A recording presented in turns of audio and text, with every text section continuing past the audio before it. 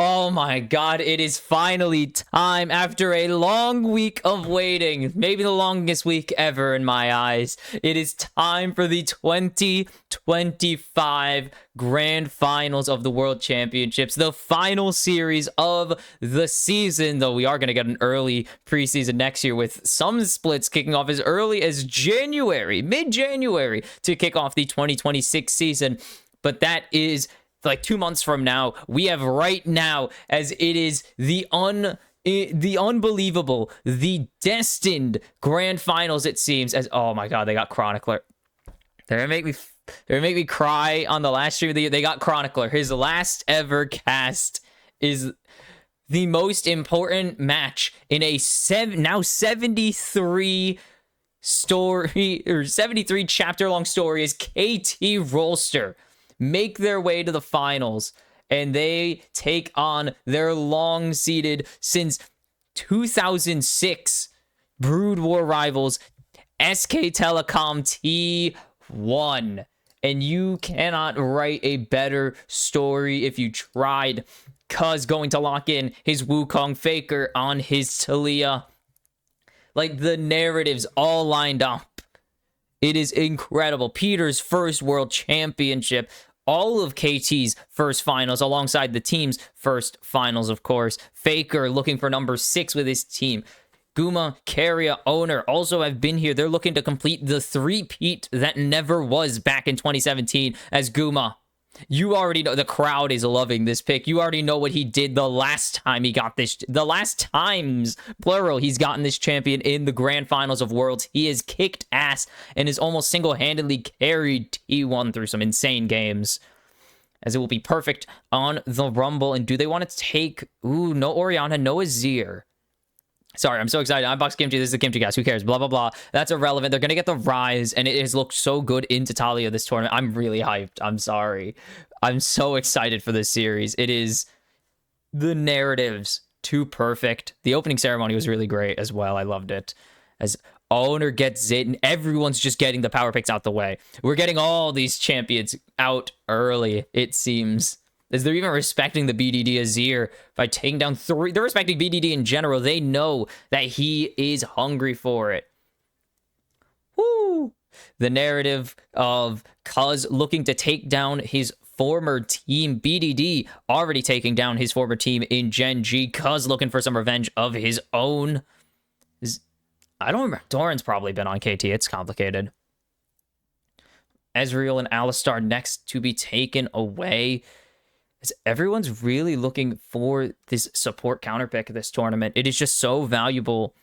And you can see that T1 trying to get rid of these bot lane counters that can try and match the range. No Caitlyn. Excuse me. No Caitlyn taken away. It's going to be the Sivir instead. As she can match the wave clear of the Varus much easier. They are saying go for the Caitlyn, take it. But there's no Nico. I don't think Peter's going to bust out the Lux, unfortunately. I don't know if this is a Caitlyn angle. I think they need to be able to match the poke that Varus can lay down, or they need to be able to put down a ton of damage from long range. So maybe the Caitlyn is the angle, but I'm not loving it. They're going to get rid of the Renata from Keria. Keria is disgustingly good at this champion. They are disgusting, or Keria is disgustingly good at it, and huge ulti that, especially Cuz wants to get away from, and easy lock-in here for either Keria or Doran. They actually keep that top lane flex available. You see perfect, or not perfect, sorry, you already see Cuz with the dash in. You're probably going to be facing something like a Nautilus, which has a dash. Or you could be facing, I mean, very low chance you see a Zeri here. But also getting rid of the Poppy now. Peter has been a menace. I mean, both of these supports. Menaces on the Poppy. Whew. It's going to be the Ashe. Undefeated at this tournament. Ashe Braum is kind of disgusting. I've loved this pick for a long time, actually. I think the past 2 years I've really spent saying how good Ashe is. Especially Ashe Braum. Such a good pairing. So quick to lay down the concussive blows. And it's going to be the Mbessa for Doran into this Rumble. Oh, baby. This is crazy. And these two teams... I cannot imagine the trajectories these two teams are coming in on. T1, the slow team, the built up, like the slow burn team at this tournament. They went 3-2 to kick off the Swiss stage, or to finish the Swiss stage. They went the distance against AL. They really got their first clean victory over a team that somewhat matters. They beat MKOI 2-0. Who cares about that, though? But they took down Top Esports 3-0. They took down the LPL once again in somewhat clean fashion. Top Esports is pretty clean. It was very clean, but that's not saying much, unfortunately. But AL was a struggle. KT, on the other hand, 10-1 at the tournament entering today. Yeah, somehow, we're just throwing hands early. KT coming in, having dropped only a single game to Gen.G. That is all they've lost. 10-1. They are looking to beat T1 for the best winning percentage in World Championships history. As 15-1, I think that is 90. I could literally do the math right now. 15 over 16 is 93.75% of their games won. What's 13 over 14? 92. So they won't beat them. It's basically 93. It rounds up. But that also means SKT rounds up to 94. But it would be the second best winning percentage of all time. Only the second team that would win a world title with a near undefeated record. But they would need to sweep this series, and T1. Oh, I see. The screen is behind them. They put the shield. They have shields behind the players to make sure they don't turn around and peek at the screen. They've learned from their mistakes. Good job. Good job, Riot. But they have to sweep T1, and this is a seasoned roster. Even with Doran coming in, that is still a team that has made now the last 4 grand finals, a feat no team has ever completed. 7-time grand final. 7? 7-time? What were the 3 years they missed? 17, 19. Not 17, sorry. 19. I think that's it. Have they only missed? There's no way they've only missed finals once. They made finals 13, 15, 16, 17. 22, 23, 24. So they've missed finals twice. This is their 8th grand final. Jesus Christ, T1.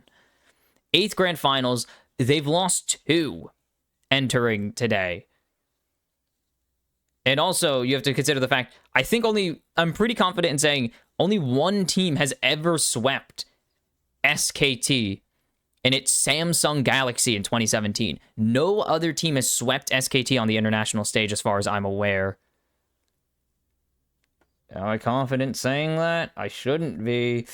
I'm going to have to go check because now I don't know if I can say that. They haven't been swept this year. I know that. MSI was 2019 maybe? Nope, that was 3-2.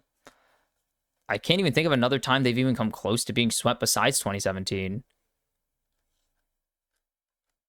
I'll do some research on that once the game gets going. Of course, there's always a tech pause. You always got to start off with a tech pause.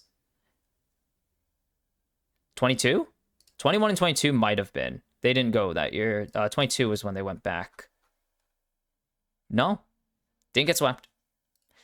Okay, they have to remake all of Champ Select. Let's go. I mean, for KT, this is their first time they've even won international best of 5. So, a tall order.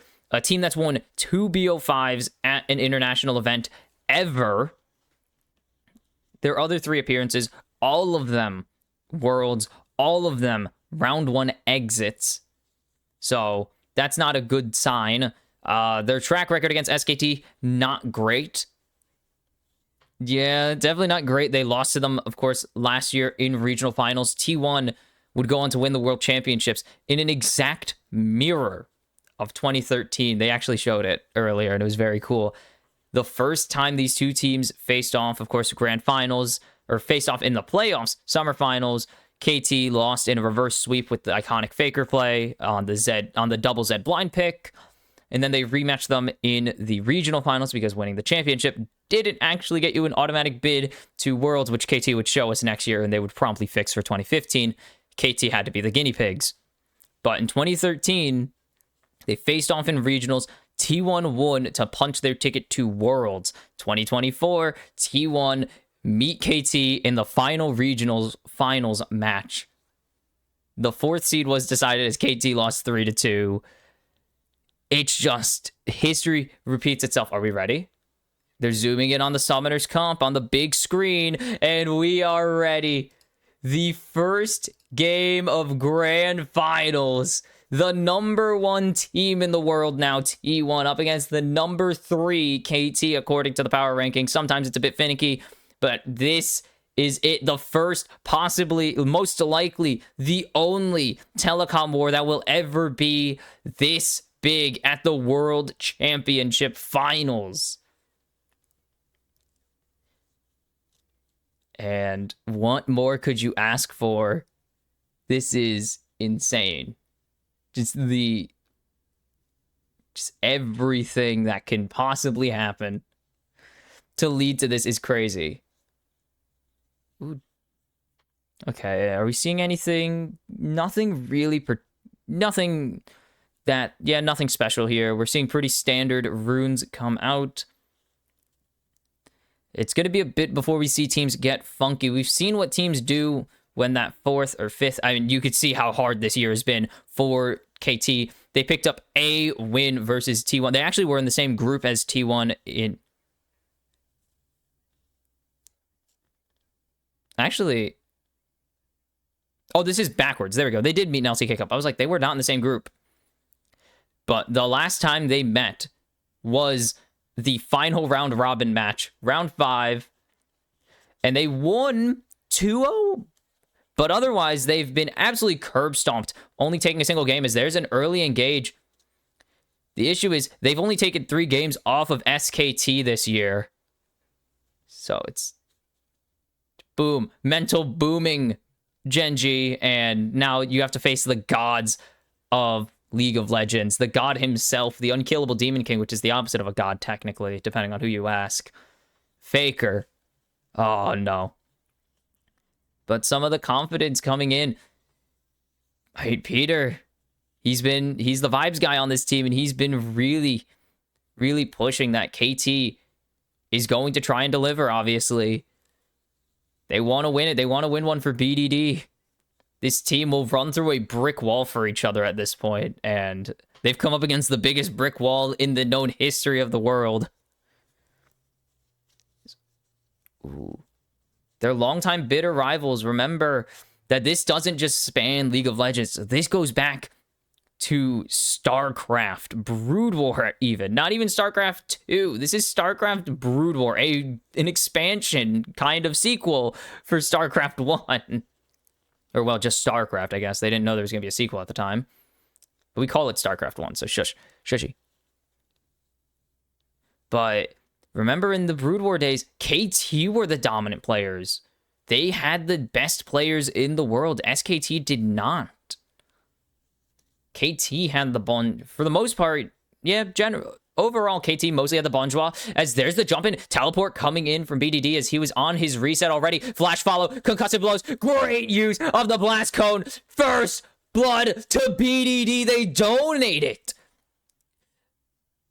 And so good. Peter working in tandem with Cuz once again. We've seen this so many times, this Worlds. We've seen this so many times during KT's surge to where they are now, even during their worst series. Their win con, Cuz, and BDD, and Peter has been phenomenal.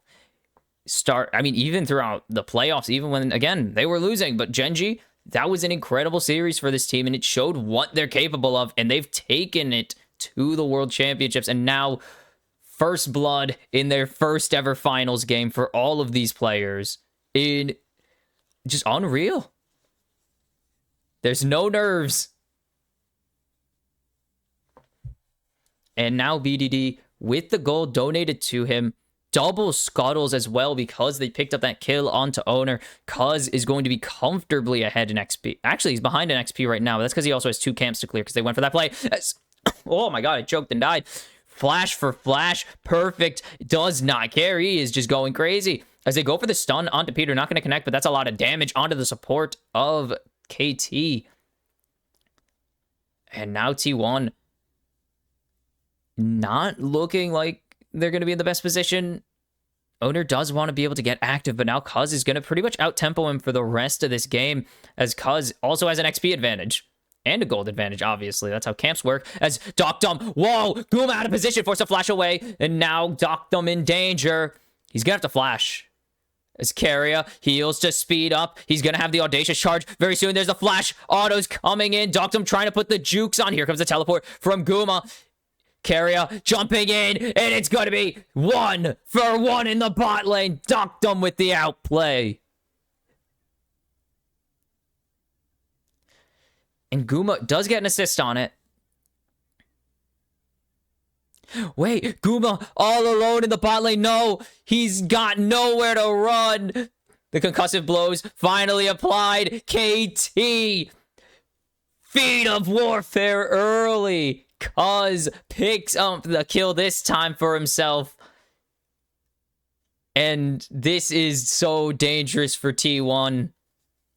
6 minutes in, 3 kills, 2 KT, a 1,000 gold advantage. And it starts with the reset punish on Guma for Doctum. I mean, maybe it's a bait. You could argue it's a bait. He doesn't actually go for the kill onto Guma, which is smart. He would die immediately. Oh, it's a reset. I didn't know there was a reset channel icon, but good finish from Carry here. Does get the cleanse out at least. But now Guma TPing way too deep. No flash and no teleport now. And he Hashinshins hard on this play. It's crazy to imagine Guma Yushi of all players Hashinshining in grand finals of Worlds. But he's done it. And KT massively in the lead already.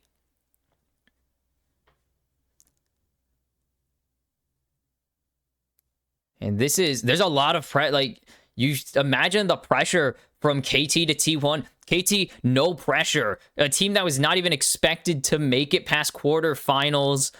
They got a favorable draw, and then they faced Gen.G, so it wasn't a favorable draw at all, so who really cares? But a team with minimal expectations coming into the tournament. Hell, they were considered lucky to make it past to not go immediately to the play-in stage. Meanwhile, and now they're in the grand finals, and it's kind of like, this is gravy.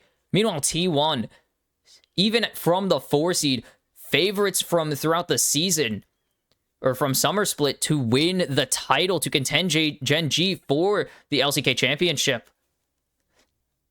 And even making through the finals, they've struggled, and they were expected to be here, remind you. Against Gen.G particularly, but that didn't end up happening. And now they've looked shaky. They've looked kind of behind for most of the tournament. It's taken a while for them to come online.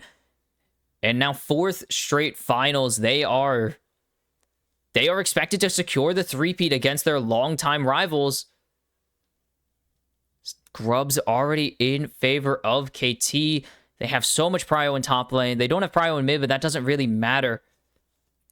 But it's like, this is the team that's expected to pull out the 4-peat, or the 3-peat, the first ever in League's history, to secure the 6th star in T1's on T1's logo. As Peter caught out, has the flash, so will be able to jump away.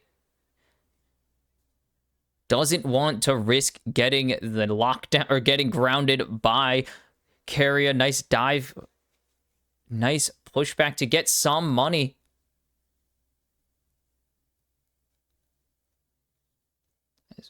BDD should be able to get a free reset. But just going back to that, T1, the team with all the pressure, they're the ones expected to make history once again. League's first three-peat, the first team to go 4 in a row in the finals. Oh! So close there to being another kill. That would have been guaranteed death for at least a flash out of... That would have been at least flash or wall out of Faker. And you can see both of these. Duck Dan. Interesting typo. But Ash, yeah. These are the only 2 players to pick up the champion at the tournament. And while they haven't lost yet, That's crazy. 22 of 30 is still nuts. Ooh, nice juke away from the perfect, or from the public execution from perfect. Oh, and now the jump in. They don't know Carry is here, but I don't think he cares. Personally, he's going to ulti onto the wave. He's buying as much time as possible as the squad is here. Doran jumping away. He's getting cycloned. Double cycloned. He goes down. Concussive blows. Carrier on his own punish, his own gank. Gets caught, and now Doctam might be paying the paying the price for it, but Peter gonna just teleport down with the unsealed spellbook. They burn Faker's teleport, and they get nothing out of it. KT with 2 in the bot lane and a summoner to boot. So well played. And they just, T1 maybe, again, feeling that pressure. They force a play that they really don't need to in the top lane, and they pay dearly as Peter going forwards. He is fearless in this game. Trying to deny the cannon didn't happen. But KT, all the momentum on their sides. Yes, T1 did pull out the 3-0, but KT, like, first finals after not expecting to be here. 10 wins at the tournament already. Like 10-1 at the tournament. They just 3-1'd the favorites to win the entire event. And that just is so much energy on your side. Dunked them already with the Kraken Slayer. BDD finished at 10 minutes with his Roa. Cuz with the Triforce. It is matched by the Sundered Sky and the Archangel Staff. And the Yomus. But this is a very accelerated game state at the moment. Yes, Guma does have the gold lead because he has an 11 CS advantage. And he does also have the takedown, of course, from the very extended kill from Keria onto Ductum early. But otherwise, almost 1,000 gold behind in the jungle, 500 down in mid, about to be 500 down in top lane. This is a dangerous game for T1. But we've seen them come back from worse. Even though they're 2k down, we've seen them do a lot better against in much worse situations, as they do spot out Keria and Owner and Faker. Faker's off vision arrow connecting onto Owner as the Realm Warp comes in. The root, very nice from the Chain of Corruption coming in from Guma as Keria is isolated, but BDD going maybe a little too deep, but now Doctum looking to turn. Nice flash away from the seismic shove. Is there a re-engage available? Owner has to reset, and T1 have no fight, and that is immediately feats of strength over to KT as fast as possible. KT are so confident. They're feeling themselves. They know they have the advantage, and they're going to push it. 1k ahead now. Peter matching Keria. They have the same amount of gold pretty much, but 1k ahead in the jungle alone, and 2k across the map. As there's just no way they can re-engage that fight. With Owner so low, there's no hope of a steal. With all their summoners, or with all their ultimates burned, there's no chance of a re-engage fight potentially to get anything. Nope, just nothing. It is weird to see KT running the Rift at the moment. Very surreal. This whole world has been surreal, I guess, regarding KT, but that's just what happens. You get hot at the right time, you can do anything. Already upgraded boots for KT.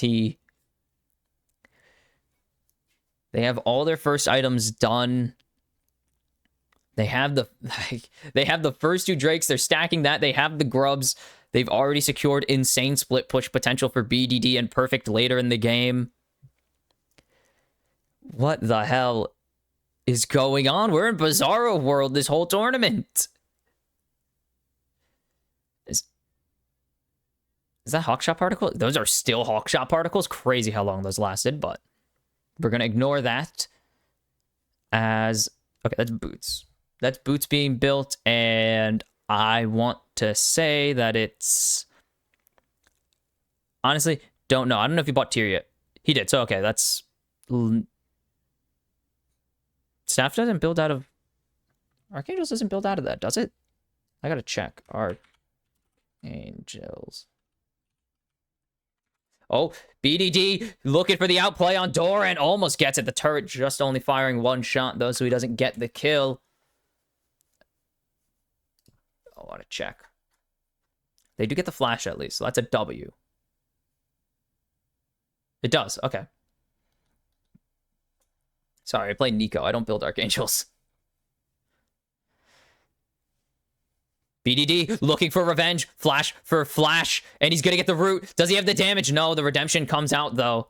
And with the Herald available, that is a big pickup for KT. And they're already burning this thing down. Owner's on the wrong side of the map. And KT continue to just macro diff the hell out of T1. Macro diffing T1? KT? I mean, they do have Cuz. Cuz has been an absolute beast this World Championships and throughout the entire season as they're looking for Doran. There's no ulti, there's no flash, and so much damage being laid down. Cuz, 3 kills now in this one. And they're going to get a turret. It's a race for first turret, but they don't have the grubs. They don't have an ADC on it or any real damage. KT grabbed this. They're going to potentially grab a second one for themselves. They're looking for it. They're thinking about it. It looks like they're just going to push this in. They're not going to go for the Herald. As Owner just going to steal what he can. As Arrow doesn't connect. Doctum missing more. He had an 89% hit rate of his 10 arrows fired in his one game. Actually, I think it was 80 flat, or it was 8. Was it 8 to 2?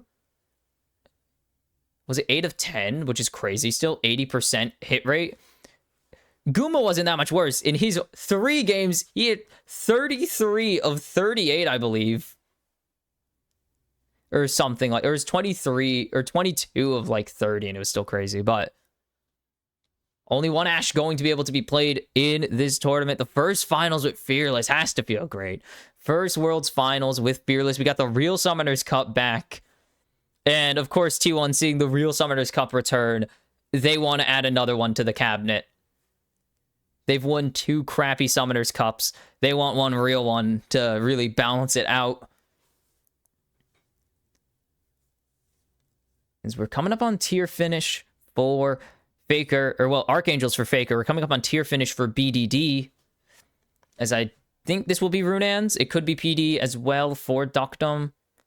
It could be the secret third item I absolutely forgot existed. Or no, it was PD I forgot existed. As Herald going down, wall coming down to block Shelly. And it will. But this is all just to get Dragon for KT or positioning in the river as they haven't started it quite yet. Shelly will not get her damage down. But, ooh, barely connecting that. And KT calling it. Keria has the charge available. Doran is kind of being zoned right now. They need to eject Doctum or Cuz. One of the two works. As Peter or Faker already forcing the flash out of Perfect. They're going to heal back up from the poke of Doctum. They need to stop Keria's charge in. And Cuz trying to turn, but they've locked down Keria on the equalizer. Who are they going to be able to eject? As there's a jump in from Doran onto Doctum. They found the fight. It's already 2 down for KT. 3 big shutdowns going over to T1. And they're going to chase BDD. They get the Dragon. They're going to get so much off of this play. Is perfect. No equalizer. BDD. Fight or be forgotten. 4 gone on the side of KT Rolster.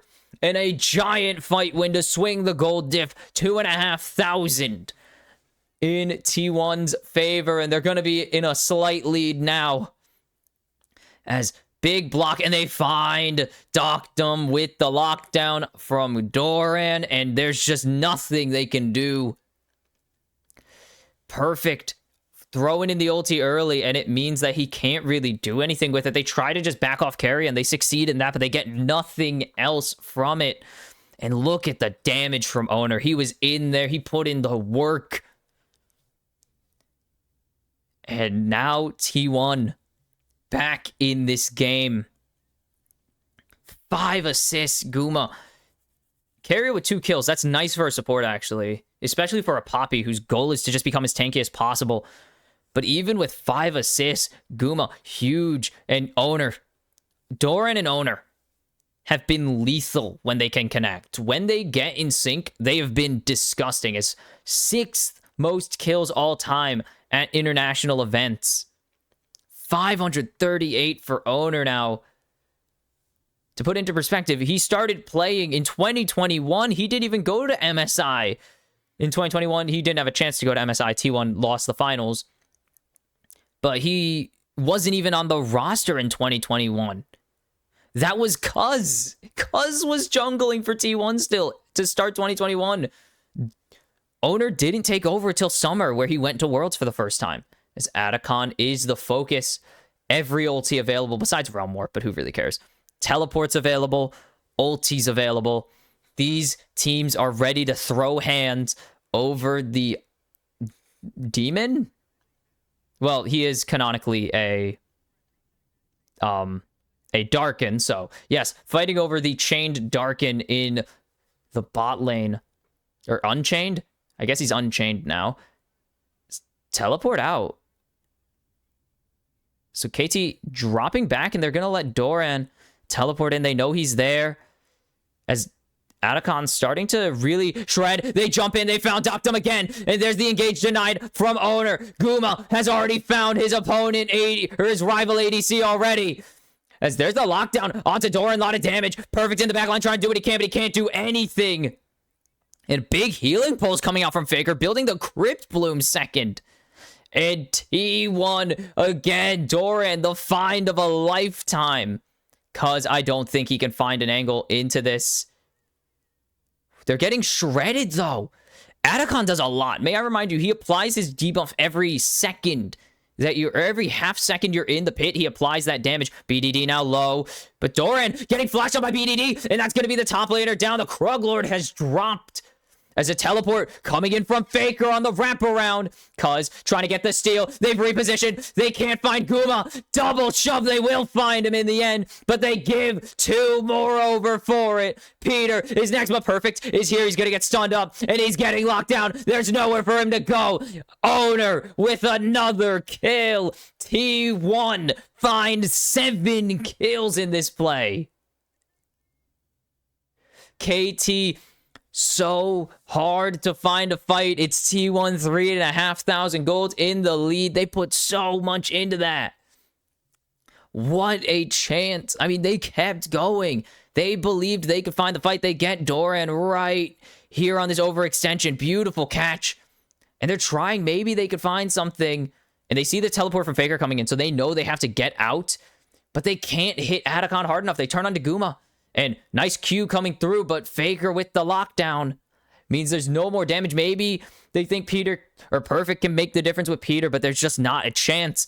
And KT are scrambling for answers early already, or well, mid. They're scrambling for answers in the mid game as T1 are looking to escort us into the late game with them in the lead. And so many petals just off of that play because they spawned so many blood petals. With that fight, a lot of people dropped in that fight. I think that probably was close to 10. That was a near double wipe for T1 as they are on vision. They don't know. Owner fishing for Doctum, not going to find it. BDD continuing to push out this wave. They have no vision. They know Faker's on the wraparound at the moment as they also have a blue ward behind that will spot him with the control ward on top of it. If they can get the Drake Soul point, this could be a big turnaround, but Faker's looking for the cutoff. They don't know where he is, cuz on vision. And now he's gonna, actually he still will be on vision. Faker considering it. Drake going to reset aggro. BDD's involved in the fight. Faker pushing out mid. He has the wall still to get involved if he needs. Doran looking for Doctum for the 3rd time. Carrier jumping in onto Cuz, and they're gonna find the Monkey King in his domain of the jungle.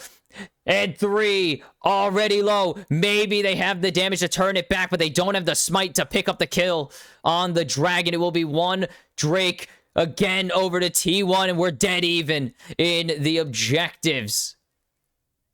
And the turret falls. Faker with the push, finding the mid turret without even trying. And do they have the jukes? They do have enough threat to get them out. No ultis means there's no fight again for KT.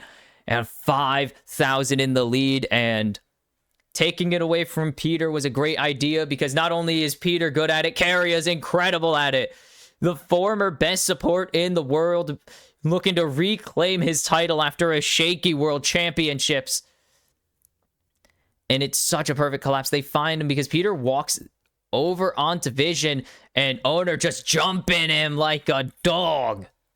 And it is a huge fight once again in favor of T1. KT only finding 1 kill again. Doctum has fallen so far behind. 1 forward. What? Guma has 12 takedowns. He's ADC. He has 12 takedowns. 11 of them assists. This is the ADC. He is playing an incredible game right now to consistently find these pick angles for his team with the Chains of Corruption or just laying down this insane damage to make the rest of KT easy pickings for the squad.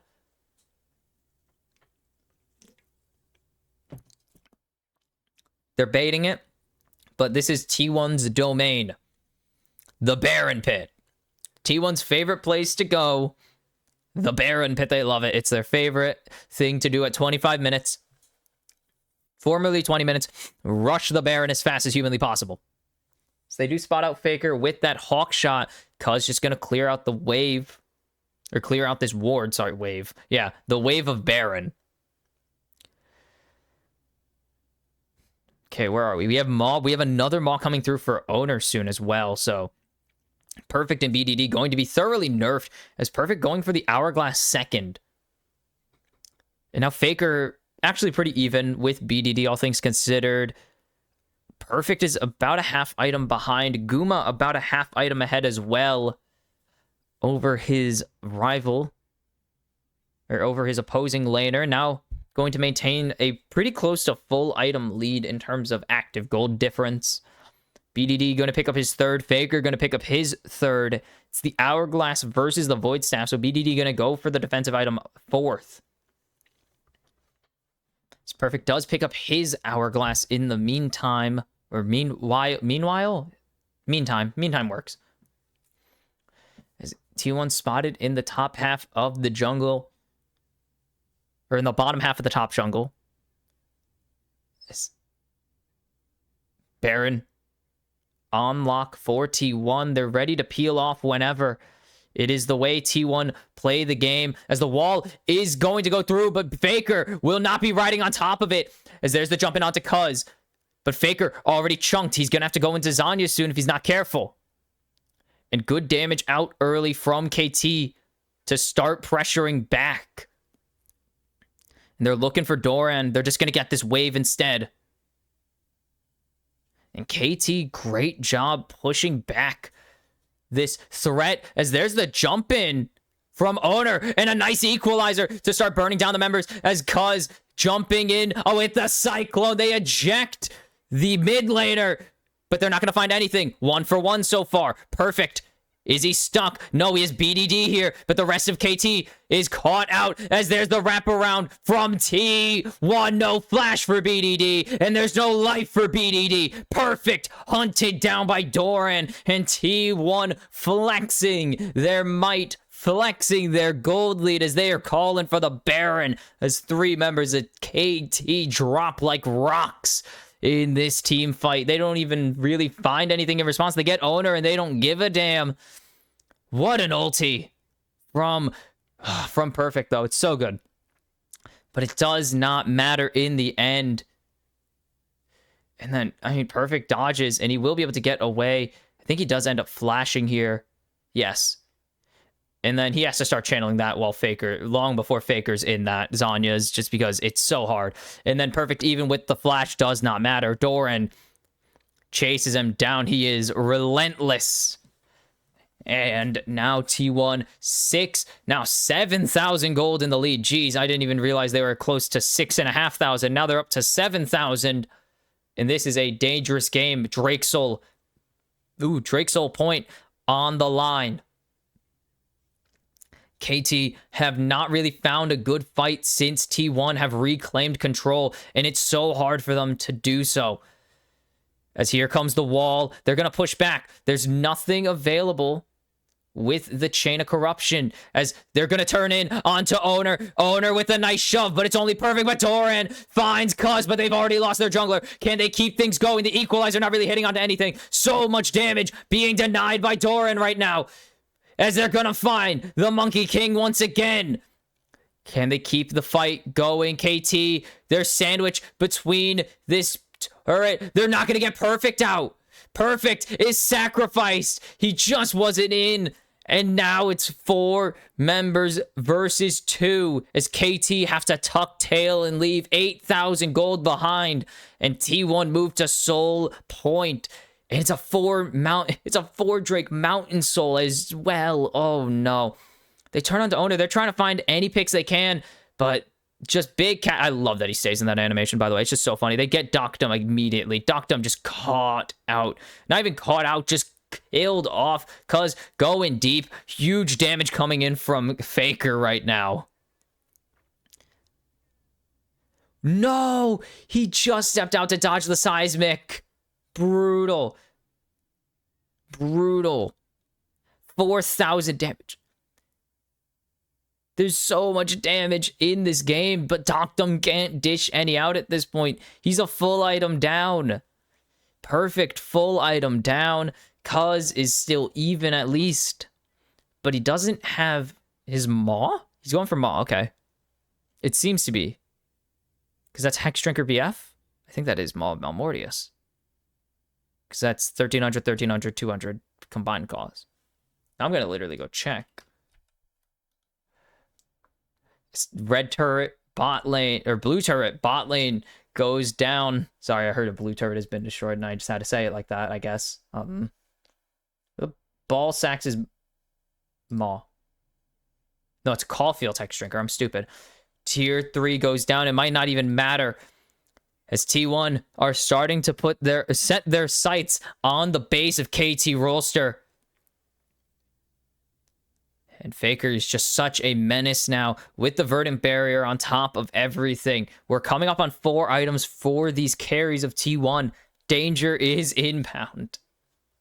What the hell builds out a BF Sword Maw? Or BF Sword... No. I don't know why he has this. Like, it doesn't build into anything. Yeah, no.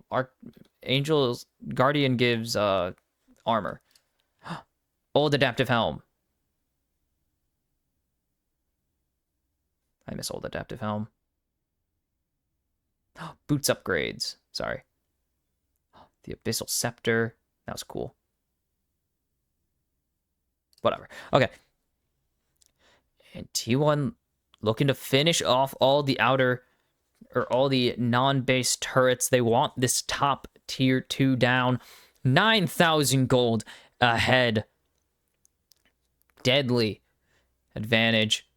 So they're just going to ignore the wave being shredded. They have so much damage. It will at least be something traded back in the bot lane. BDD secures the outer tier 1. Or the bot lane tier 1. Outer tier 1 is a redundant phrase. Even with it going below 9,000 for a second. So much. Death cap coming in for BDD very soon. Maybe it's just so hard to find a turning point. 2 Maws, 2 Banshees, and an Edge of Night. So 2 spell shields as well to deal with now on a spell-heavy team. Double anti-heal coming through for KT. Can they finish it? Can they finish this? Potentially find a fight that they like. It's 33 minutes in. Baron in a minute. Drake Soul in a minute and a half. T1 can absolutely just choose one, leave the other. Or shred one and get the other as well is a completely viable option. He sells the weird magic. I don't know why he had an anti-cloak. What do you call it? Is it a null magic mantle? It should be null magic mantle and then adapt or Negatron cloak. Yeah, null magic mantle is the small one. It's right here.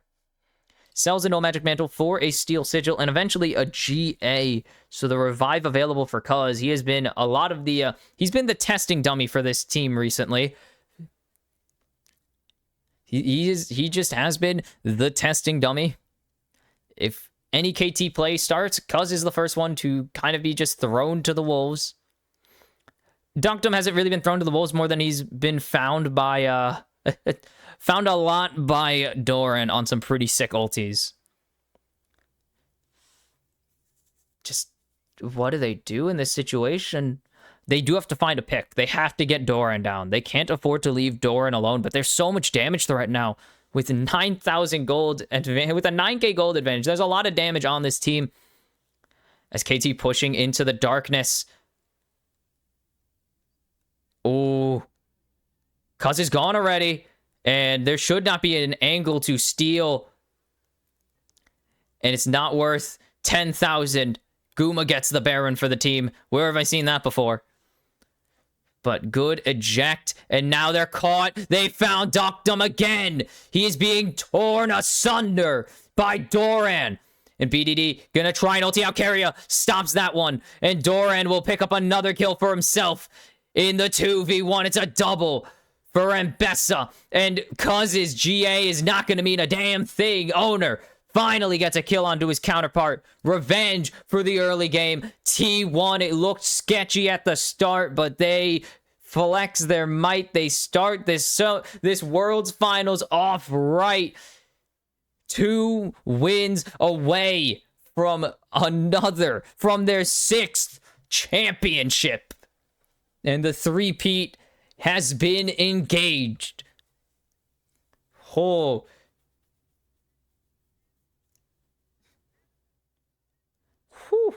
that's not good. That is not good if you're a KT fan. As T1 look like they have not missed a beat from last year's World's Finals, from the summer season. They have been rolling as of recent. And the surprise is pain. Oh no. KT had a surprise for Emily, and it was pain, unfortunately, at the moment. But there is still time to pull the pack. They had a great early game. They had a really good early game, but they just could not convert it into a late game advantage. Like, their mid game was really weak. They could not find a team fight. They kind of overplayed for a lot of the mid game, and it turned into a no advantage late game that they couldn't turn back. And the sweep is off the table. T1, congrats, you have avoided getting swept for the 2nd time ever. But T1 looks scary. Their mid to late game, unbeatable in that one. And I think AL really warmed them up for this. AL really pushed them to the limit. Obviously, not even just 5 games. In that 5th game, they won while trailing having a massive gold deficit in that one. At the end of the game, they had a massive a major goal deficit is the correct term for it. And so that's a big thing, is like, AL was really the tune-up for this team. It was not an easy tune-up. Usually a tune-up's an easy game, but no, this was a brutally difficult game for T1, and I think it's kind of their best shot right now. Or it's been their biggest test. KT have started to push them, though. But they're going to need to finish it. Oh, no. No. They pushed Peter out of the public execution. Are you kidding? That's brutal. That's brutal that they just pushed him out of there in time. Insane. And T1 may have all the pressure on them from expectations of the 4 in a row and the threepeat finally coming through. And this roster trying to prove themselves with a new top laner after Zeus decided to leave because he didn't want to be a faker merchant for his entire career. He didn't want to be viewed as a faker merchant. But the thing that comes with, like, yes, there's pressure from the expectation that comes with making 4 finals in a row. The other thing that comes with it is experience and getting used to that level of pressure. T1, even without making finals, like, even when they were not that great, from like 2018 to 2020, like during their worst era, they still had a ton of pressure. The SKT T1 name, being on the team, carries a lot of weight to play on this team. So they have been built in a pressure chamber. God, Doran's ultis were so good this game. Sorry, they're just showing a bunch of Doran ultis basically with these team fights. And he was so nasty. This team is so good. They look insanely coordinated right now. And it's unreal how good they've been. Like, it's unreal how good this team has been when they did not look that great coming into semifinals. Like, they had some good plays in semis, but T1 have been shaky this tournament. This is summer playoffs T1 that we've been seeing for most of Worlds, not summer season T1 where they were nearly the best team in the entire region. But it looks like summer season T1's back because they just silenced KT, ensure that SKT 2015 remains the only one-loss champion. But I think they care more about winning number 6 for the org than maintaining a 10-year-old record now. Damn, it's been 10 years. Shit. But KT, they need to clean up their mid game. Their team fights have looked shaky. Their early game looked incredible. T1 need to clean up their early game. They look so good in team fights. They look so coordinated, and they just made it so easy to silence KT in that once the end game came around. It was so hard for KT to find a foothold.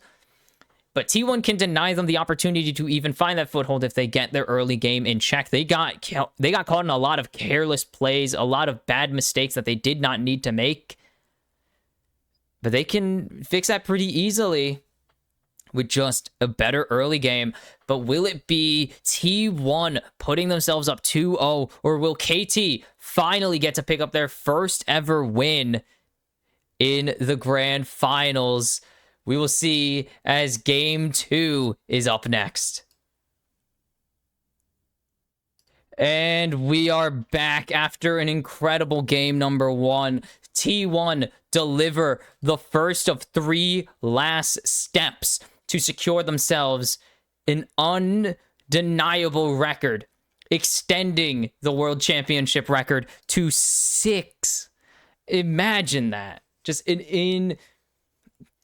that's going to be unbeatable. It's already an unbeatable 5, and now it's going to be an unbeatable 6th title if T1 have their way. But KT still have the fight in them as the Telecom War. This battle's been written in history. It's usually, the first time it was close. Last year it was close. I'm hoping for more of the same this year because that was awesome. That 3-2 series in regionals was genuinely stressful, but historically, it's also been super T1 sided, with them mostly winning 3-0. Yeah, it turns out that one half of a rivalry being a team that has literally been the best team in the history of the game makes it very difficult for that rivalry to be close. Like, a lot of T1 3-0s exist in this rivalry, but this is a different KT than we've seen since their 0-6 run. Still 10-2, but they got 3 more to go, and it's looking pretty grim. As they need to just fix it, as the real Summoners Cup is back. And I'm gonna keep... I'm still in love with it. And it should be the same bands coming through. I can't imagine these teams want to let any of these change, that they're on the same side. As I'm still shocked. Score won the LCK for KT, won them their second ever LCK title. Is it going to be the Caitlyn taken away this time, actually, instead? Okay. He was the star mid laner. No, he wasn't. That was Yucal. He was the star jungler, sorry, for this team. And after finally being rewarded for his greatness, Sion available, and they're actually going to... Sion and Yone available. And Nico not going to be banned by KT, and it's going to be the Nico for Peter. Oh, baby. He had a rough game in the semis, may I remind you. His Nico was piss useless for most of the game. He did not find a single teamfight ulti until super late. Hopefully a better game. They did win that game, but hopefully a better game for him, as it's not really it could be a Sion angle for Doran with the Trundle and the Mbessa down. But there's still the Rek'Sai available. So we'll see if Perfect has the guts to do it, as it will be the Sion locked in with 2 of its major counters already down. How good is Perfect at Rek'Sai? That is the only question we have here. as this will be an easy J4 lock-in to follow it up for owner. No Oriana. I don't think we're going to see a Syndra, though. I don't think we're seeing a Syndra until super late if this goes 5. Like, I think it's going to be a 4 or 5 if we get there. It's likely we get there. The math says so, but it's possible. This should not be a Vi Ahri. I don't even think we've seen Ahri maybe once this entire tournament, and I don't imagine that changing, as Vi has been pretty bad this tournament. But hey, it only takes one. Jarvan started the tournament 0-9. He is 11-1, may I remind you, since going 0-9 at the tournament. Like, it is completely possible that, and now with this, like this late in the tournament, it doesn't matter.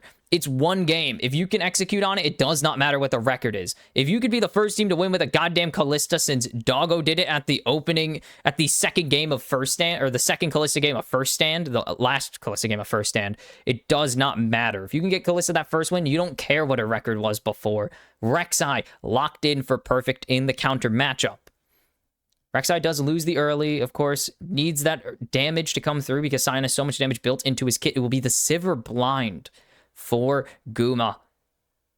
Guma a beast in the last game. I do believe Doran and Owner were the stars of it. Guma was definitely doing a lot, though. Like, again, you don't rack up a ton of assists as Varus if you don't start laying down the law with your range.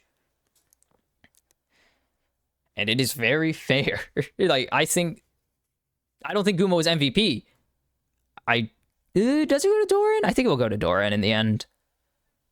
But it's a lot of value coming through for Guma on that pick, and it shows why he's so feared on it. Yone taken away. Keria not going to be able to get his phenomenal Alistar. This is what you get for facing maybe the most flexible support in the entire game's history, though. One of the most flexible players in the entire game's history. Maybe only behind, like, I would say he's ahead of Doinb in terms of flexibility. Doinb plays whatever the hell he wants, though. Like, he literally plays whatever he thinks is good in that situation, which is fair. Kai'Sa, Galio, the final 2 removed picks. And Galio, we all remember what happened in Grand Finals last year with that Galio. Faker literally saving T1 season, stealing the title away with an incredible survive in the top lane to win T1 game 5 in the end. And KT don't want that to happen to them. It's going to be Sivir, Lulu in the bot lane for T1 against, it looks like, Ezreal and Nico for KT.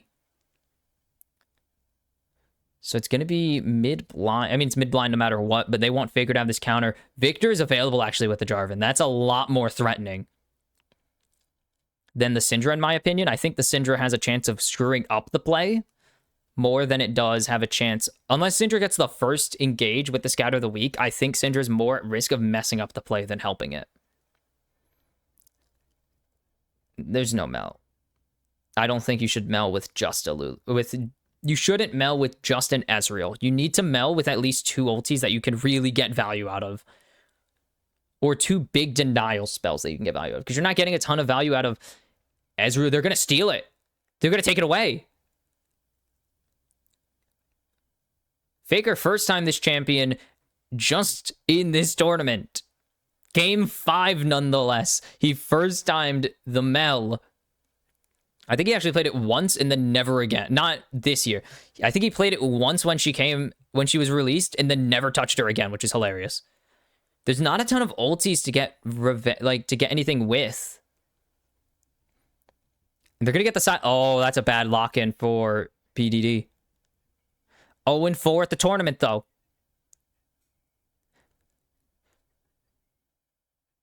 Okay, this is BDD's first time playing the Mel in comp. He is first timing this champion like Faker kind of maybe did. I don't think he actually did. We're literally going to go look that up, actually.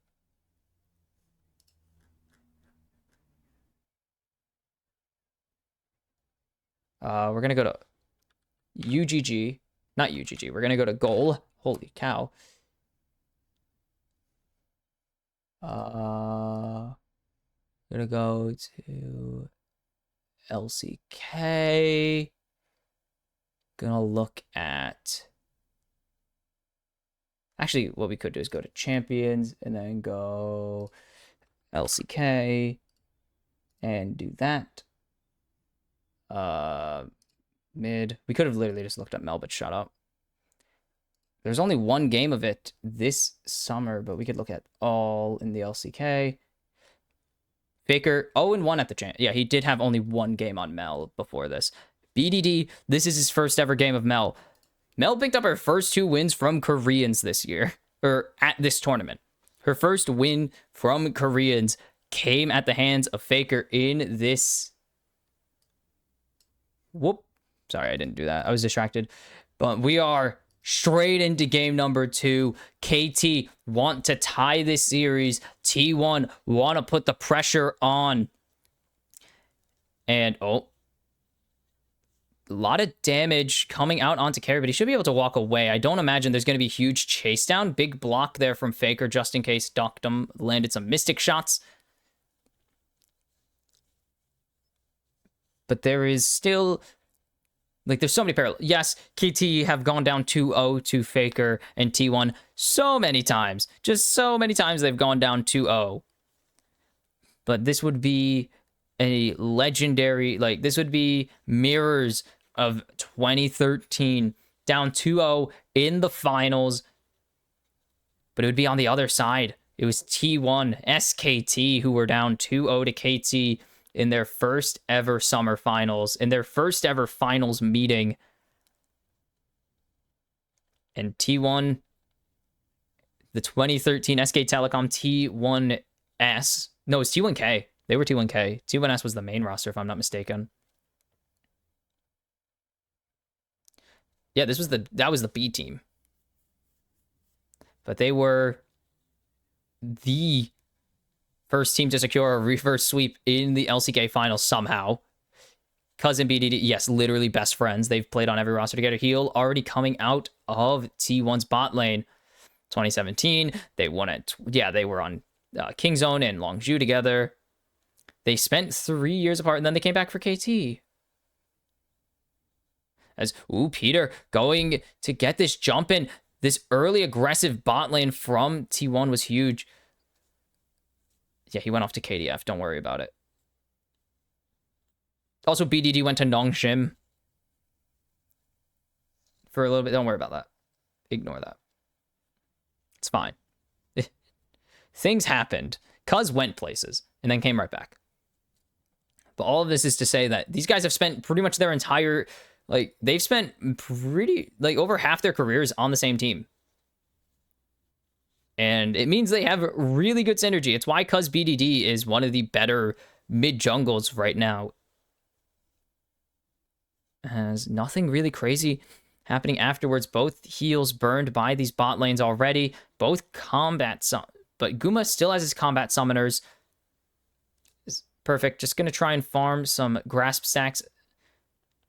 As he is going to be losing early. Ooh, does not get the airborne. Barely gets out of that one, though. Rek'Sai is a wonky-looking hitbox because she has the tail. A lot of champions, the tail doesn't count.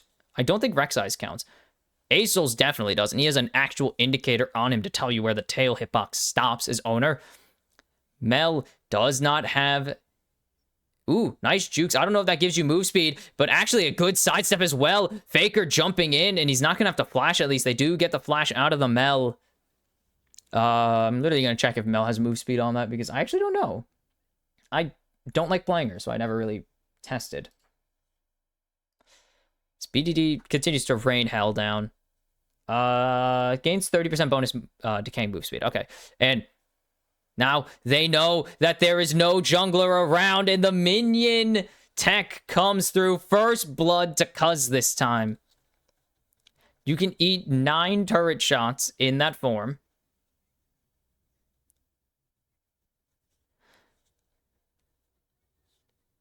You tank forever. So it's a nice reset angle for Cuz. Gets a tunneler. Doctum going to get 700. Actually, that is 1k. That's 1k worth of stat. Or, yeah, 1k worth of items. Skooma only going to be able to pick up the Cull and the Longsword. Doctum going to get the glowing mode on top of it. as this will be a lane swap. Perfect will suffer for a little bit. I don't think they're going to swap them yet, and now they know they're not swapping them as they see Duckdom in the bot lane. Faker continues to get chunked down as both have already reset or both mids have teleported back to lane already.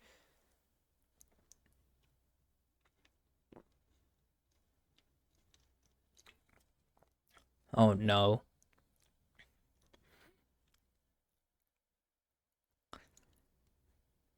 Just worried. I'm legitimately tense actually in this. I have no stakes in this. As no, okay.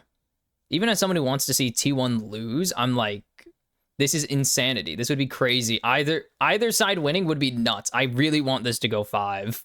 Please go 5 games. Like, this is the series to go 5 games. Of all the series to go 5 games. Perfect, setting up some escape portals. Is Peter going to be a cheeky boy? I don't think Dance gives the longest timer. I'm pretty sure it's Joke that gives the longest timer. As he's finally going to land some damages. There's the jump in from Cuz. Flash smite away from Owner.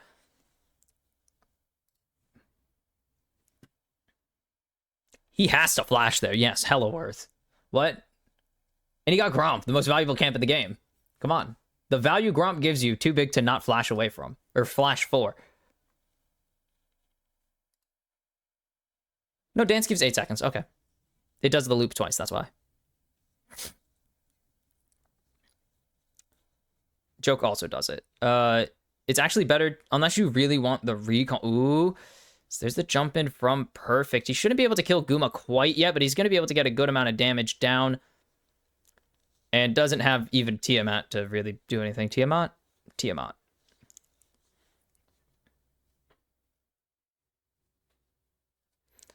And they are very aware that KT not going to bother fighting over this first Drake. So we saw in the KT series that first Dragon, whoever got first 2 Drakes won the series. So we'll see if whoever gets the first 2 Drakes loses every game. Like, KT versus Gen.G, 4 for 4. The team that got first 2 Dragons won the game. We'll see if it's the inverse here, as Faker is aware that Cuz is hanging around. What?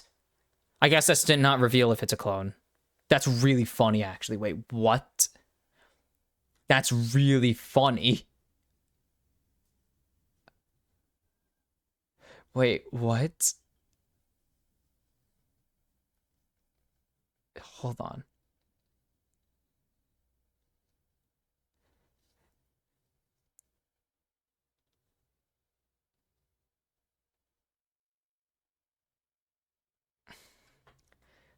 Hold on, I want to see.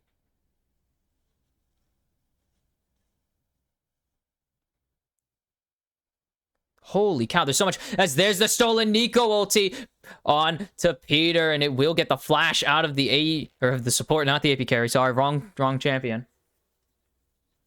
Wait, it will show the wrong. Hold on. That seems weird. As it will at least be Grubs. They don't really have any prio to push out, and they're just going to let it happen. Hold on, I want to see if it lists the Silas.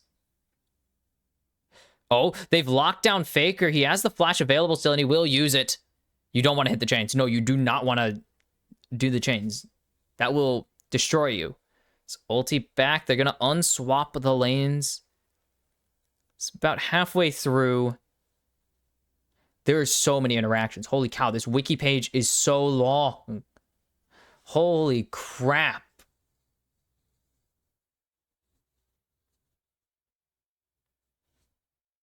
Shoot. Holy crap. I'm looking for... There's nothing about Silas? Okay, we'll go look manually at it. Fine. We'll go manually look at Silas while all this is happening. Now I need to know.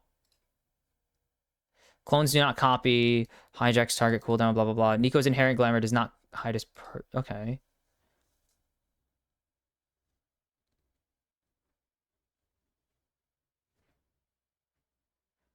Yeah, rebuttal actually good in Silas, actually. As nice damage coming in from BDD, and they're looking for owner. They're going to get double ultis coming out as there's the jump in onto BDD. Golden Eclipse finds the kill, and it's going to be 2-for-1 in favor of KT, and they get the feat of warfare.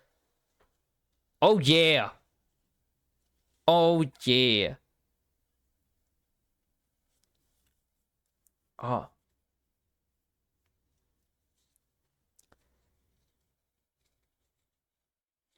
PDD, pretty nice play. And he starts this, like, they just always think he's so they always think he's so squishy and able to be just destroyed. And good play from BDD.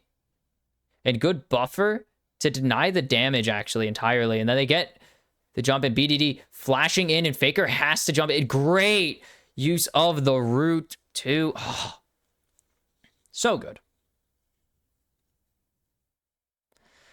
And now such another big advantage.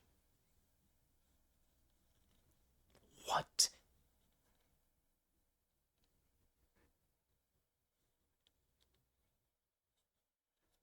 Hold the hell up.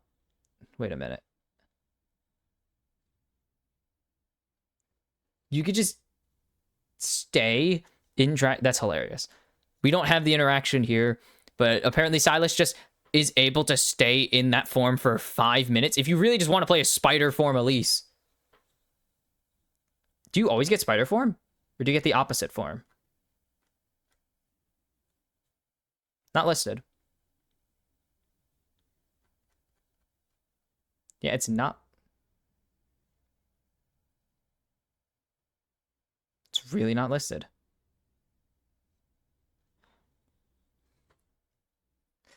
It's perfect. Gets a plating for himself up in the top lane.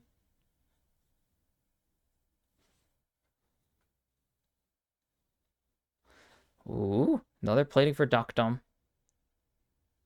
Money.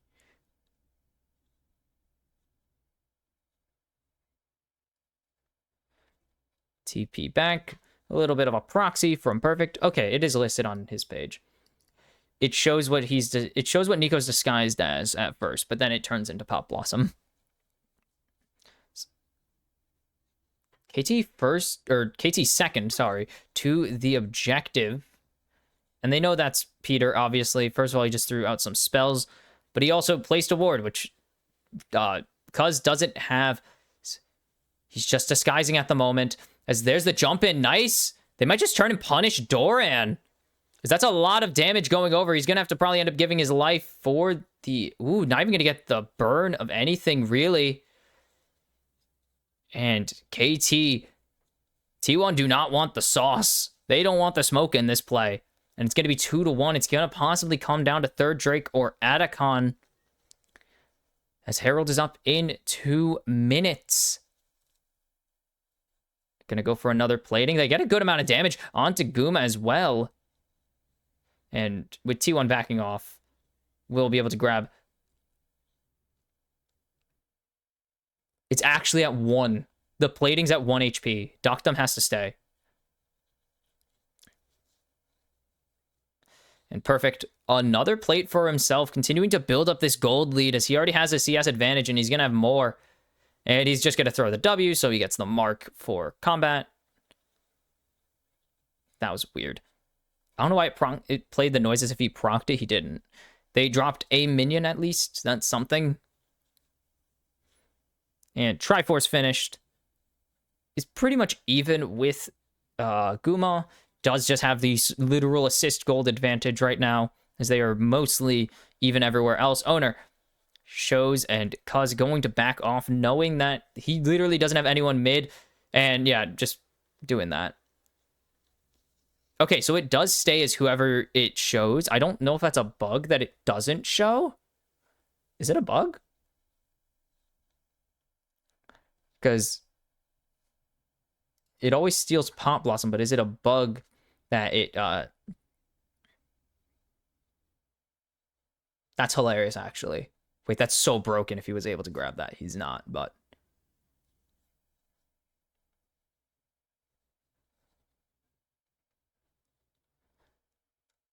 Sorry, it just looks weird. As ulti fired down to keep this wave pushed in. You could see that Peter's spending a lot of time grabbing vision around this Herald because of the value it provides to the team at the moment. They need to win this.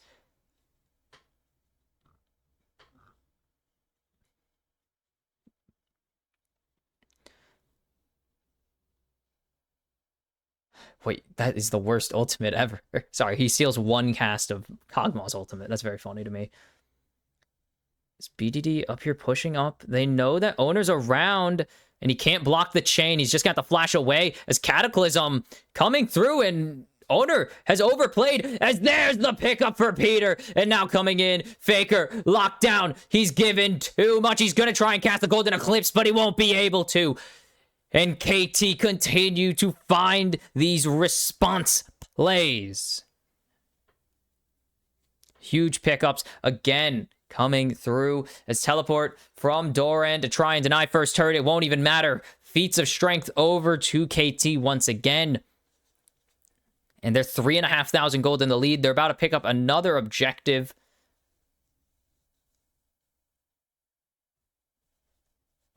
What? Dude, he was dead. How would BDD be involved in the... Whatever, it's funny. No, it's mostly funny.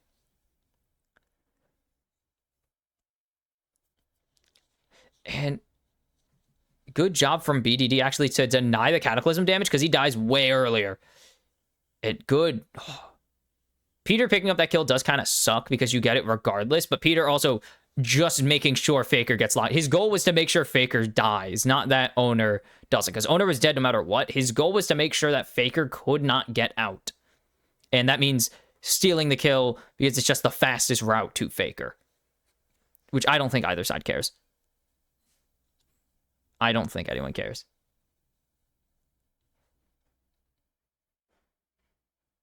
Oh, I'm sorry. I heard something. I was like, oh, I know what that is.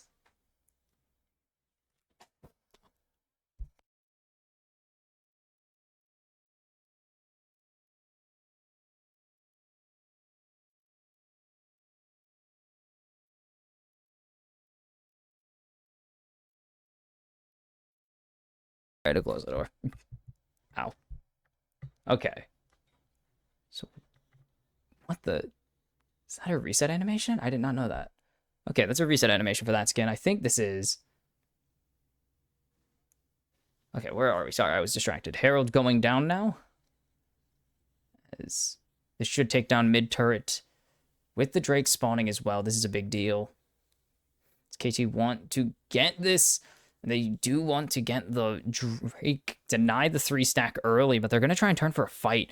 As Faker is in the river. Perfect on a wraparound, though. They spot him. Cuz over the wall, but T1 have already gained control of the river. And a lot of damage going into Doran. So there's the True Shot Barrage, but they found Cuz cease desist, and that is the jungler for KT Rolster down already. And T1 find a big shutdown. Can they keep things going? KT still have their team fighting ultis, but they don't have the chance to get the Drake at the moment. As Doran... Wait, hold on. Big ulti finds 3 Golden Eclipse in response. And KT flip the fight with a double kill for BDD. Owner trying to go forwards. They're going to find Peter. But is the rest... Or they're going to find Perfect, but is the rest of the team able to find the kills? Carrier doing a lot here. Guma continuing to go down. Boomerang Blade finds the kill. He's juking everything. Polymorph. Guma. Not going to get the kill, but they get the ace unofficially. And T1... with a response in the team fight, 5 for 3. And it starts, they catch because they just see him on that. Oh, they just spot him with the wave vision. And that's the jump in, and then so much going into Doran. And it looks like it's going to be such a big catch out because look at this. Look at BDD. It gets 3, finds a huge ulti for BDD. They get Owner, but they don't get anything.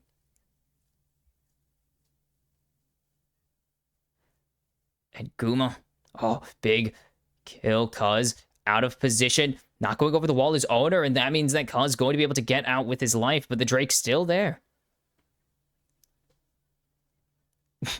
18-6. He plays a lot of this champ, and he's pretty damn good at it.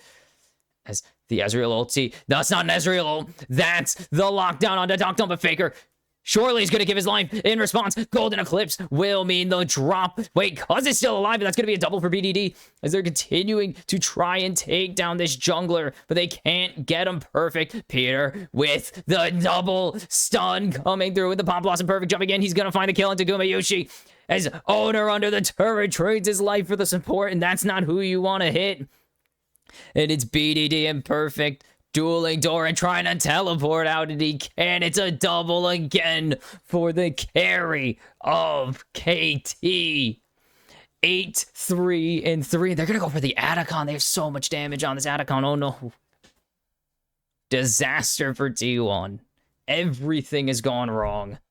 Huge team fight. And then, dude, that bug is annoying. And then jump in. How does Cuz live? Hold on. He turns on to carry. He gets the healing from his... Okay, I have no clue. That's my genuine answer. I don't even know. And then Peter, perfect airborne to cancel the decimating smash. Great ult, or great slam down to actually burn the initial cast of the Pop Blossom. And to get the stun, they give Peter's life. Who cares? Because they pick up 5. They pick up everyone. And it's a giant revenge gold swing in this Drake fight. They get the Drake. They get the Atacon. They got the Petals lead. They got 4,500 gold advantage now. As Faker... Oh, perfect knew where he was. He was predicting a dash away. Did not get the read. So, it's fine.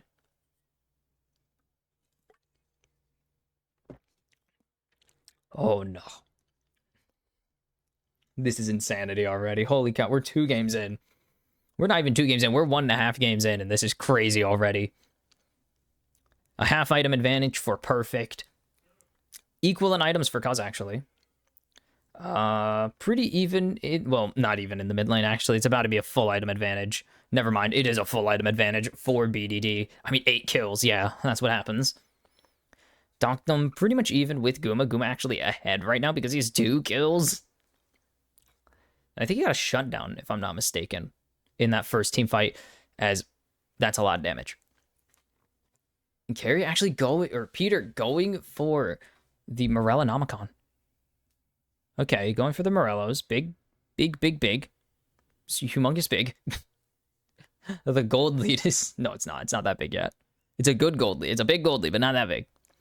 Is there maybe calling for a play onto perfect?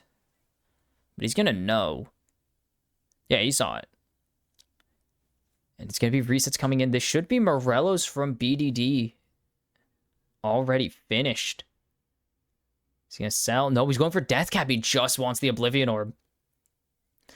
T1, they're going for the Scuttle Crab. They're getting something. The Krug Lord. No, that's Krug Lord. Sorry, not Crab Lord. That's not Crabber. That's Krug Lord. My bad, guys. Full level ahead. Holy cow, Perfect's about to be a level and like 2 levels ahead. And I love that animation. It's just so funny to see like half bird Rek'Sai flying through the sky. It's just really funny. It's ulti. They're gonna get the don't get the reset cancel. I don't think it's actually gonna matter. It's more just to, I mean, it would mess up your wave timing, I guess. But it wouldn't have mattered because it's Sivir. She insta clears all of his. Also, Carry is right here. He would have held wave anyways, so he wouldn't have cared. Okay, we're coming up on this, or on the IE soon for Guma, and that's going to be a big break point for this team as Faker, because passing ships in the night. Should not engage that. Doctum going for the spear. He's so far off of spear compared to Guma, though. Guma, 600, and then, is it 300? What's the combined cost? Because I think it's 400. That's maps. That's the items page. There you go. IE 675, so that's 1,200 gold away at the moment. Perfect, gonna get the last turret down as well, and is just able to get out. Look how many tunnels he's already set up in this bot lane. She just leaves any fight you want to engage. BDD should actually have... Actually, he might still be a... No, he's got it. You can tell how he's positioning. He might have it. Actually, no, he doesn't. 20... No, he has teleport. He has it. His whole goal was to get this. If he didn't get it, he's actually throwing. Oh, he's actually going to go for a big chunk of damage onto Owner instead. He still has the teleport, so he could reset whenever he wants. It's not like he has to be here instantly. Like, he's not a requirement to start the Baron. He's a requirement for zoning the Baron. But BDD looking to just pick up this death cap before the Baron fight potentially breaks out. As Doran is not on vision. It's big damage on a carry. I don't think that's what he wanted. He wanted to get this wave pushed. Doctum. He does have flash and he does have... Oh, he's going down. No, wait, he's done. Decimating Smash connects and they found the AD carry. Guma with great positioning to push him into this bottom river. And Drake already up. Unending Despair is actually a nice second item here for Doran, but they're just going to give. They're going to give. They don't know. Does T1 know? They sent some things up. They haven't seen anybody, and there's the blue ward coming through to ensure. But this could be a bait. Peter has ulti. BDD just has a billion damage. And they only have Doran right now. They still only have Doran, but the rest of T1 are coming up. They have Peter available, and they've successfully peeled them off of Baron, but T1 have bought so much time. That timer was decent. Dunkton was alive while the death timer said 1. KT really didn't care about getting Baron. You could say T1 denied Baron, but KT denies Soul Point. That's what they really cared about, is handing over that permanent buff, or being one loss Drake away from a permanent advantage in this game. And they should be able to just grab this instantly. And T1 aren't going to be able to get Baron this fast. They just can't, unfortunately. Drake gone. Great play from KT to bait out T1 into the top river. That is the reset animation. Or that might be the joke. It could be the joke. I don't know what skin that is. That might be the arcane skin. I don't play Vi, and I have a skin for her, and it's Neon Strike, so I wouldn't know. Tier 1 gone in the top lane. It is still just 3,500 in favor of KT. This Rift Maker for Faker. We haven't really gotten to see the extent of what Silas can do this tournament. He's been really underpowered compared to the rest of the field. Like, he's felt really weak compared to what the other mid laners are wielding at the moment. He's been very I can't say under-prioritized. He hasn't been under-prio implies that he should be being prioritized more, but he's been like not prioed really at all. There's a difference. It's not because he's less prioed, as the triple bounce is crazy. Dude, we're playing a boomerang. We're playing Boomerang Monkey from BTD. We're coming up on GA now for both of these junglers, but Cuz way ahead, pretty much has the BF sword advantage, or already has the BF sword advantage. Doctum not going for spear, going for the tech build into this Lulu and Scion, and technically Jarvan with the Serpent's Fang. Okay, I like. We do have 3-item Gumayushi at the moment, as those the IE actually is huge for him. Faker going for the Zanyas up next. Is Doran... I don't know, actually. You could go for a few items. Like, literally any item. It's just a Negatron Cloak. Perfect is chill. And the vision control around the Baron continues. We might just see a fight for Soul Point. But it wouldn't make sense to fight exclusively for Soul Point with Baron on the Rift. We might see a trade for the Baron in the end. That's Horizon Focus as well. I forgot BDD already had Horizon Focus. It's been a silent game. KT baiting out T1 was the last real play made. And now both these teams know what's on the line. Like, they know that this is I thought I heard something. Sorry. Like, both of these teams aware of what lies in the balance. A lost fight is over. Yeah, no, that's the joke. Actually, it might be the dance. It could be the dance because it loops, but some jokes loop. And it's not the hashtag. It's not the tic-tac-toe board we saw from the Shy. No, some taunting from Faker with the emoting.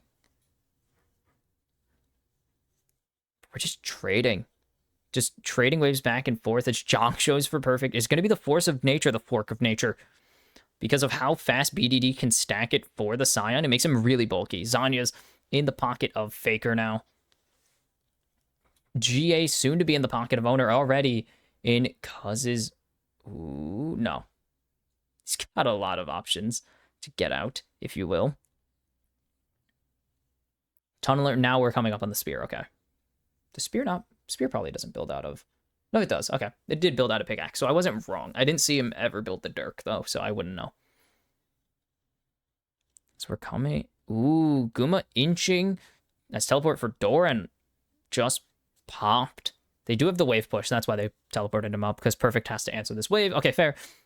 As we're coming up on probably Mortal. I want to say it's Mortal. I think the correct answer is Mortal for Guma this game. I don't see why he wouldn't go for it, as they do get the crab. That was a loud crunchy noise in the game.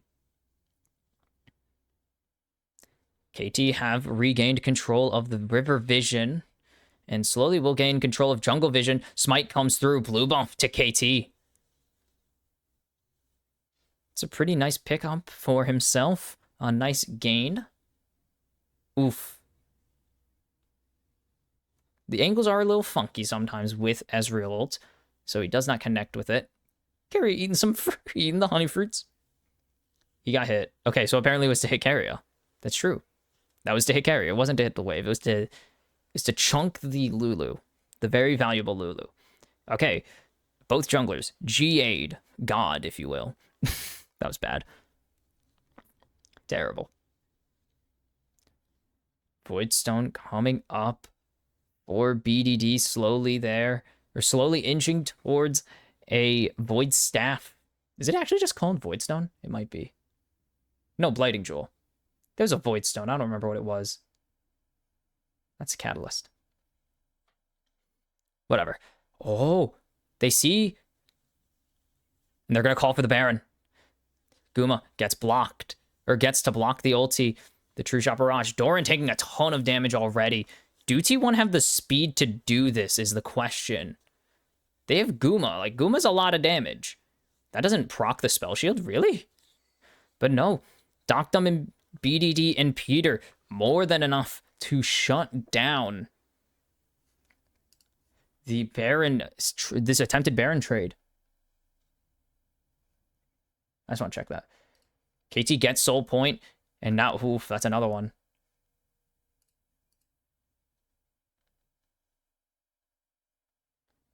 Huh, that's weird. It activated it, but didn't do it. KT positioning around the Baron at the moment. They're getting this push in mid, as Perfect is out of there, nice and easy. I don't think KT are going to actually commit to it. No, they were just trying to get some vision down. It is so tense. I feel it. Any fight could be the end. Guma again with the block.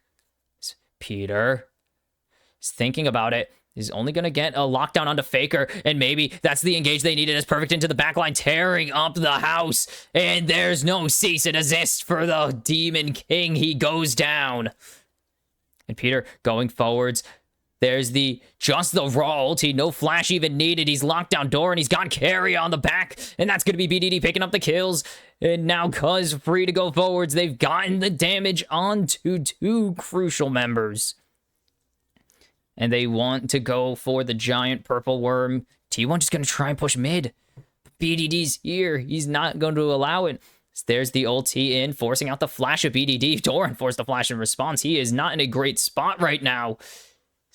He's getting locked down. Golden Eclipse. Number 11 for BDD. As Owner is zoned away. And Perfect makes sure there's no response. KT get the Baron onto all 5 members in an incredibly executed play. Donked them 4 items. Picks up the boots as well. Crypt Bloom, the pickup actually. For BDD, nice. It all starts with a big catch out onto Faker of all players. And Perfect in the backline means there's no support coming in for the Hall of Famer. And he just gets out. And then they jump in onto Dora, and they don't actually commit the flash, which is so big for KT in the future. Because that means they still have the threat of a flash rocket belt engage available for their mid lane, or for Peter here. And Peter has played a much better support, a much better Nico game than his semifinals performance last series.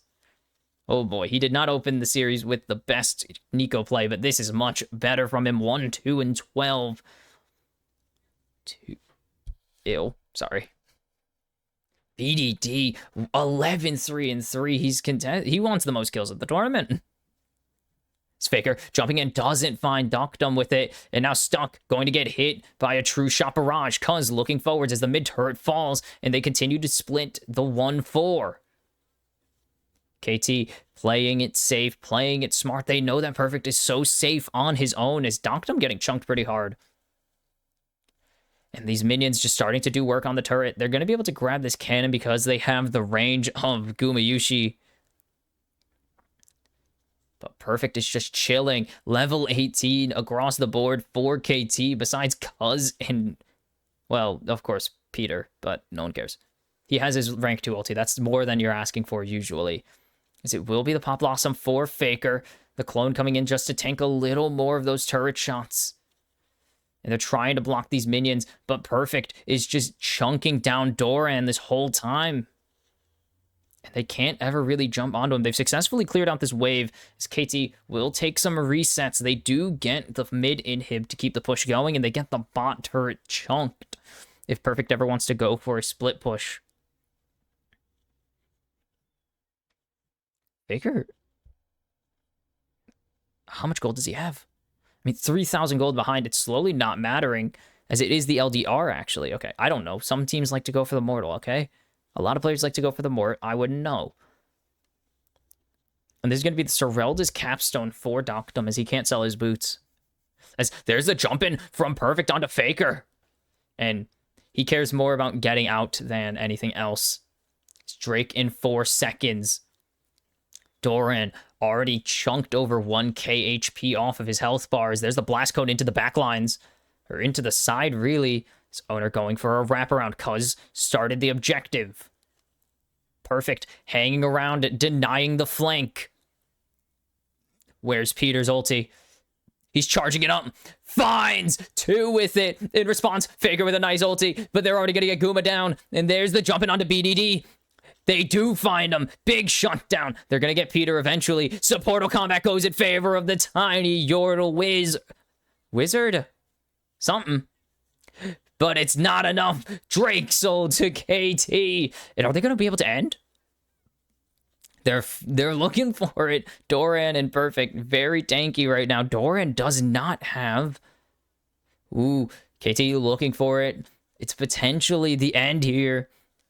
Doran does not have the tankiness quite yet. He doesn't have Jock shows. Perfect just going for the turret. He doesn't care. He wants to end the game. Doran chunked down by Doctum. Perfect drops the first turret. He won. Will maybe survive. They actually do. They have 9 seconds on Guma. 15 on Faker. They lose the soul, but they don't lose the game quite yet. A huge final stand from the top jungle support of T1. Without their damage carries, they stay alive in game 2. And this is a dangerous game that T1 are playing. I mean, they find BDD. Oh, BDD with the jukes, and he gets 2. He spends so much time, and he just knows that he's dying. He doesn't really care that he's dying. He knows what the team needs him to do. Supportal combat, bang! Carrier wins, but who really cares? The Drake is what the goal was, not the support kill, unfortunately, or BDD even surviving. As 55 seconds, T1 in danger of this series being evened up. 9,000 gold in the hole on KT. Doctum finishes the Soreldas. Peter actually with his second item. Holy cow. Supports with 2 items and an Oblivion Orb to boot. We're feasting today, guys. Does Pix apply? I'm gonna check. Does Pix apply?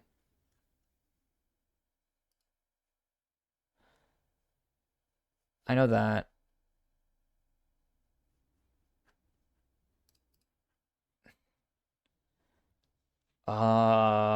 Does...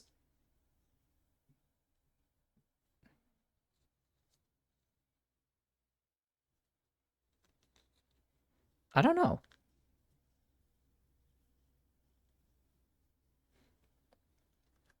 Does he not apply Morello's? I don't know, but there's a jumping onto Doran, huge wraparound. They're trying to deny him the ulti away, and they will succeed. BDD, 12 kills in this game. Oh my goodness. Yes, it does. It does apply it. Baron secured. Pix does apply the Morello's if it's on an allied champion.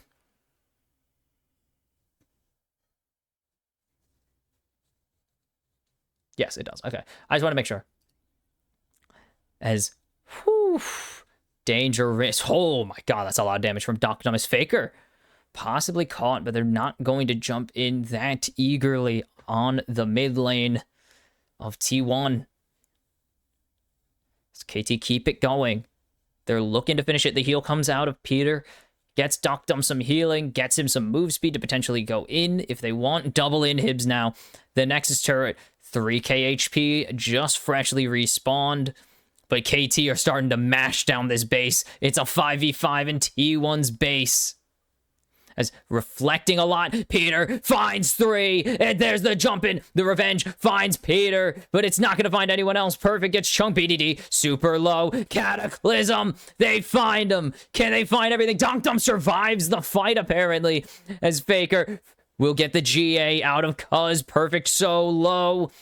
But there's so much shielding coming in from Carrier. Can they keep it going? He's trying to jump in onto the tiny Yordle. Faker drops it. That's going to be the game.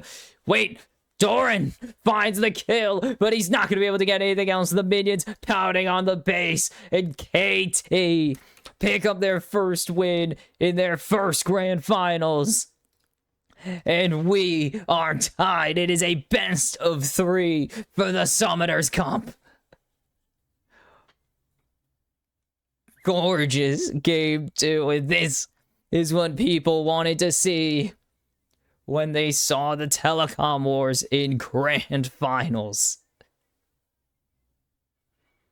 Oh my god. Holy crap. This is tense. I freaking love this. T1 KT putting on a banger as we are tied up for the first time in this grand finals. Oh my god.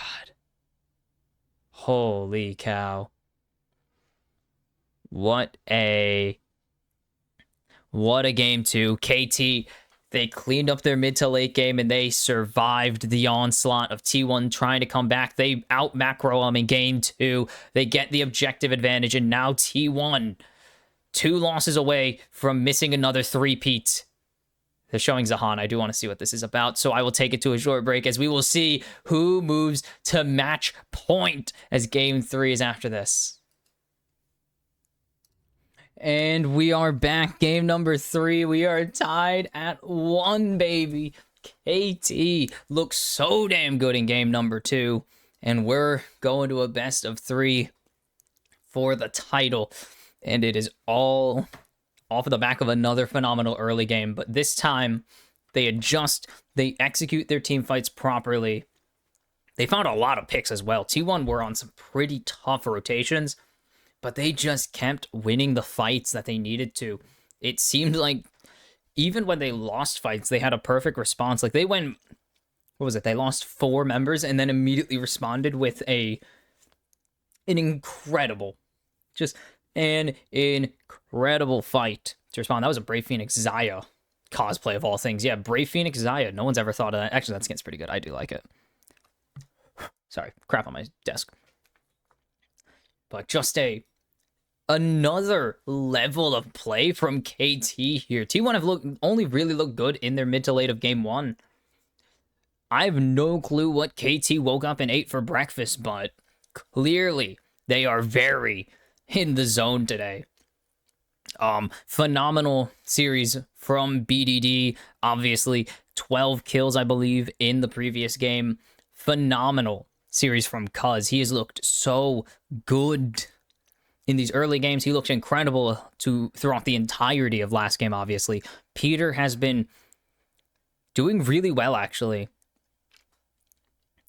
And then Doctum didn't really get to shine in game number 1, was picked quite heavily by Doran's and Bessa.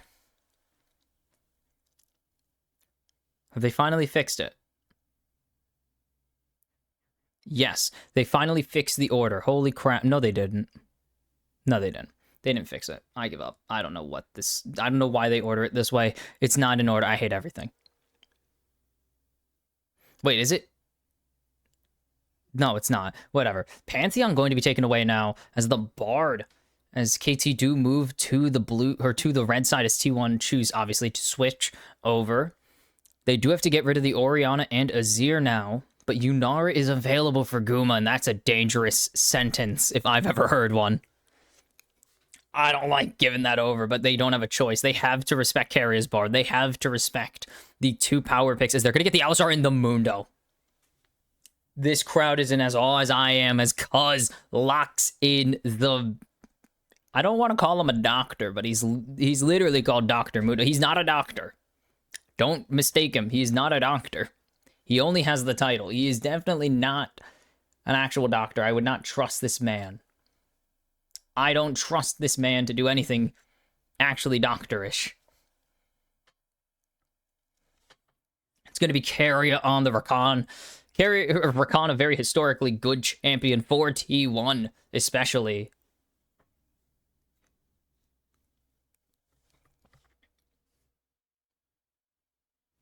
Okay.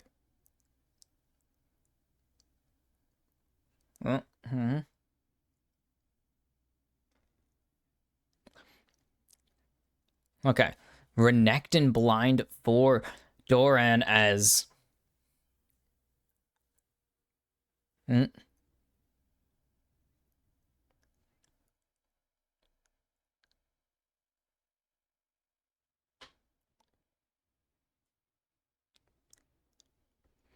Okay, Corki going to be locked into the Yunara matchup. They're here to win later. They're not here to win early, as no one beats Yunara early, really. Some people can match it. Ashe is already gone, though, and I don't think you should be picking Lucian in this situation yet. I say yet.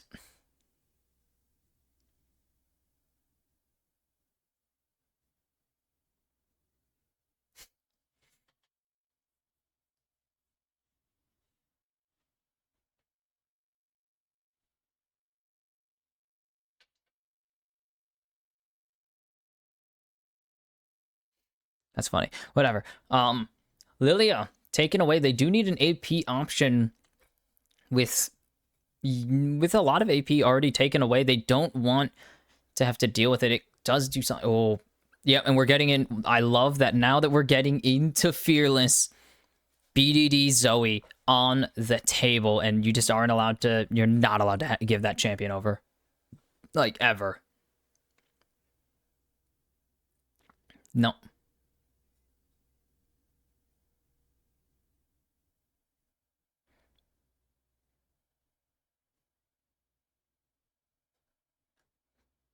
Like, nuh-uh.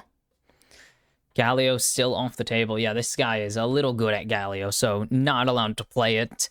And what's the final ban? Do they want to get rid of another top lane? I think they should, but they're going to get rid of BDD's Cassio. He's shown that he's very good at this champion historically, and he's shown this tournament that he's very good at this champion still. So what's going to be the response? They want to have that mid lane counter, probably. Because there's not really any mid lane flex top lanes anymore. Like, I don't think you should be playing Yone top lane in this situation. And it's going to be the Cassante into the Renekton. Yep, welcome to another matchup. Welcome to the Cassante show. Cassante happens. Oh, that picks up. I love that. So they're going to have the response. They're at least going to get the jungle counter on the side of T1 as, oh my god, you can feel it. The crowd is hanging on by, just hanging on to everything this team has at this point, as the first two games, hopefully a promise for the rest of the series. Faker on the Victor. And what is going to be the jungle response to the Mundo? Oof. The casters are saying Akali. I kind of like it. I kind of like it. Ow. I don't know what it is. I just folded in a way, and my side just like gave a little something. I don't know what it was. Oh. Owners Viego. He used to be a beast at this champion. He hasn't gotten to play it a ton because Viego's been out of favor, but he was one of the best at it. Like he doesn't have a skin for it. That's actually I believe that's EDG that has a skin on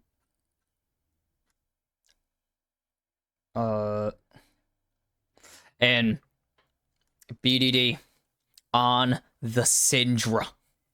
He is going to be able to get it. That's EDG that have it. Yep. I mean, that's fine. He has a skin on the other VI champion, actually. Vi is owner's most recent skin. T1 looking to make it even harder to discern all the skins from each other and make Riot work even harder to make a new theme for them because they are running out.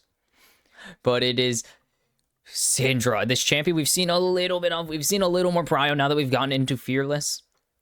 And more teams need to pull out these deeper cunt mid laners than worrying about Victor, Ori, Bazir, occasionally Cassio, Talia, Ryze. Like, now that there's more than 5 mid laners that will be picked in a... Or, well, now that there are 5 mid laners that will be picked in a series rather than... Or, well, 10, technically, rather than 6 at maximum, usually 4. It is a lot more dangerous. You have to start respecting other mid lane, deeper cut mid lanes like the Syndra, like BDD Zoe, which was not respected by CFO, and he had a field day in game number 3, and continuing to show why he is in contention for MVP. Viper deserves MVP so badly. This guy dragged his team so hard to as far as he could take him, as it is game number 3. KT T1 both a win away from being able to taste the victory. One win puts you in the hot seat.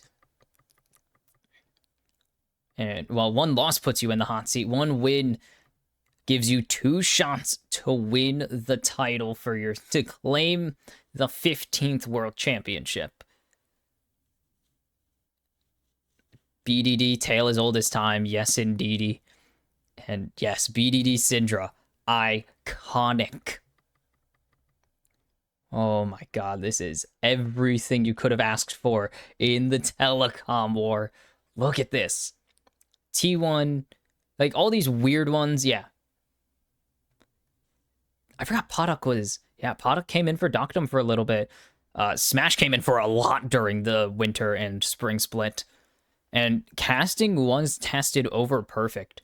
I've been vocal in saying that T1 or KT could replace most of their roster with Wade, Poduk, and casting, and they'd probably still be really good. But this roster has been insane, and you could see the glow up, the pure glow up by perfect. Like, he was considered the weak point of this team. Like, he was the chain that would snap. Was most likely to snap in any situation. If things went south, it was usually perfect. A lot of the talk around this team coming into the tournament was, how hard will Cuz and BDD carry? As it's just so hard to find this fight. You're level 1 Alistar, you're level 1 Corki. What are you supposed to do? And now Guma and Carry have grabbed themselves pretty easy priority. They have burned their heal to ensure it. But they should be in a really good spot early in this game, as we have double stacking mid laners. I kind of forgot. I'm not used to having 2 at the same time. We usually have 1 or the other.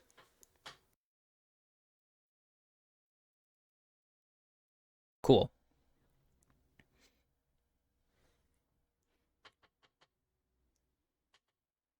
I hate having to sneeze. the worst. Nice stun. Gonna get himself a stack there.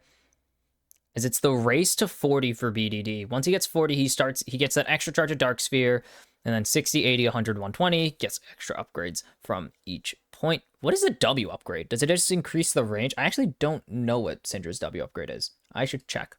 As there's the jump in onto Peter, and the heal still held. He has the sustain naturally. Oh, it does bonus damage. Okay, bonus true damage. Cool. Sorry, gross and sniffly. And he's going the long way around. No, he's not. He actually walked straight through. There's a little gap in the vision at the bottom. They do know he's down here now because they saw the giant thing envelop this rock. So we'll just be a split. Neither jungler gets spotted, actually, but I think T1 might know a little bit that Cuz is up in top side. As Doran going for a deep ward, and Cuz doesn't want to go for this play anymore. Doesn't want to risk it. Cuz is unspotted again. And they're going to know where he is. He already reset. Okay, he reset earlier. Don't know. Are they going to jump in onto Carrier? No. They're just going to trade some damage, a little bit of poke. So they will spot him on Krug respawn. They do also spot Owner going for his top camps. It's perfect. Can't really stop Doran from going for anything. See, ooh, does pick that up. Hold on. Give me a second. Sorry.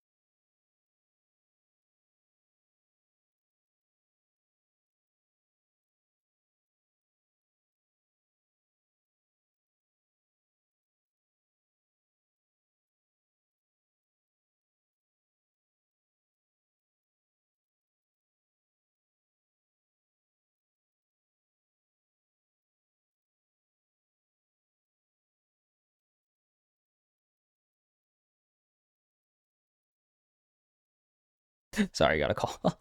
Clearly, I got a call. T1 in about a minute I was on the phone have picked up the river control, and they should be able to really easily grab. They actually got a big EXP advantage as well. Peter just threatening and engages. They do have the Scatter the Weak as there's a 2-man engage from Peter. Carrier only gonna find the cow, and they're looking for more BDD. Gonna get silenced. Faker's out of mana though. And if they could find the engage, Faker has flash. They could burn that. Doctum trying to keep things going. Unleash power. Scatter the Weak. And the Phosphor Bomb. Picks up first blood for Doctum. Doc Damage, as they love to call him. As I've been hearing the nickname thrown around. Oh, no. Sorry, my nose. We haven't had a nickname for Doctum, but Doc Damage seems to be sticking as he is putting the boots to asses at the moment. Hold on. I had to dust off my phone. It's really gross. As Doctum gonna lay down the... Why was there no Valkyrie anything there? We'll see if I... Sorry, my mom is sending me somewhere to go, and I'm like, we'll see about it. I'm busy today. And by busy, I mean I'm watching this. This is really important to me, okay?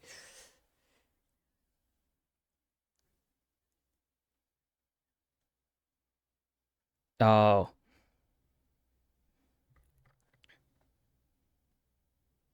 Did he have Empowered W? Probably. Where are we? Sorry, I was gone for a little bit. Peter ejects Carrier from the lane temporarily. Say goodbye. It's like a Poppy. Peter does eventually get kind of his Poppy. It's not really Poppy. We're at 20, so we're 7 stacks away from the Enhance. Or the second Dark Sphere stat coming through. Or second cast. The Croxy. Shut your face. That's awesome. I love it. Honestly, that was pretty good.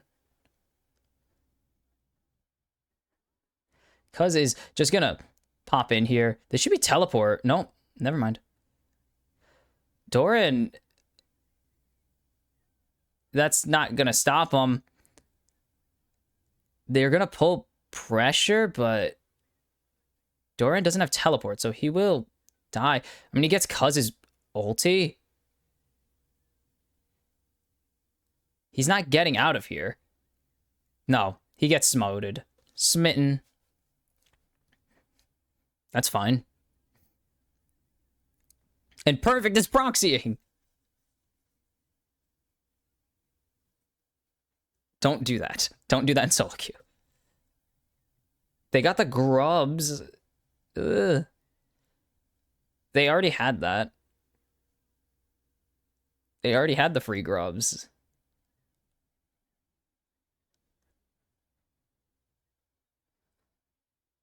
Perfect's just going to continue to proxy.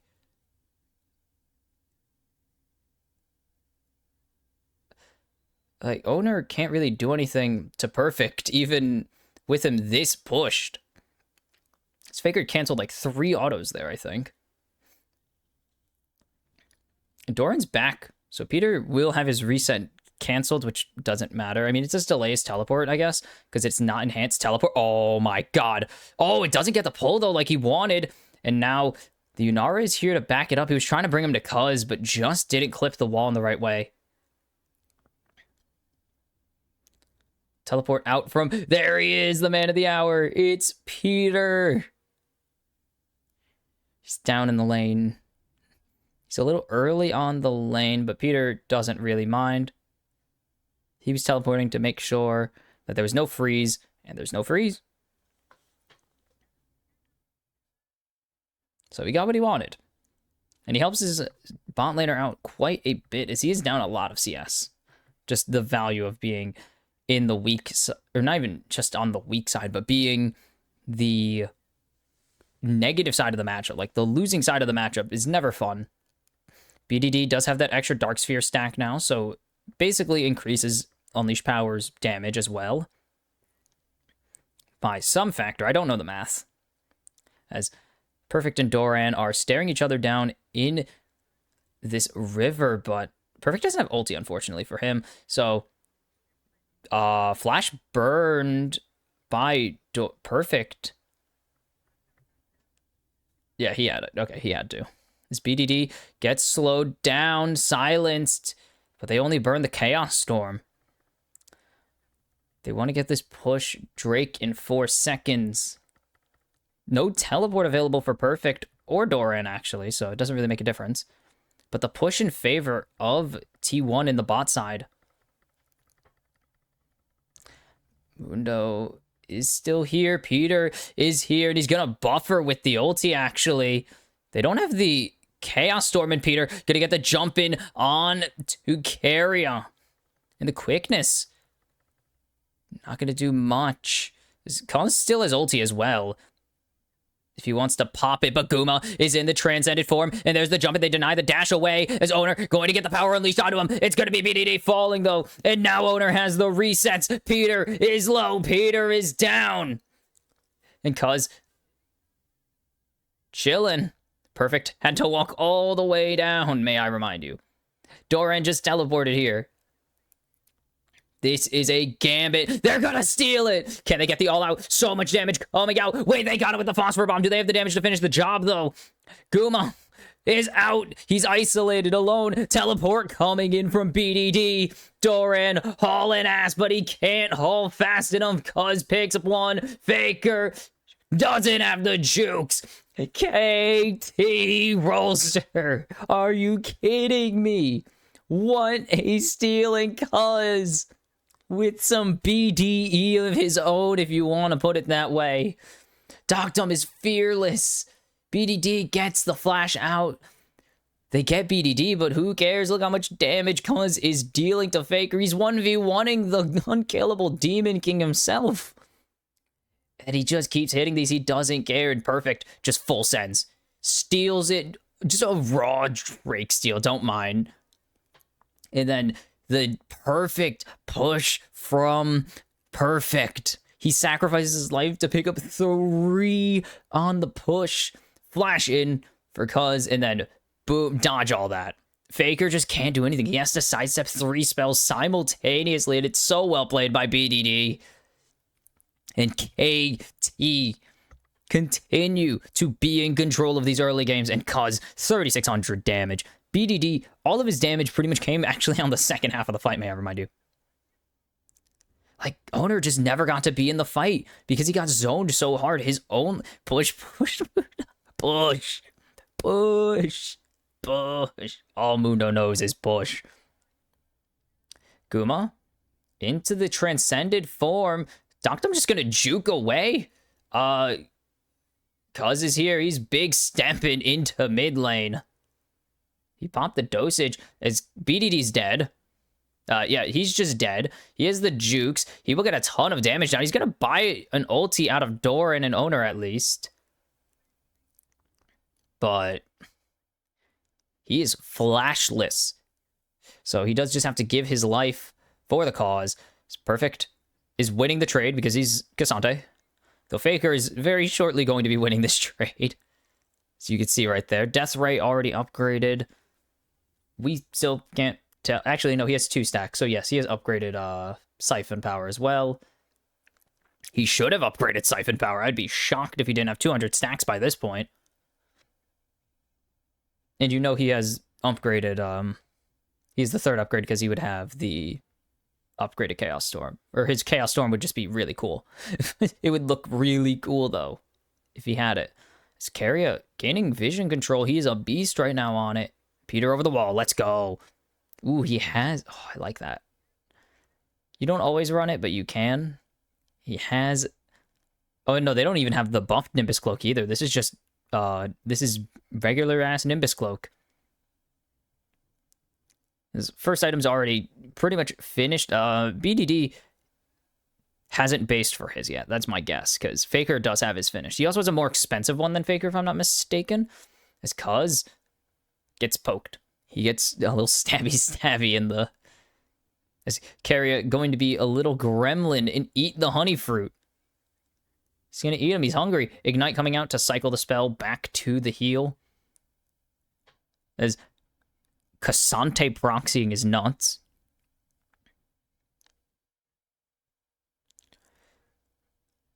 And this is to tie up the objective count in favor of or well, not even in favor of KT, but it does actually swing the feats of strength in KT's favor as they have the teleport in. They've gotten onto Doctum, but Peter trying to zone for as long as he can, but Doran is here, and that's going to be the kill going over to Owner nice and early. And KT, big pickup is Peter. He's trying to bait, but he can't bait that long. Owner able to get out. And Peter maybe a little ambitious on that play. He knew what he wanted to do, but he can't get it. And T1... He's young, he's cocky, he felt himself in that play, and it did not work out, sadly. I know what he wanted to do, but it did not work out. Sadly. You have to be so careful. Peter doing a good job to zone while all this starts, but great vision control means that they don't know that there's a teleport coming in from Doran. And then I know what Peter wants. He's waiting for the ulti to come in because he wants to try and bait him in so Perfect can get this play, but it just doesn't happen. Because once you Cassante ult, you can't jump away because it brings you back to Cassante. I don't think there's a single dash that actually gets away from Cassante ulti. It's kind of crazy. It's a little strong.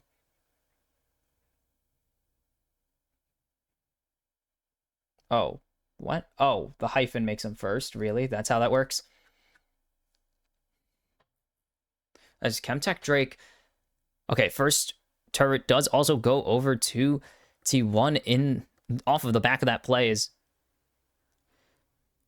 Peter not going to find anyone. He's actually going to get carry over the wall. The stun follows it up. They get the Drake, and they're going to get Doctum the kill. Nice.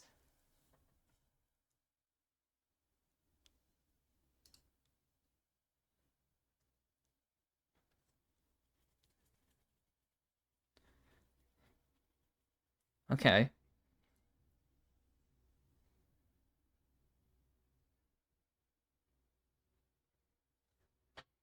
Oh, redemption onto Doran. Cuz has so much HP, though. You just can't survive this. Rift Herald in the top side. No, in the bot lane. In the mid lane. Okay. KT will just grab that kill. It is still a gold advantage. Okay.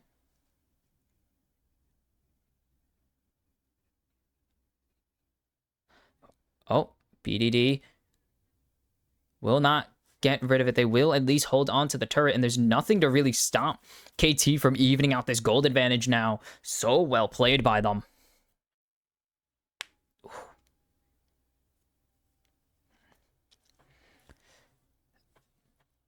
Well played by KT on the cross map. They know that T1 are committing hard to pushing in that top tier 1 and trying to push in that top tier 2. They get the Drake, they find the kill onto Keria, and they get Doran down trying to cover his turret. That is just so well played.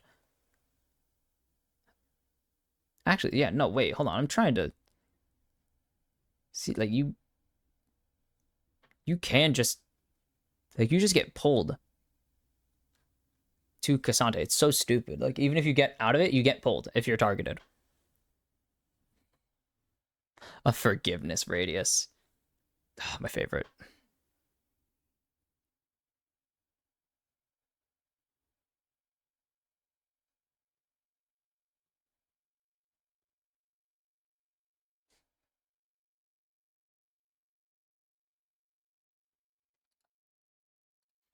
Anyways, no, I was just looking around. I was poking around Cassante's skills because I'm really trying to find it, but whatever, it's fine. We don't need to worry about it. At the moment, we are pretty much dead even. It's only a 600 gold advantage. They will have just a slight advantage because they have more, they're not more kills, but they have more CS right now. They, especially in the bot lane, big CS advantage and kill advantage on, actually not even kill advantage, just CS advantage on Doctum. And a nice CS advantage on the jungle as well. But you look at these items, yep, and we already have to build the Mortal.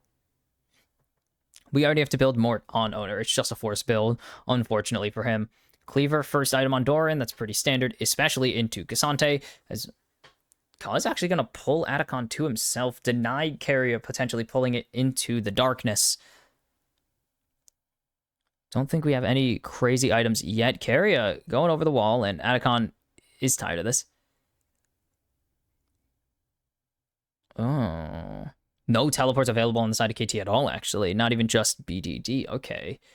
Keria is getting chunked as they're just going to take their sweet time. Donor. Doran is resetting. He's going to get his teleport off. Nice cancel there by Perfect. And KT are just going to keep resetting this Atacon while all this is happening. KT are pretty okay with just letting this happen. Like, they're going to let T1 start this as many times as they want because they want just time to lane. As Doran doesn't even get his reset off, actually. Perfect goes up there to stop him again. He has the Jock Shows now, too. And he's just doing so much damage because of the scalings on his spells. There it is, all out. And now Doran has to enter the Dominus, but so much damage coming out from this Cassante. And it's going to be Dominus in exchange for all out. And all this time bought by the KT bot play. And Perfect stalling the Renekton means that he has teleport available for a play if they want to go bot side. So he's able to hang out in this top lane a lot longer as Doran is calling possibly a teleport, but he's going to go mid. And KT stay winning on these plays. T1 were trying to use their teleport advantage to get Doran a reset with this, grab the Stavix and go to the bot lane for an Atacon play while Perfect didn't have his, but they just don't have any way to force him to stop. They don't have the damage to stop him from just canceling that reset over and over again. Ah, crap. Hold on. I gotta figure out what I'm doing really quickly. We're gonna have to finish this later. Damn. Okay, it's fine. It's only gonna be like an hour. I have to figure out where the hell that is first, but we'll get there when we get there. But for now, it is... Sorry, 2:30. Damn. Yeah, I started this 3 hours ago. No way. It's like 2 hours ago. The intro was long. Sorry. It's KT starting the dragon right now. And Perfect. Spotted. He's able to get out for now. As the collapse is attempted onto Cuz. They don't have any vision of Owner right now, and they have to surrender some river control as there's the jumping onto Guma. He's going to punch him away, and he's going to want this heal back. The redemption used to try and burn down Cuz, but Cuz is so much sustain at the moment, and they're going to redemption dock him back up to full. Cuz is chilling. There's the jump in on to Faker. They found him as into the backline. Doran goes and Keria overshoots his W, but he will get the dragon at least. But Doran already down. The Transcendence from Guma is not going to be enough. Perfect tries to get away. They try to get Perfect, but they can't stop him. Guma doesn't flash the wall. It is KT winning everything. And Cuz just zones Faker and Keria away, and they can't stop anything. They lose the Drake, but they win the fight, and they get the Atacon on top of it. That is just so big for KT Rolster. Perfect needs to not die. He should be pretty safe with this, though. Yeah, there's the damage reduction. He has the shield.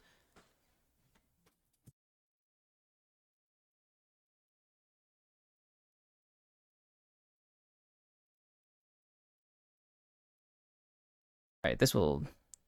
Hold on, we'll stop this replay, but... This will be a time skip. Don't worry about it. We're gonna time skip this. Alright, we're back with the minor time skip. Ignore everything that happened. We were just at KT winning a big fight. Yeah, KT won a big fight at the Drake Pit to split the dragons. I forgot. And so now... Kind of chilling. BDD sitting on 2 items, matching Faker pretty well. Doran with a slight item advantage right now. Oh, we have the execution threshold for the Syndra available. This was Cassante most recently. Okay, cool. What's the threshold? 15%. Okay. Cool. So what can KT do with their advantage? Not really anything besides start pushing. They want to get this top wave pushed out, as they want the Baron. Top and mid need to get pushed. Get shoved. That's perfect. Looking at Guma funny. He's not going to be able to do anything with it. Okay. As the Jock shows is going to be real nice. Bonk, bonk. Pew. Okay, Dock jump pretty fed now. That's kind of a small issue, as he does just have the better damage output at the moment. Will not have it in the future, as Yunar is going to continue to scale. As Doran found him. Spotted is not face checking anything. As Cuz locked down. Cuz going to be able to flash out. And then Peter... They did burn the teleport onto Doran, as there's the re-engage from Peter, coming in big damage onto Faker's. Perfect is here, and he's looking for it, Cuz still has maximum dosage. And this chase could be lethal. Cuz continuing to get some damage down, as they don't stop Faker's reset. He has teleport to get back into the fight now, if they want to call for it, but they're not going to call. But now KT... potentially calling for Baron. They're unspotted, as they know where Perfect is. Owner trying to wrap around Peters on a flank. And now they're going to turn. Doran's flash!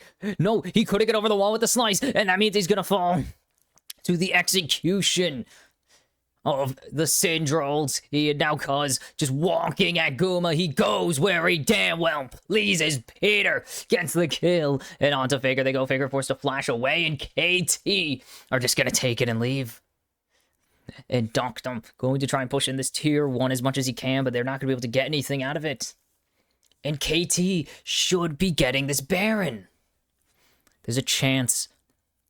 BDD resetting. He has the teleport available, though.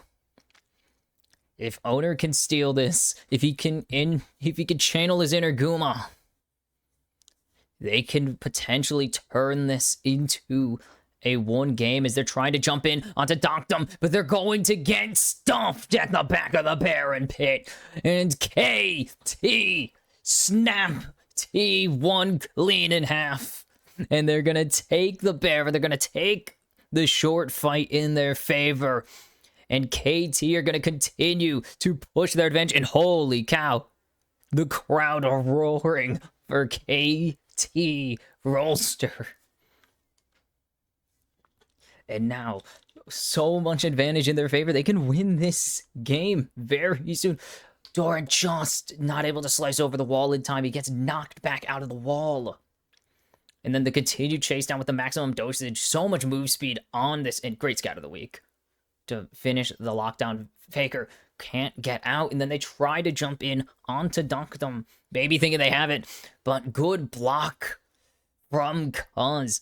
And that means that they can't really get anything onto him. And Doctum survives with a sliver of HP. And it's going to be Drake's Soul Point on top of the Baron for KT Rolster. And this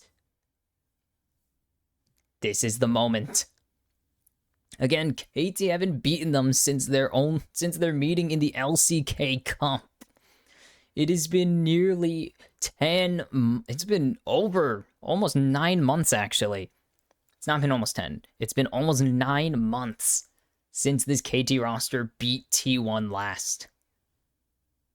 They have met so many times. They were in the same group during the LCK Cup, or during the LCK round robins. Holy crap, Cuz is doing a lot of damage now. 3 items on this Mundo. Both tanks Randuin's up on the side of KT as they're starting to push in this mid lane with a 5k gold lead in their pocket. Scatter the weak, pushing them away. And Cuz and Perfect zoning so well. BDD is so safe to fire off this free damage. And Doctum free to poke as well. This is a dangerous game for T1.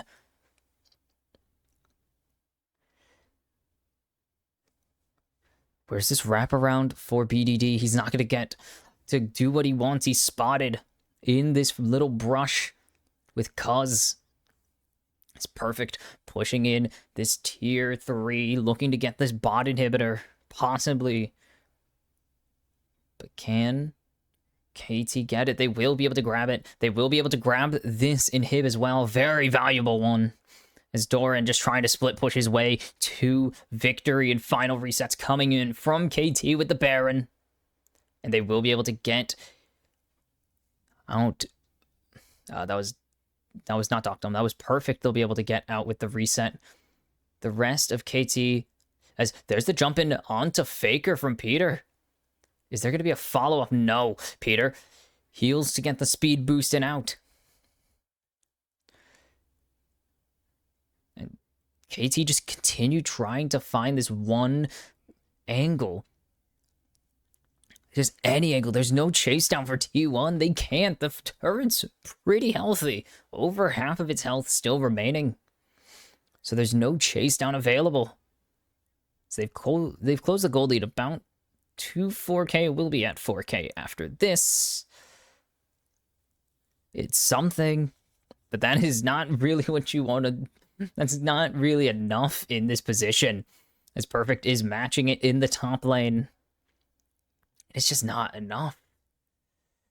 They need to find a major fight, and they've struggled to find that this in the past 2 games.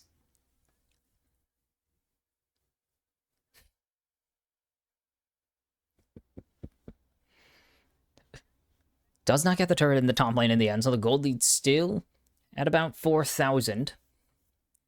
He's going towards, I'm assuming that is a Rookern, not a Spirit Visage, as Cassante not really noted for his healing.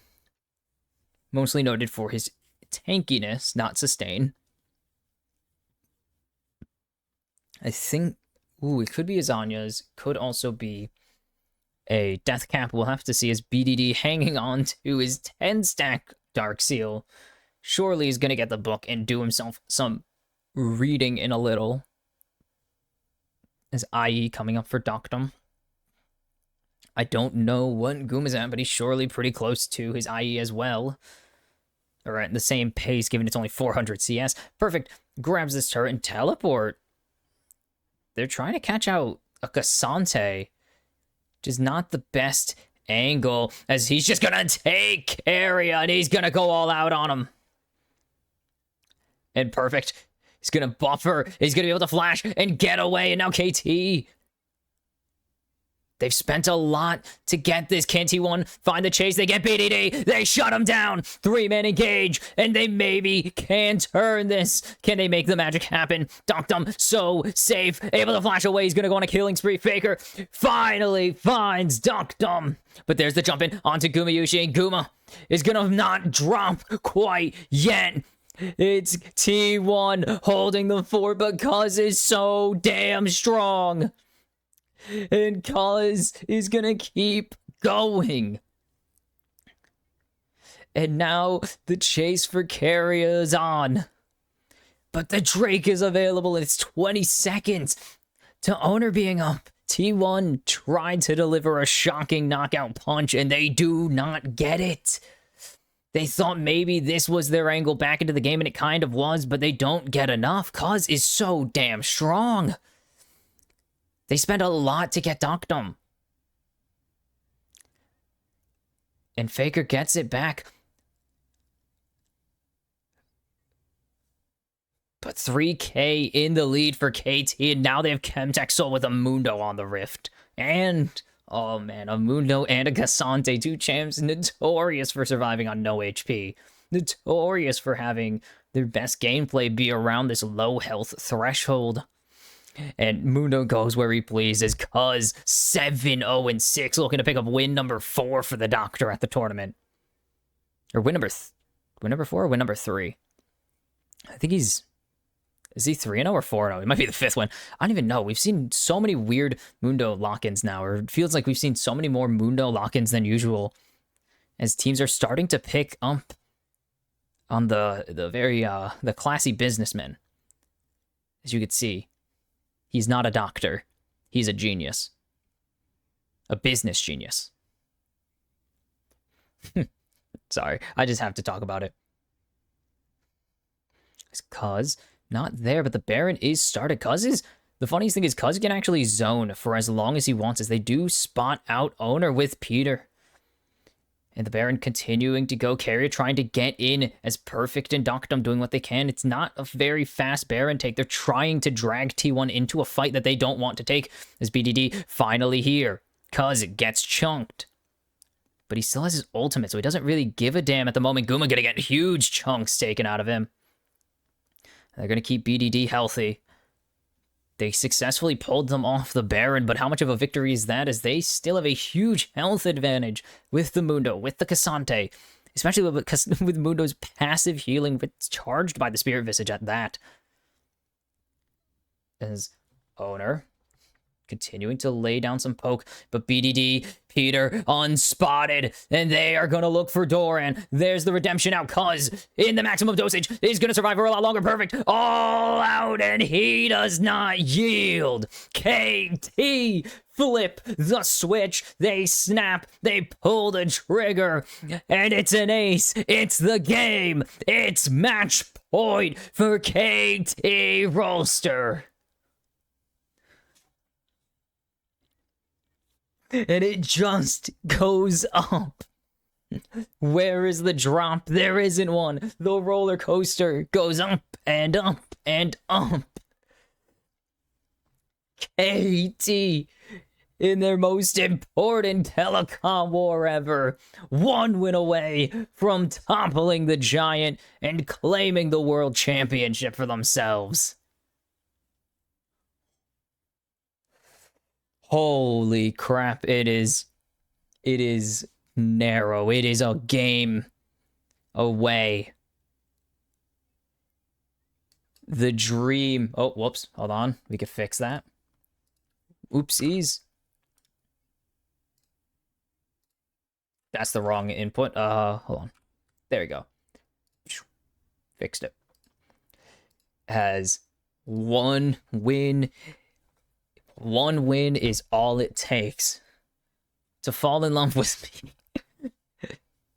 But it's one final win. 2 chances to secure the most unlikely of championship victories.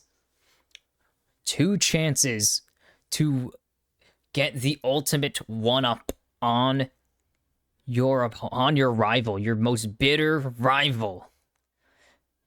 But T1, they've been here before.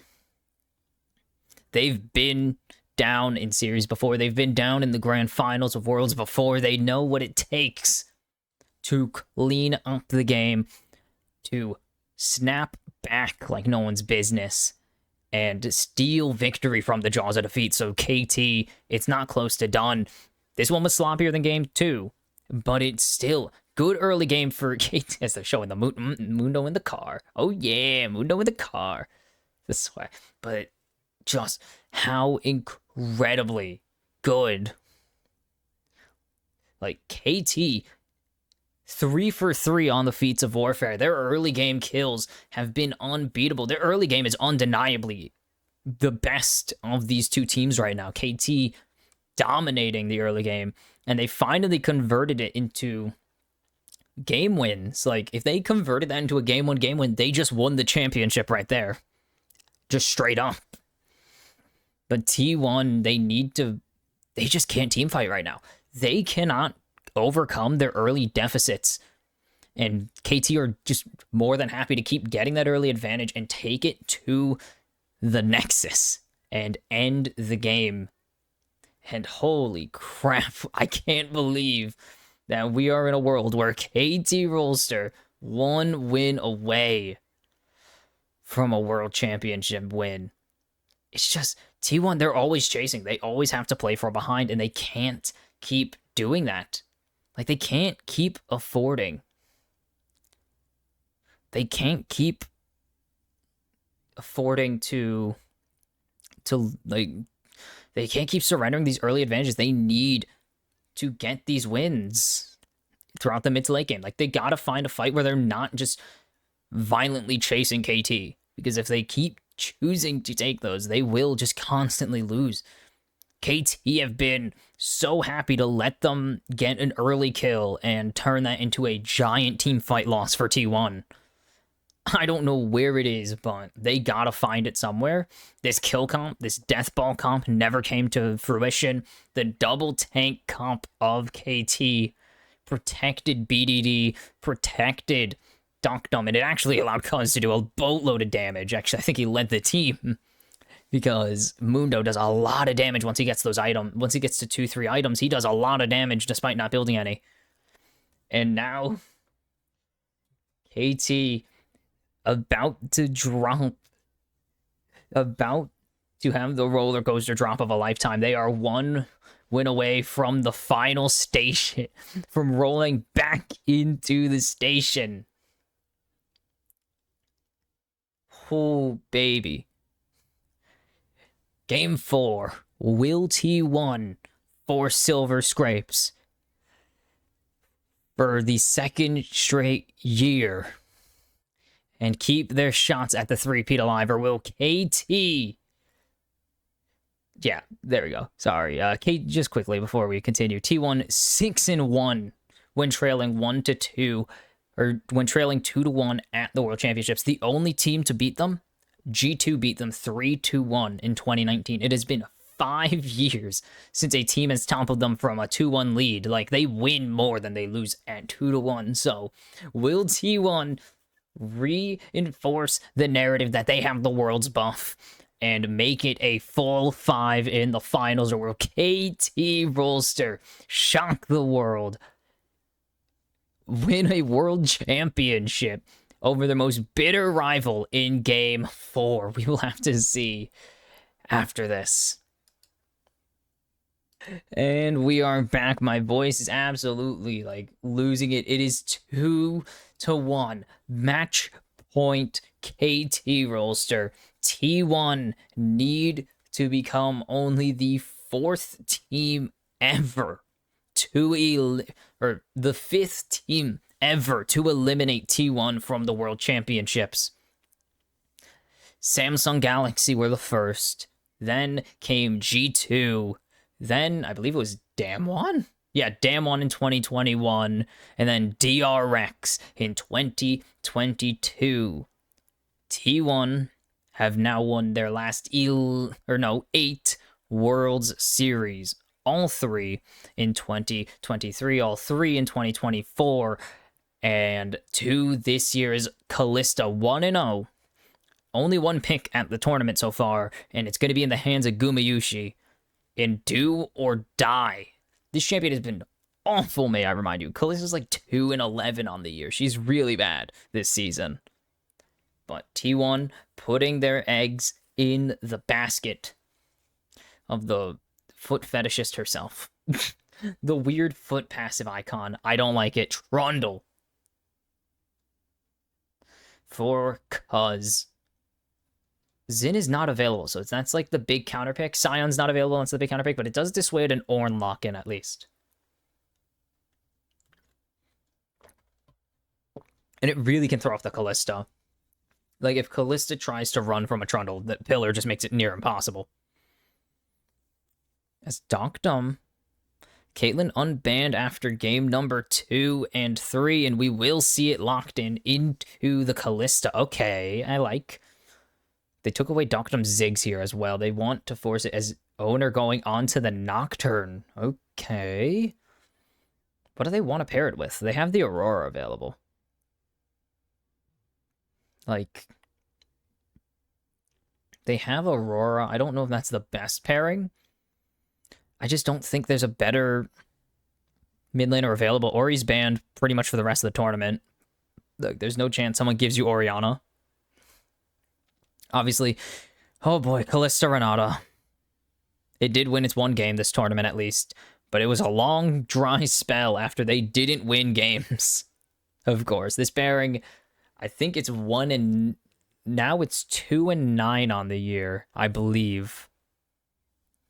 So Callista's 2 and now she's 2 and I believe 11.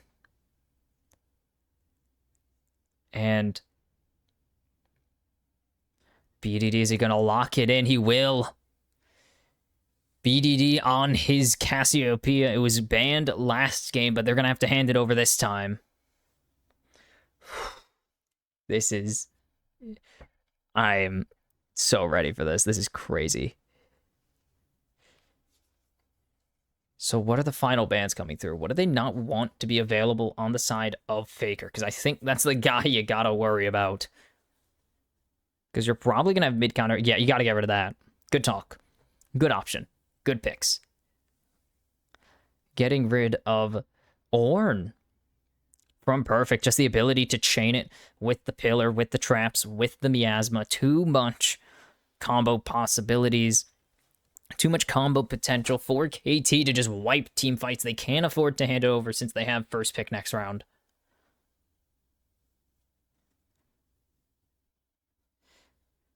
A lot of T1 fans. Holy cow. That's a big-ass Faker sign. And they're going to get rid of the Hui.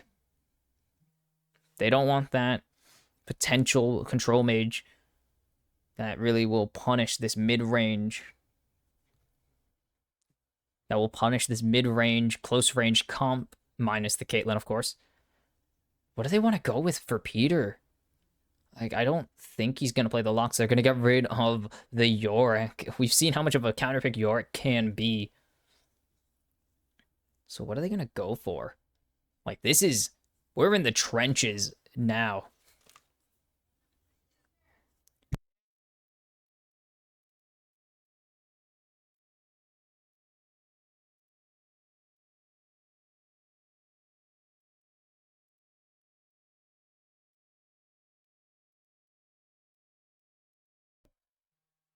Oh. Can't. Let me make sure. Sorry, I have to check stuff really quickly. Ooh, that's good, actually. Okay, that's not helpful. Sorry, I'm checking something really quick.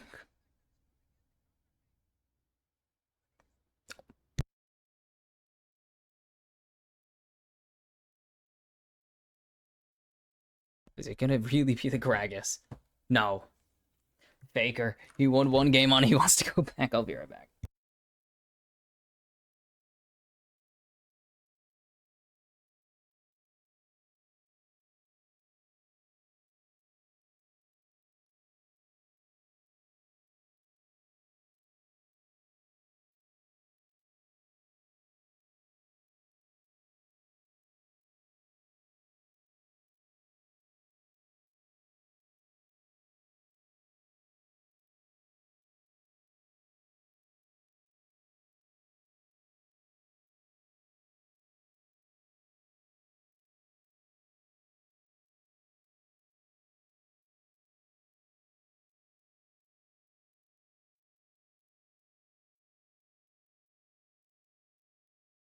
Oops, sorry, I had to sort out some stuff. It's going to be the Mordekaiser locked into the Gragas. It is in the Gragas. Is the Gragas in the end. Okay. This is a small, like, faker chant. I think that's what it is. I can't really tell. Okay.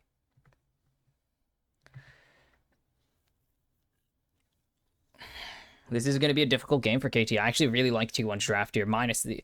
I don't love the Anivia. You can do stuff with it. I just don't think... I mean, it is good into Cassio. It is like the age-old counter into the Cassiopeia, so that's why they pick it. Because what's Cassio's struggle? Killing the wave without spending all of her mana. So, fair. I think it's... We've seen him pick it into the Cassio. We saw it work already. It's going to have to work a second time. As this is KT's kill shot, potentially. As it's right there. You could see it. Score. He's won the LCK trophy. And he's 1 win away from stealing away title number 6, the 3rd in a row from his sworn enemies on SKT.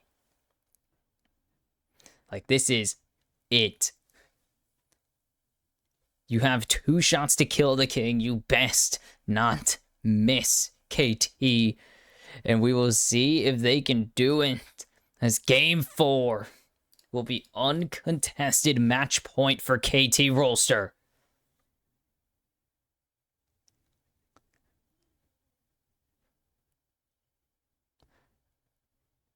As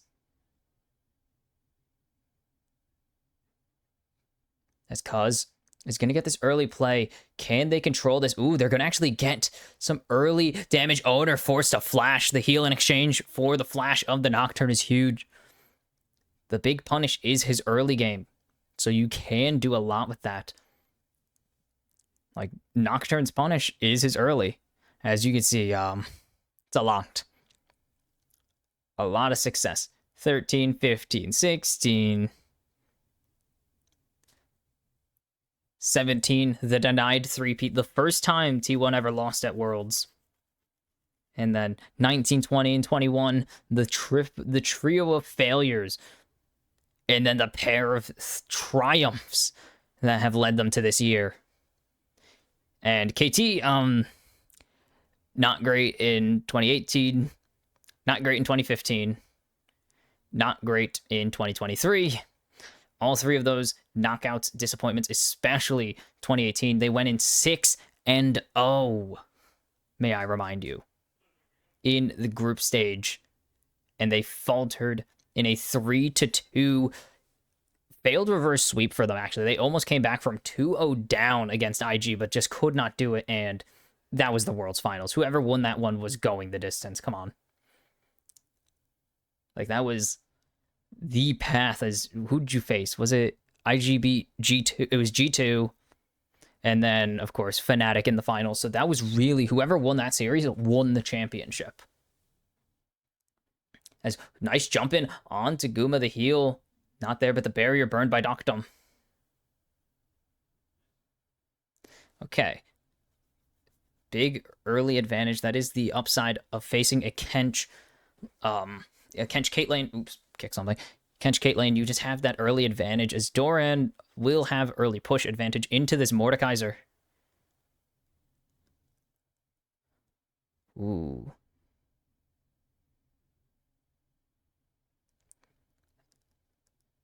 And kind of just chilling for now.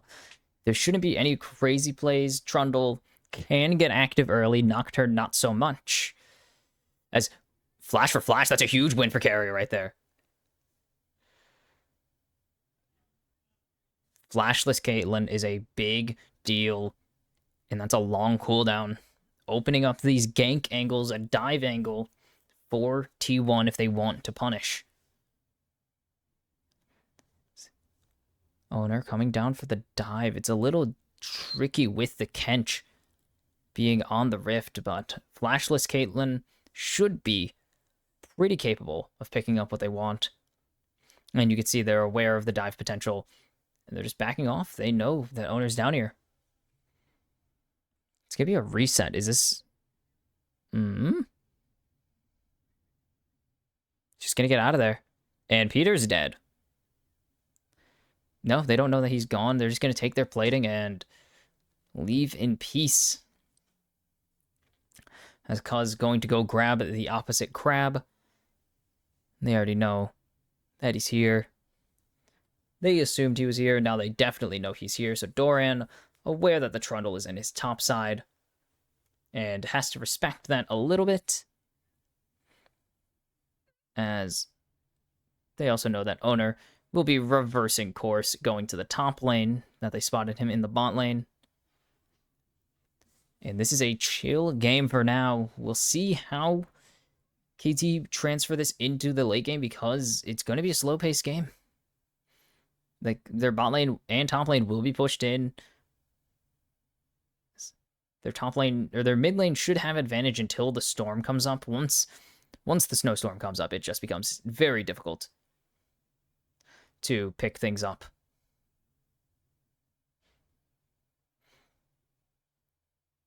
Now, Carrie's going to go for a reset. They don't know where the trundle is, as Guma will also take his reset, or has already taken his reset. Carrier looking to. It's Cuz unspotted, and there's the grounding coming in from BDD, flashing over the wall. He gets the egg. And now they're jumping in onto Faker egg. Nivea falls, Cuz. First blood again to KT Rolster. And they do it a third time. I believe that is their third first blood. I believe T1 got their first in game 1, or in game 2, sorry. And the response play, possible. Has to flash over. They steal the dragon with the auto and the Q, or auto smite. And T1 do snap back and get the first Drake. And Owner finally, he's been having a rough time with steals. Let's put it that way. He's not been very clean with his steal prevention, as he has had, I think, 3 objectives. Hell, he had 3 objectives stolen from him in one game, or in one series. Like, let alone in just this tournament. He's had a handful of steals against him this tournament as well, as there's the stun onto Peter. And he gets the phase rush, so he is safe. Peter just wanted the Caitlyn to get some time to farm. It's Cuz has trapped the Scuttle Crab and picks up level 6. His Faker's up here. Bonk. Bomba! Is Perfect just gonna flash away? He saw the stun coming over the wall. And does not want to burn the ulti, so they get the flash out in exchange for Faker coming up to the top lane. So it's going to be early mid lane swaps here. Okay, we're swapping things things are swapping everywhere. Like, BDD's in mid again, but we now have the Australian lane coming in, but Guma's in mid. And things are all swapped up on the side of T1. Guma in mid against BDD with Carrier. Faker up in top lane against Doctum Peter, and the top laners have moved to the bot side. As you can see immediately why Anivia is pushed here, or is picked. She is insane clear.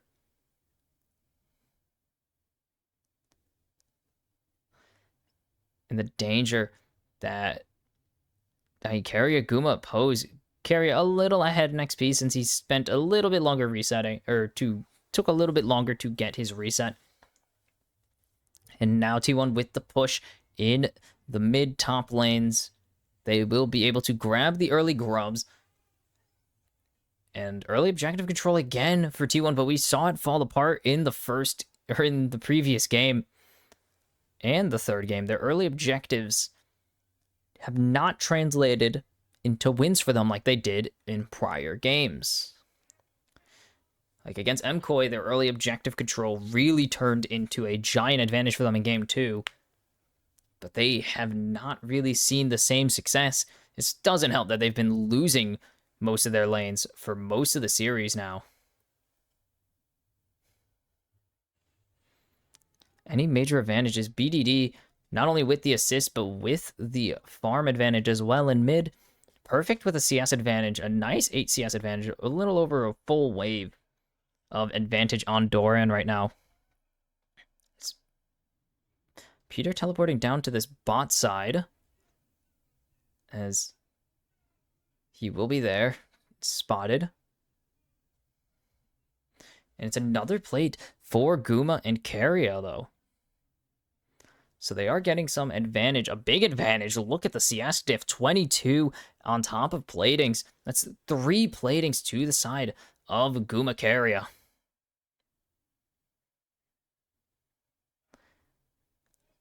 There we go. And KT were okay with sacrificing early farm, early lane in exchange for winning later. Like, this is a it's a big pickup. Not big pickup, sorry, big advantage early. 400 CN or 400 gold is not much, but slowly building up a 500 gold difference in this bot lane will pay off later, trust me.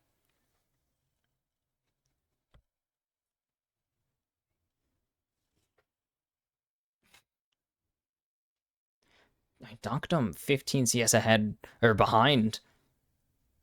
So this is a big problem. Owner with the Hexplate Rush ulti going to be a big deal on the with it on the table now for the Nocturne. No other items really close to completion. That's the benefit of having a super cheap first item in the Hexplate. Like, really only him. Yeah, it's really only Nocturne building it. This item kind of stinks. Sundered Sky, actually, for cuz he's got the kill to keep him in the lead, at least. Or keep him even with Owner, who is just power clearing, as Nocturne does. And there's a dive angle for T1 if they want to take it, but they're going to go for the Drake with this bot push in their favor. And they're going to have mid pressure as well, as it is Anivia.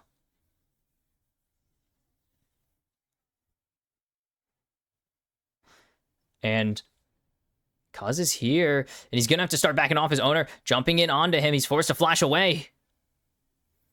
And the wall as BDD will be safe for now. Keria, ooh, nice stun, but double TP's coming in as, oh, the ulti means that Peter is isolated and alone.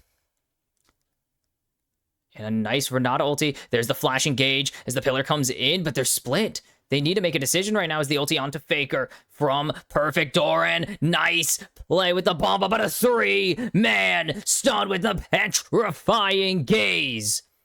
Keria is fine. Guma low, trying to fight or be forgotten, and he is forgotten as Doctum lives on 1. Keria has no flash, has no heal. Faker going to wall off BDD as there's the jump at Peter in deep.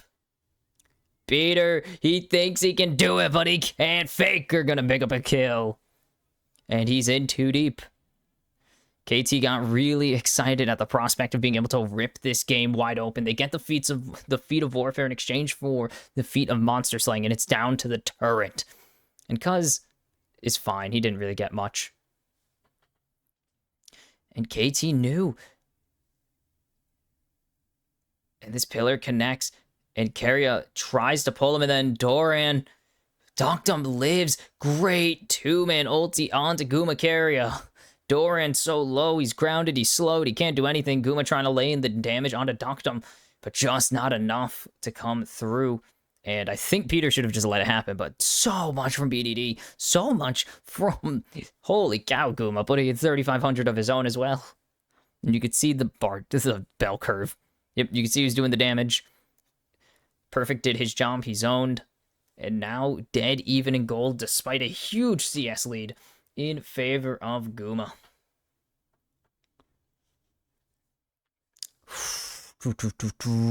This is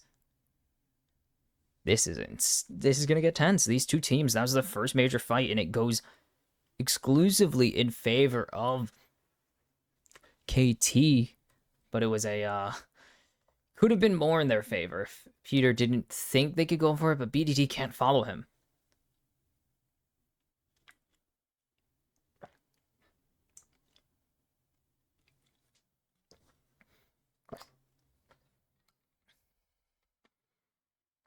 All right, 2 Drakes. The team that got the first 2 dragons lost both of the games so far. Oops. Yeah, KT lost game 1 with both Drakes early stacked. I believe T1 got the first 2 Drakes in game number 2. They might have split them, actually. No, KT had 4 Chemtech Drakes that game. So yeah, the team that is stacked the first 2 dragons has lost both games so far. So the exact opposite of KT Gen.G so far in this case. Collector finished for Doctum. Those 2 kills were so important. Just crucial to keeping him in this game, because otherwise, massively behind Caitlyn. BDD does finish his Roa a little bit earlier than Faker. So it's going to be like a 23 versus 24 minute, which means absolutely nothing, because you're usually not fighting for objectives on those timers.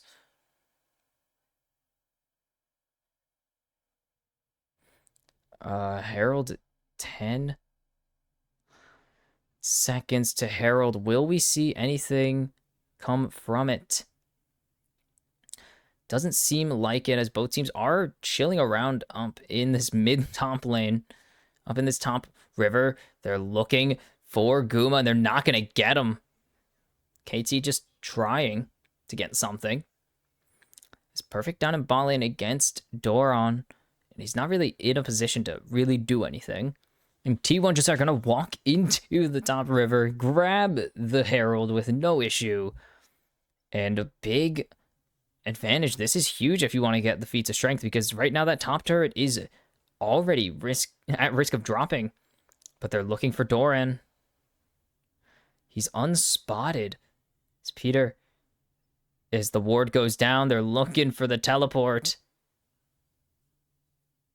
As wave instantly cleared, there's the jump in, and Nocturne jumping in onto Peter, and they will grab the first turret. Feats of strength once again over to T1. And KT, wave gets instant cleared by Doran, and they have nothing to really do.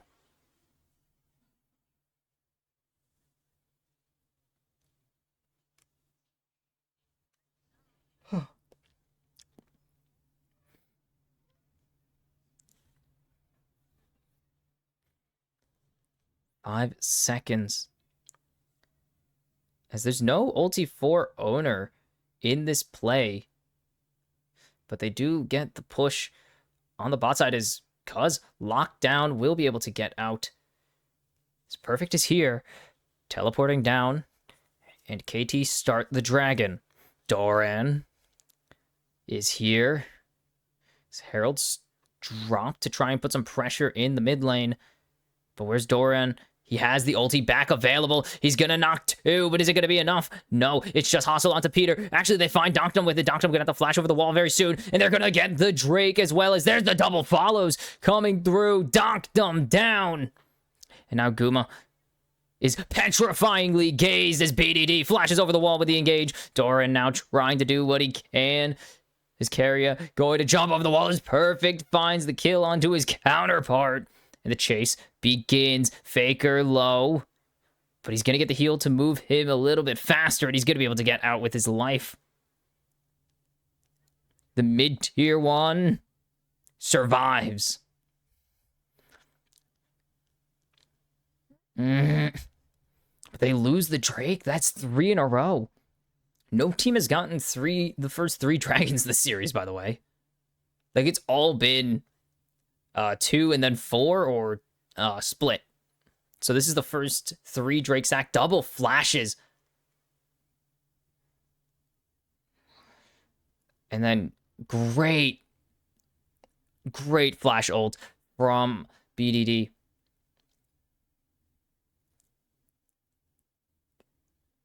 And they get the flash out of perfect as well, but T1 should be pretty happy with taking that fight. But KT do answer back in gold at least.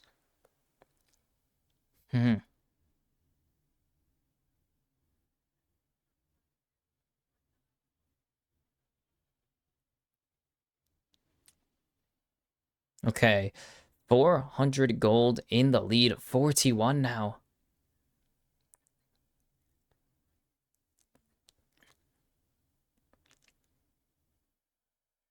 Oh, he's gonna drop a minion.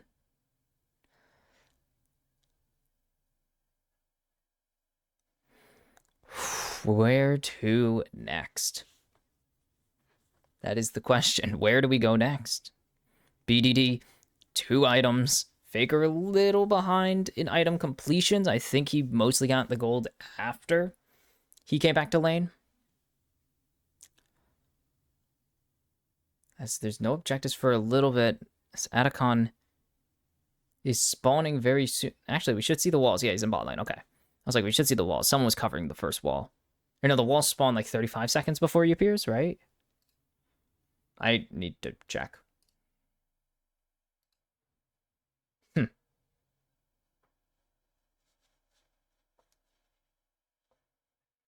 No, at 14. Yeah, no, it spawns at 14. I'm just blind. But he is about to be on the rift. Both teams have vision of him. So T1 using their wave advantage, their wave control to their advantage right now. As they have the push. Is KT are going to try and burst this down? They're going to try and blow through this. Atacon's a dangerous camp. He's a very dangerous monster to take, but KT think they have the damage to do it. And T1 should be able to find an angle as Doran low. But they need to get owner. And they're not going to get him. Oh, wait, they do get him. He can't recast his ultimate except onto Perfect, but Perfect is going to drop. Guma finds the damage early. And now the zone coming through. Cuz getting chunked out. The Berserk is there as well. And they're going to have to just try and turn this fight. As Big Insect Carrier goes down in exchange for the Atacon, but it's 2-1 in favor of T1, and they get what they want and leave. And now it's a 1,200 gold advantage. Now they have the Callista online too for those controlled smites.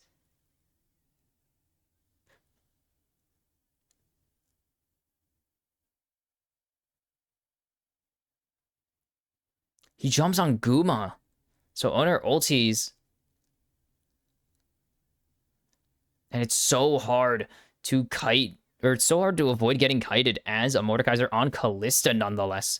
As KT can't really get into the fight. Big Bomba. Dunkdom does pick up the kill at least. But KT are already struggling to find an answer to T1's coordination once again. We've seen this. We saw this in game 1. KT were struggling to find an angle. And maybe now the nerves are finally setting in, realizing that this is such a big moment. But they're going to have to get over the nerves soon, because if they don't get over the nerves, they are going to lose. Ooh, oh, Doran just not getting caught out there by the pillar.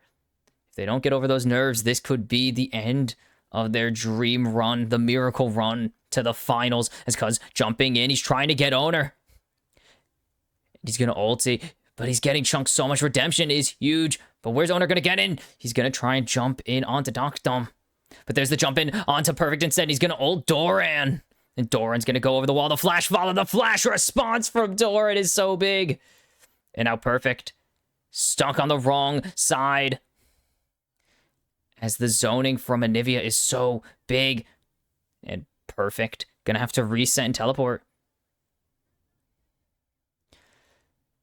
As they need to find damage. Dunkdom is caught. Good eat by Peter. And now trying to run in. Anivia's here. They're not going to curve the bullet. As BDD finds Faker, but he gets stunned by the permafrost. Or not the permafrost, sorry. By the snow. Oh, Dunkdom dropped. But Guma is caught. Can they chase him down? No, Cuz gets kited. Bang! Goes down. Cuz double, and it's one more for Doran and T1. Ace KT in the Drake fight. They get the Ocean Soul, they get the kills, and they're gonna get a bunch of standing gold off this rift as they are 4,000 in the lead already. And this is absurd. Who could have asked for more? And they almost get owner. He's one auto away, but he can't get it, and then they jump in, and Cuz just overrun. Oh, doesn't get it. He smites, and it's just so hard. And then they don't have anything to get Guma, but they're so crushed. They can't do anything. They get collapsed on no matter what happens there. And so they have to find an angle potentially, and they just can't. There's no way to lock down any of these members, and you can see the smile on Faker's face. He knows that they are in the driver's seat, that they are in control of this game. And they control their destiny. 8,500 damage from Faker, 66 from Guma. And this is just how dangerous it can be. Owner 1v5. Doug, that was all Doran. And that was all Doran and Faker. What? I mean, Owner with the smite of a lifetime, yes. Like with a great series of smites in this game.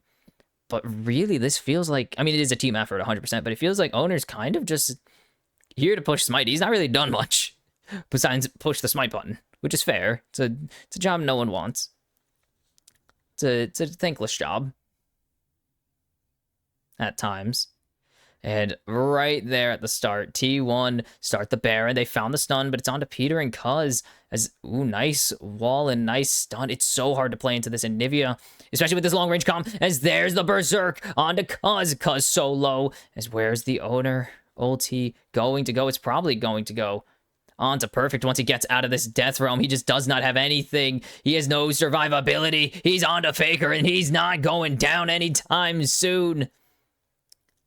KT can't find anyone to pick. They're so bulky, and there's just no one to really take down. As Carrier, oh, the handshake would have kicked someone into the curb. Because it's so hard to get in against this comp. Faker is doing so much work with the Snowstorm.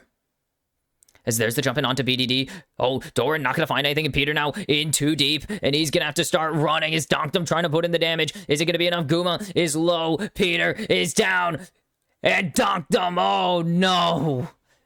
BDD locked down. And T1 continue to run the rift. And they want it again. And T1 have this crowd in a fervor. It's gotta be game 5 on the table. It would not be a fitting grand final if they didn't go the distance. It wouldn't be what mattered. Like, such a great time to go to game 5, but then Peter eats Donkdom and pulls him into everyone. I think he's dead regardless, but still, you get my point. And a good ulti to knock him into the wall. Just don't knock him away is the moral of the story, and he does just that. And I can't even imagine what Game 5 is going to be like, because this is nothing like the previous game. We've seen T1 win. They control parts of the early game. They start winning objectives early, and they actually do something with it. Like, their only early game win was Game 2, and they got absolutely destroyed in the end. So, this could be... I don't even know.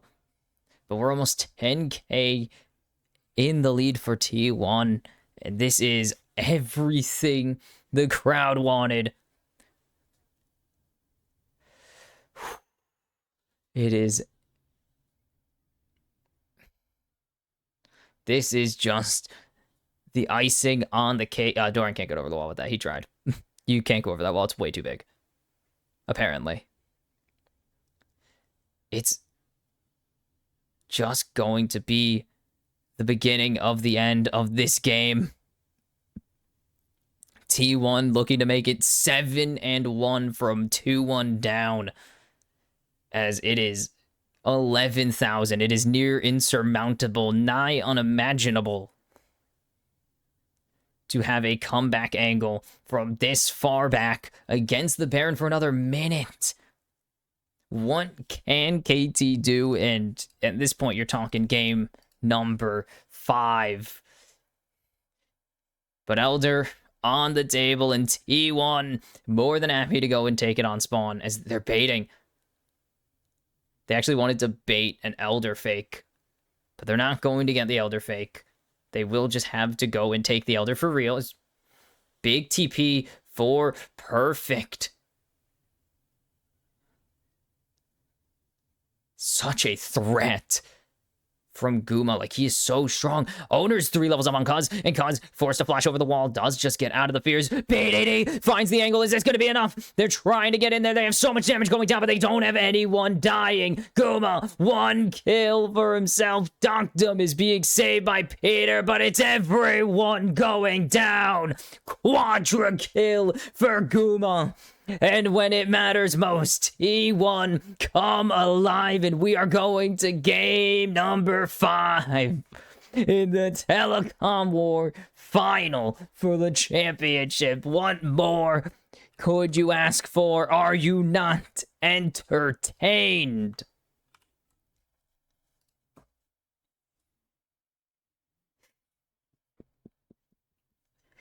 Unreal.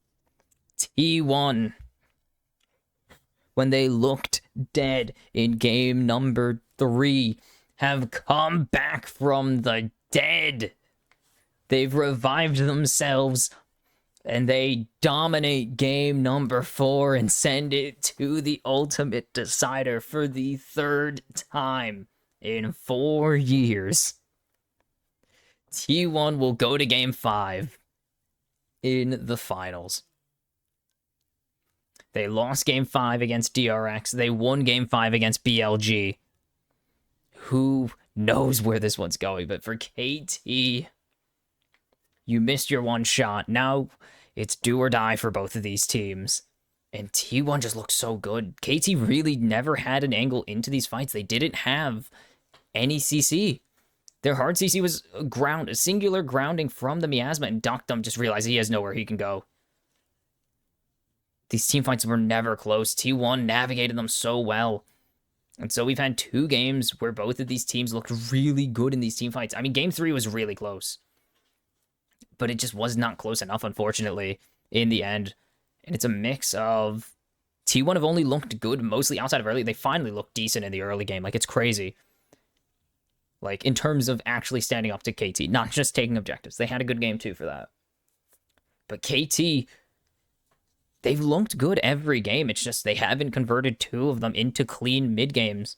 Whether that's because of comp or execution varies depending on the situation, as, yeah, you can see T1, they got everything. They got all the objectives before 20 minutes this game, but, like, they've had the better objective setups for most of the series, honestly.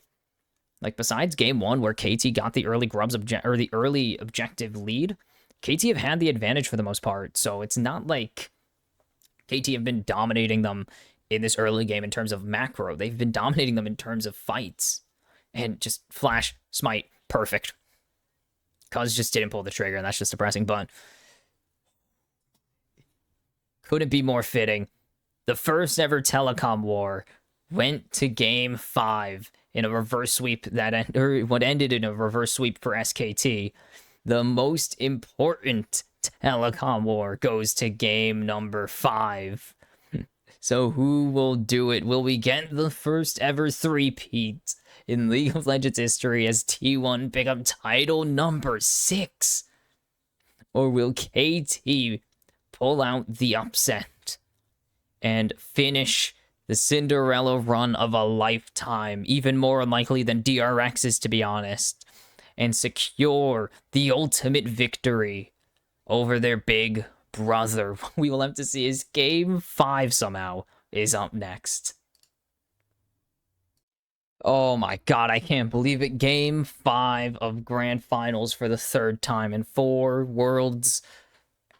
And, of course, the only one that didn't go to 5. T1 won in a 3-0 sweep. It is, I don't even need to show you the game score. T1 tie the series. It's the ultimate decider in the ultimate Telecom War. Holy crap. T1 looks so damn clean in that first game, or in that final game before the inevitable. The required game 5. I'm just like in awe still.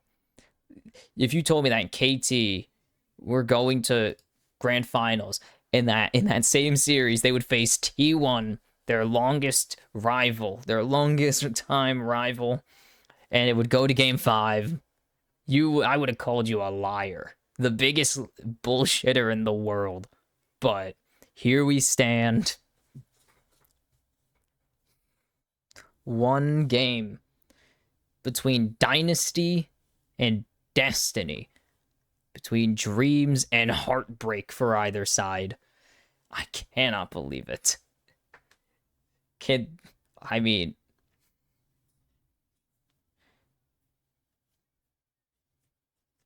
it's only game 5 blind pick. That would be awesome, but not the case. It's either T1 cement the ultimate dynasty in League of Legends, or Score delivers the biggest victory in his longest tenured org's history. He spent the most time on KT. He delivered them their first Korean title in 4 years, and he can deliver them their first world championship since their inception in 2013. Oh.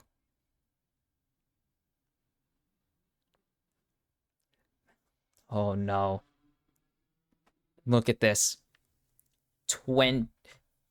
Oh my goodness. 20 bans. Ziggs was taken away from Donkdom in game 4, and he's going to get it now. 40 bans automatically on the table. Just anything goes. There's no rules. It's game 5 of Fearless. This is where this is the gut check of gut checks. Do you have the depth to go this far?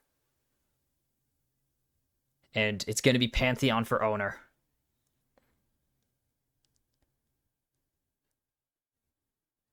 I don't know if they want to go that. I don't think they want to take an 80 top laner at this phase. There's not a lot left in the tournament. They can't go Sleepy Trouble Bubble. Unless they want to go tank top lane 80 jungler. That's an option. I don't think Kiana's the answer, unfortunately. And they left it open. Memories, shades of 2024 and Faker. He won the tournament for his team on this pick, and he's going to do it again if he has a say.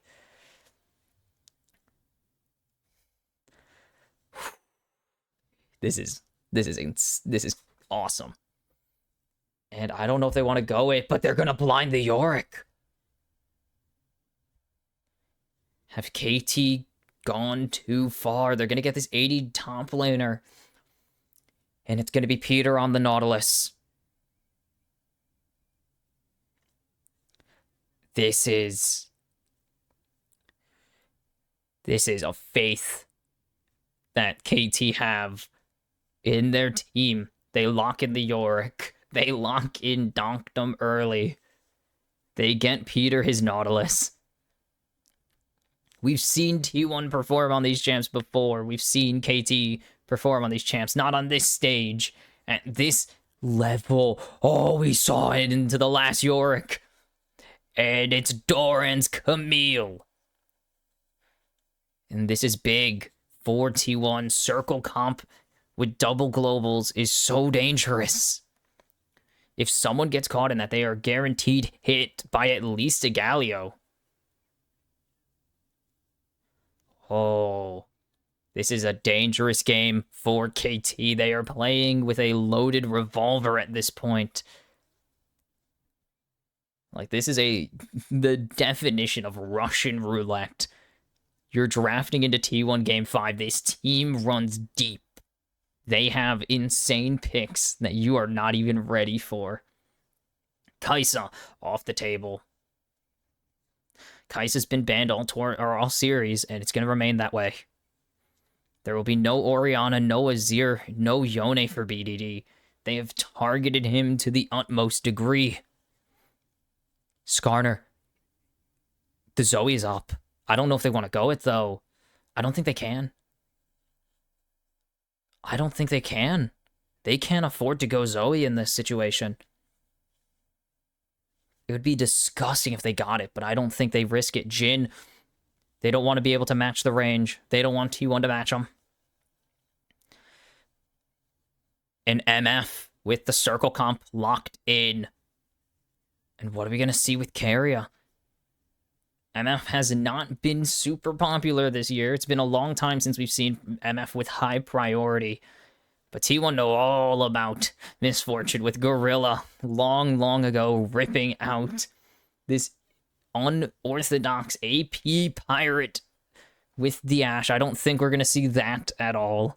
Unfortunately, as awesome as that was, they're going to get the Sedge for Cuz. They want him on this Engage champ. What do they go for BDD? The last pick of the tournament for KT Rolster. What do they do? Like, what do they do? Into the Galio? I mean, you could go the Zoe. They're going to go the Tristana. That seems to be the angle. I don't think they ego pick here. I don't think they just take the Zoe for no reason. Oh, it's the Smolder. They're playing late game. BDD, Smolder mid. It could be pivoted into a Doctum pick, but I think this is for the Galio, the free farm lane, as long as you play smart. What is Carrier going to lock in? He has his Pike. I don't think he wants it in this angle. He has the Amumu. Holy crap, it's going to be the Leona, the classic. Welcome to 2022, Misfortune Leona, baby. Or 2020 and 2021, that was a lot of Misfortune Leona. Jesus Christ. So much Misfortune Leona, and it's going to be BDDs. Game 5, Faker Galio. It's 1-0, baby. Undefeated. It's KT. And T1. They've put their flag. They've marked their territory. They've put their stakes down and said, this is it. The gloves are off. We have to fight. We have to win. T1 with the ultimate wombo combo comp.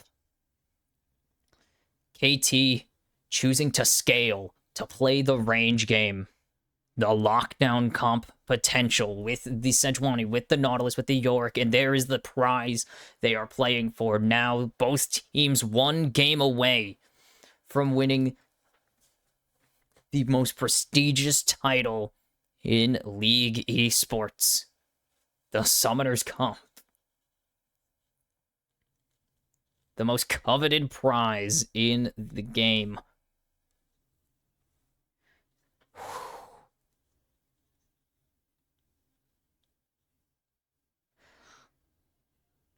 Ooh, I want to hear this. Hold on. Good answer. BDD. He said, in a week, he'll tell himself to just do what he does in the final. And one last game to stay true to that sentence. To that advice. As both sides are so... It's like a hairpin. It is something that you cannot like sense. You can sense there's a tenseness in the air. And can we have a banger game 5? I hope so, because I mean T1, of the 3 times they've gone to game 5 in the World Championships, they've been banger, or all their game 5, I mean, their game 5s historically have been bangers, but their World Championship final game 5s, Samsung in 2020, or sorry, Samsung Galaxy in 2016 went the distance. 2022, they lost, but that was the most famous, like the craziest, maybe the best series in League of Legends history. 2024, one of the greatest series in the long storied LPL LCK rivalry. The closest the LPL's come to knocking off the world's best, as Perfect does lose these early advantages, sadly. I mean, all their game 5s, oh my god, rocks. Coup Tigers 2015. Or was that 2016 they were the Coup Tigers? The Coup Rocks Tigers, as I call them. As there's the jumping Carrier, way too deep. Doesn't get trapped under the turret. A bit aggressive from Carrier, but he's fine. They wanted to try and push their early advantage, and I don't think he's going to really miss out about burning a biscuit. He's not going to cry about burning a biscuit in this stage of the game, as Doran putting the damage down. Her perfect putting the damage down on this Yorick, the Panda Pal Yorick. I think this just released, no? Owner is looking for a gank. And perfect. He needs to be aware, but he's got to just turn and fight now. He's just going to turn. He's going to try and fight, but it's Doran with first blood on a huge detour from Owner. A critical detour. And that is going to buy so much time. And Cuz should be free to take the blue buff, at least as a punish, but that is a big advantage in the pocket of Doran now. So even pretty much at the moment. And this could be a double scuttle as the push in the bot lane is secured. Misfortune does lose out on that early. And the Zig's incredible at shoving waves. His main goal besides... His main goal besides breaking down turrets, shoving waves, putting the pressure on your enemy. And perfect. Cited as the weak link of his team, entering the playoffs throughout most of the season. And he just got big time punished. Ooh. The thing is, Perfect might just stay split pushing for the rest of the game. Like, there's going to come a point where he's just going to split. But Owner is back. He's looking for a plays. Faker tried to get the backwards E. It's faster than the forwards one, of course. It's near unreactable if it connects, but it's just gonna barely. Holy cow, BDD was playing like he knew it was coming. I swear he knew it was coming. Incredible reflexes. No, good play by Faker there. And it's not a great play now in retrospect, obviously, since it didn't work, it's going to look really bad, but it connected almost. It was the correct play to go for. This BDD going to go for the kill. 1-for-1, but Faker with a huge win on the outplay. He doesn't care. He wants to push his advantage as Doran locked down and Cuz on the way. Doran has flash still. They're going to have to let him go. That W didn't connect. They don't want to go flash for flash with that one because Perfect's flash not that useful.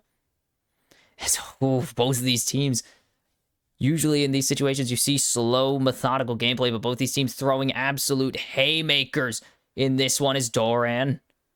Gonna get the flash, follow, hook shot connects, and he's not gonna fall. Doran survives in another successful gank for Owner.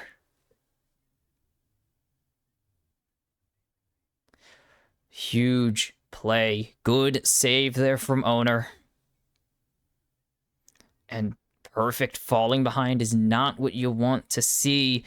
KT are going to get the Drake. This is an inverse. This is the first time KT have dropped the Feat of Warfare all series. They've picked up the first 12 kills, basically. They were the first team to 3 kills all 4 games. They're finally going to miss it. They will get the first Drake now. So T1 playing... basically the roles flipped in this situation as Doctum. There's a punish available. As there's the jump in on to Doctum, flash out. Owner doesn't have flash available, but there's the Hexac ultimatum onto Peter. And he's probably just going to have to give his life. Oh no, flash hook. Oh, he gets rooted, but it's going to be a return kill for Carry. No, the minions not going to do enough. Carry, are you kidding me? And this is why he was one of the best. He's contended for best player in the world from his position, even. He got the snipe of a lifetime from Doctum to get the revenge on his enemy support for killing Peter. What a Hail Mary from him. And BDD still ahead, even though Faker got the golds. It's matched in response. T1 have a gold lead, and KT are struggling early.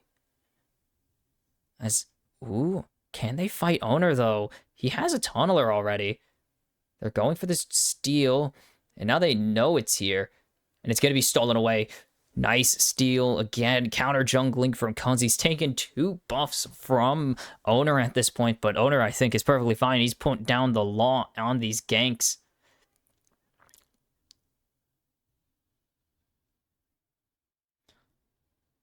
There's a danger.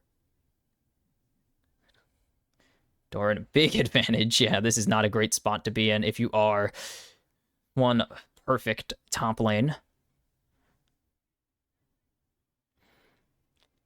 And it's complete inverse. Map control in favor of KT. Like, this is weird. Like, I mentioned how KT have had full... They haven't had map control. They've pretty much always had kill control. And he's just going to get the smite down. He has another stat coming up. He has the enhanced smite as well, which Owner is missing because he didn't get those camps. But they don't have push. They don't have the numbers quite there, so they have to give over the grubbies. And they're just going to cut their losses. They think it's not worth it. It's not worth. They just have to survive for now because they are down so much. It's going to be the stack.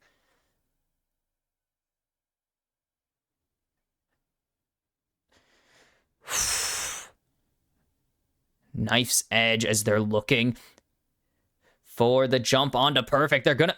He's just outside, but he's locked down still nonetheless, and it's gonna be Doran picking up number 2 for himself. And Perfect in a terrible position. And Faker... He's undefeated on the Galio in Game 5 at Worlds Finals for a reason. 1-0, baby. It's only one game, but it's by definition correct. As... Oops.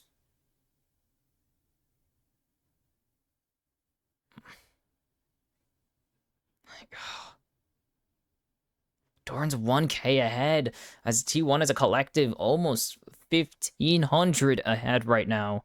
This is a terrible spot for KT's top lane. As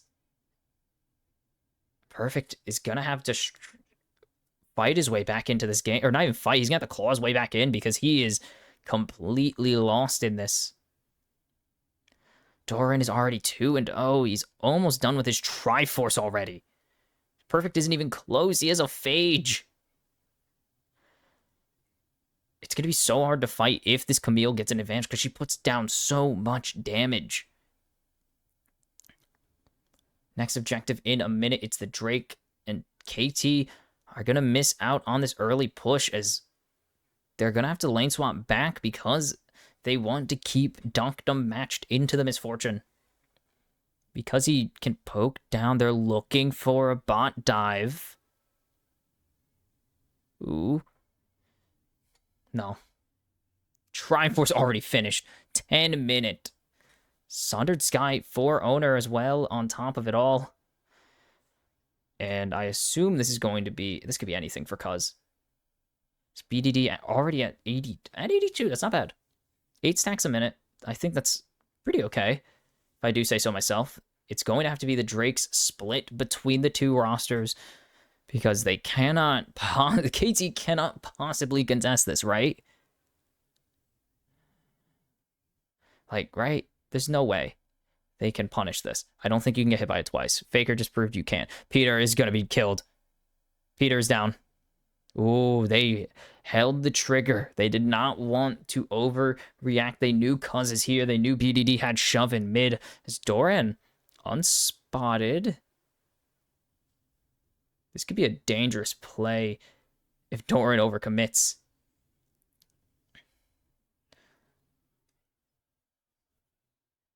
If he gets checked by Doran, it's just absolutely over for him. Even with these teammates around, they would need to find Faker.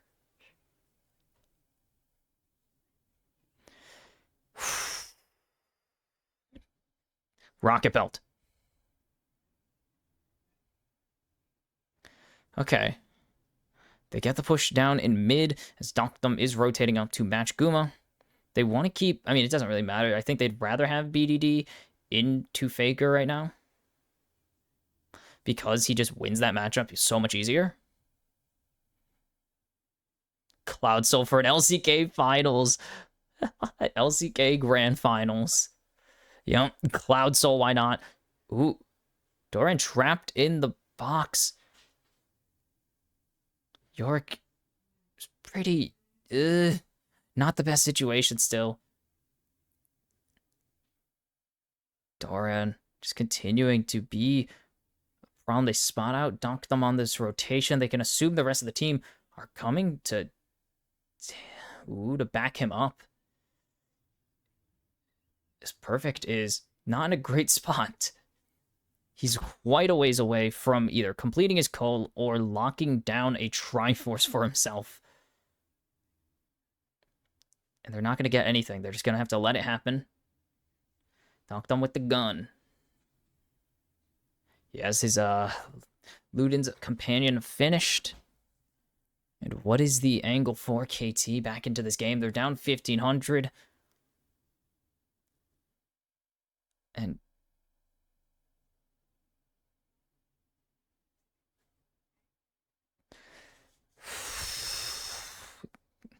Razor's edge right now for KT.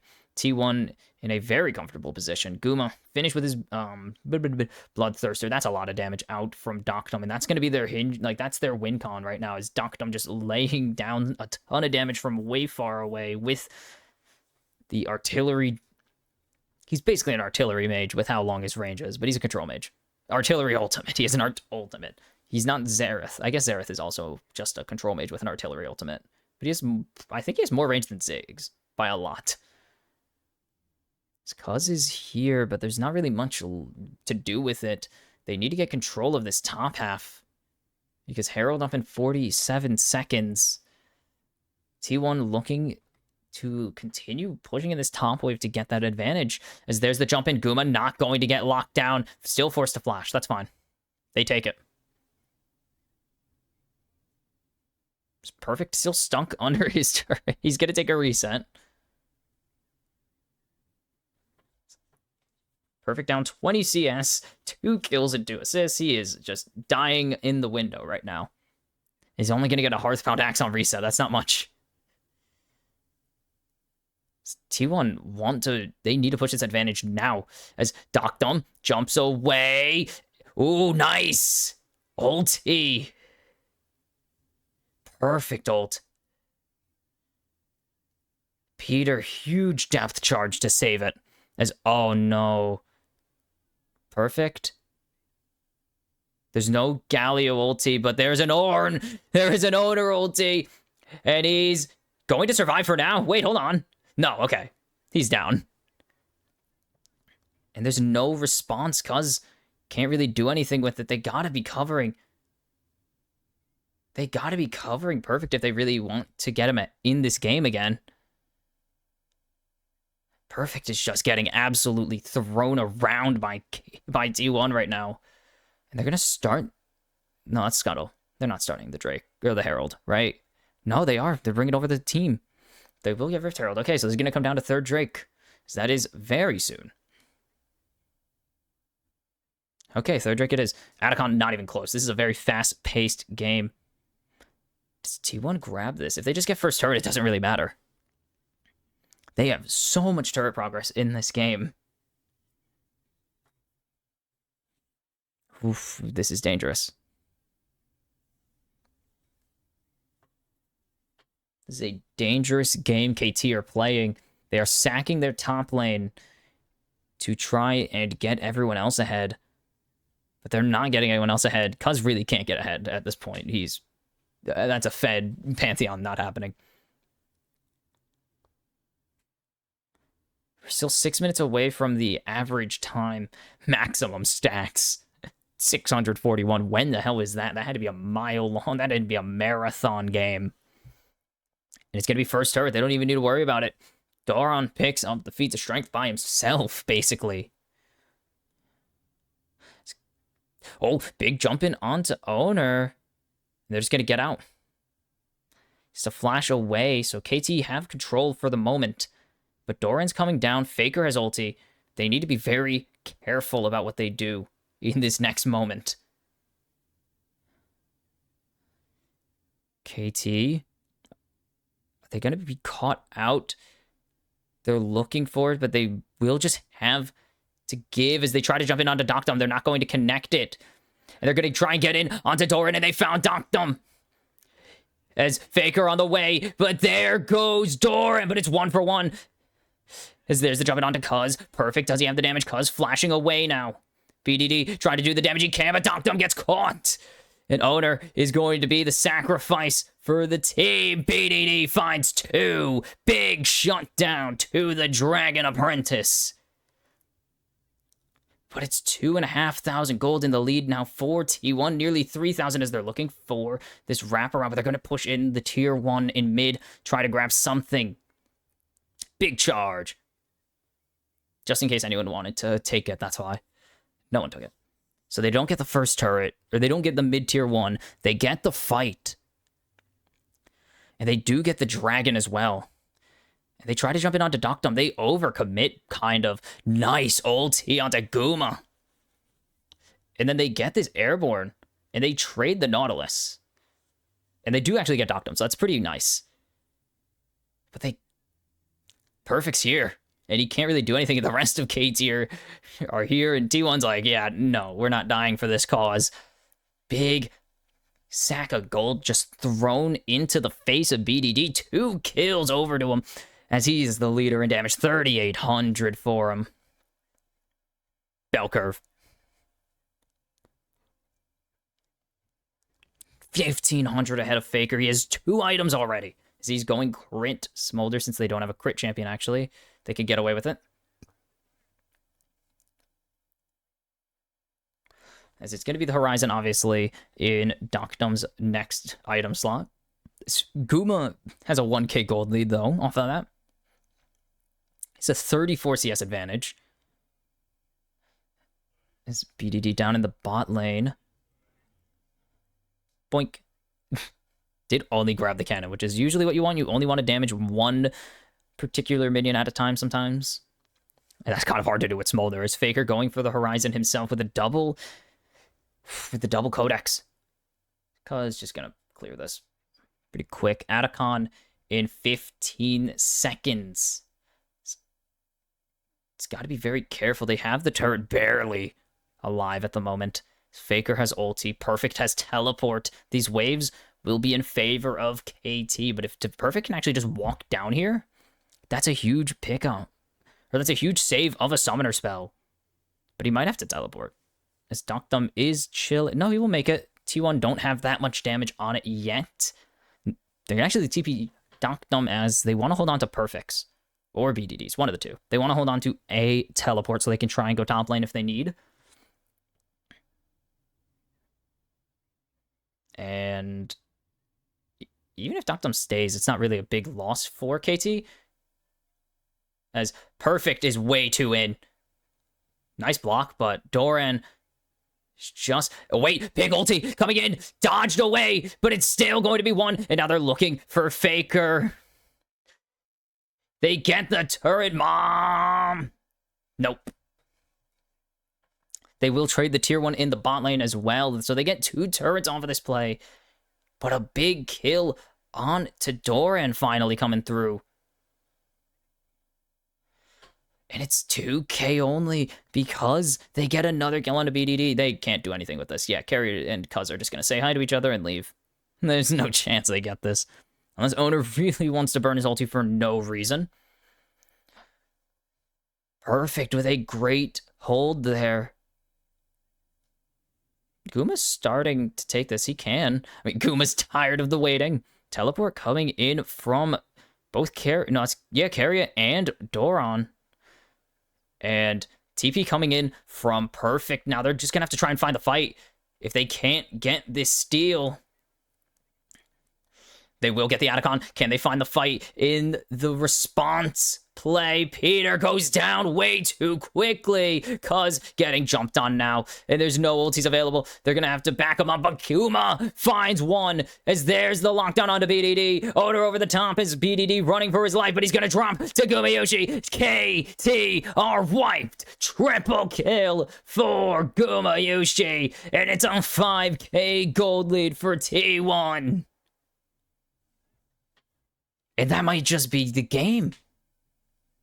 Too much gold over to T1. That is not what you want to see, and it might be the end of the line, end of the ride for KT. And they commit hard. And they should not. They really shouldn't have committed. They overcommit hard on this play, and KT cannot do a thing. And everything just drops. I mean, they give over the Atacon, and then they try and turn the fight. They're just too late to react. And KT call late. Peter just gets himself cooked. He gets himself cooked by the bullet time. What is he doing in that angle? And what a game that felt like it was staying close has been ripped right open. 3K ahead for the bot lane, 3K ahead in the top lane, 2K ahead in the jungle. And it's only a 2K lead to try and balance it out a little bit for BDD, but Faker doesn't really care. He will sacrifice for his team, as we've known.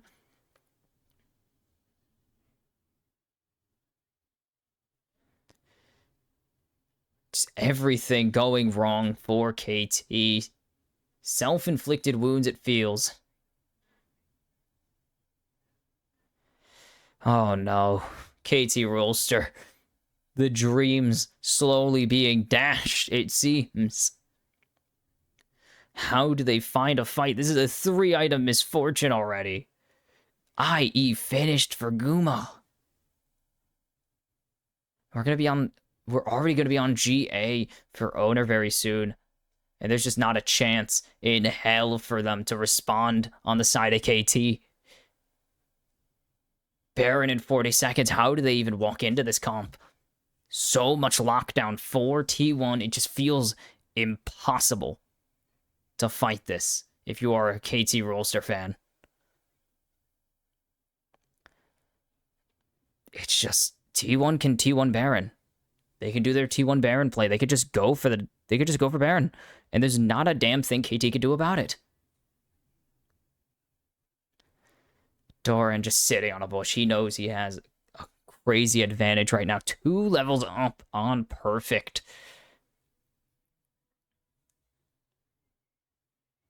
And the Baron on the line. That's literally in the wall. So they move the control ward.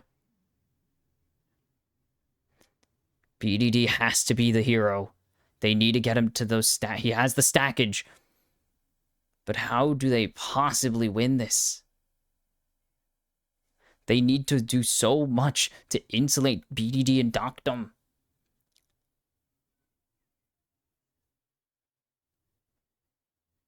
KT walking into the darkness, it seems. No vision at all. They have blue wards, but they need to save them it's not the coconuts falling from the sky. They're threatening it. They're starting it. KT need to find an angle, as Faker is the bodyguard for his team right now. They don't find him. Carrier off on an off position. They're not going to find anyone, though, as there's the jump in onto Doctum. He's not going to be able to get away. He's isolated from his team, and Doctum is gone. And there's the jump in onto BDD. Maybe they find an angle here. There's one, and he's just going to be able to survive. Oh, Perfect finds a shutdown in T1. Commit onto Doctum, and KT somehow survive. This is a big chance for KT to swing back and get a big punch. Doctum knows the danger he is in. The blast cone, he can't lay down the W in time. He doesn't want to burn his flash for this, which is fair. And then BDD, bang, just survives, barely surviving. And then Perfect going to pick up the Q kill onto Faker. And they deny the Baron for now. It is very unlikely that happens again. Owner finally drops. Big shutdown over to Perfect as he's 2 items. That's something. He's still just 2 items. But it's closer than it should be. And KT know that they have an angle into this game again. Holy cow, my heart's pumping. My heart's pumping, and I'm not even playing. Guma coming up on his Mortal Reminder, final item. Or it might just be LDR. Like, you're really only worried about perfect healing. You could just go LDR and you go for the maximum armor pen onto Cuz. KT have opted into the fight. Doran up a level, about to have that rank 3 ultimatum. I don't even think it does anything, but he's about to have it anyways, so who cares? Oh, it does the bonus magic damage, that's right. As Guma has the rank 3 ult, Doran doesn't have it, he's been locked down. Hold on a second, if they've overextended, they find Doctum, they find Peter, and they're jumping in onto BDD. BDD, no flash, it's over. Stick a fork in it, KT are done. T1 want to finish the job. And they're looking for Cuz, but they're just gonna go for Baron instead. And it is not close enough. They try to turn, but they're playing too close to the sun. Literally the sun. What an ulti from Carrier. Look at this thing. Bang! Peter's too weak. And Doctum's too far deep. And it's too much for KT to handle in this. And they're trying to stall for Doran. They don't end up getting it for him, but they get 4 Baron buffs still. 9k in the lead with the Baron buff. The siege is activated. What are KT to do? It's all on BDD, and that's not enough. Look at the damage. Standing in that bullet time is deadly. Drake on the table. And Guma 6-0-5. Owner 7-1-9. They will get the Drake, push themselves to Soul Point, should it even come to that. 2 minutes before they have even an opportunity to step out of their base, unless they get a team wipe, which is very unlikely. The odds of them getting it, not high. Teleport down to bot lane. They want to end. They're calling for it. They want to finish the job. They know they're on a timer because BDD slowly is going to do a lot of damage that cannot be denied. He's going to find a lot of executes should the time call for it. And they're just going to sack the inhib. They know they need to cover mid. It's Doran, the only member without Baron, but they can't lock him down. There's no real lockdown that they can get onto Doran right now because Faker's nearby. If they get one member onto him, he's just going to pick a person and destroy them with Faker's combo. So what? I mean, they don't lose any objectives, at least. This would be the craziest. This would be one of the largest comebacks in League of Legends history. If KT could pull this one out, but T1 are not looking to let it happen. They want to finish this job, to slay the beast once and for all, to slay the demons of 2022, of 2017, and to slay their ultimate rival. 1 turret, 2 turrets stand between them and the championship. KT need to find some insane angles. They've barely been able to get onto Guma all game. Games 2 and 3 were incredible for KT, but games 4 and 5 seem to be the domain of T1. Where is Doran going? He's going too deep. He's gonna fall to Doctum, and that's a big pickup if they want to try and turn this around. But there's nothing KT can do right now besides take the gold and run. Doctum again has the IE finished. Is he gonna go for the GA next? And that is all KT. That is all KT can ask for is time, because they don't have much left to ask for. If they can get tier 3 ultis up, maybe. If they can get those rank 3 ults, they can find something. They held pretty well, given that they were not super behind at the time of the fight. They were pretty behind at the time of the fight, but they only lost their outer turrets and an inhib. Like, you could have... Teams have lost their bases to a lesser Baron push, so getting a kill back even onto an unbaroned member doesn't really make a difference. It's something. It's not a lot. It's something, though. Doran needs to stop limit testing. They can't afford many more of those. The Krug Lord. This guy has died to the Krugs. Remember, he knows how to do it. He knows his limits now. He knows he can't run in and dive 3 members of KT. Good to know. I don't think that's going to stop him, because I don't think there's anyone to stop him. Not in terms of telling him not to do it. I don't think there's anyone to stop him as in terms of I don't think anyone can kill him anymore after this point. Like, even with him just dying, I really think it is... I mean, obviously, it's T1's game to lose 10k in the lead, but this is in terms of, like, that required a turret to do that. I think he could get away with just diving for raw with no backup if he wanted to. Guma's level 18 already. Doctum level 15. He's been getting so much time alone with this XP. Meanwhile, Doctum's had to have someone covering him just because of the game state. This MF has so many stats. It's going to be the LDR in the pocket, and it looks as if it were going to only 75% crit. Would rather go for the GA for the time being.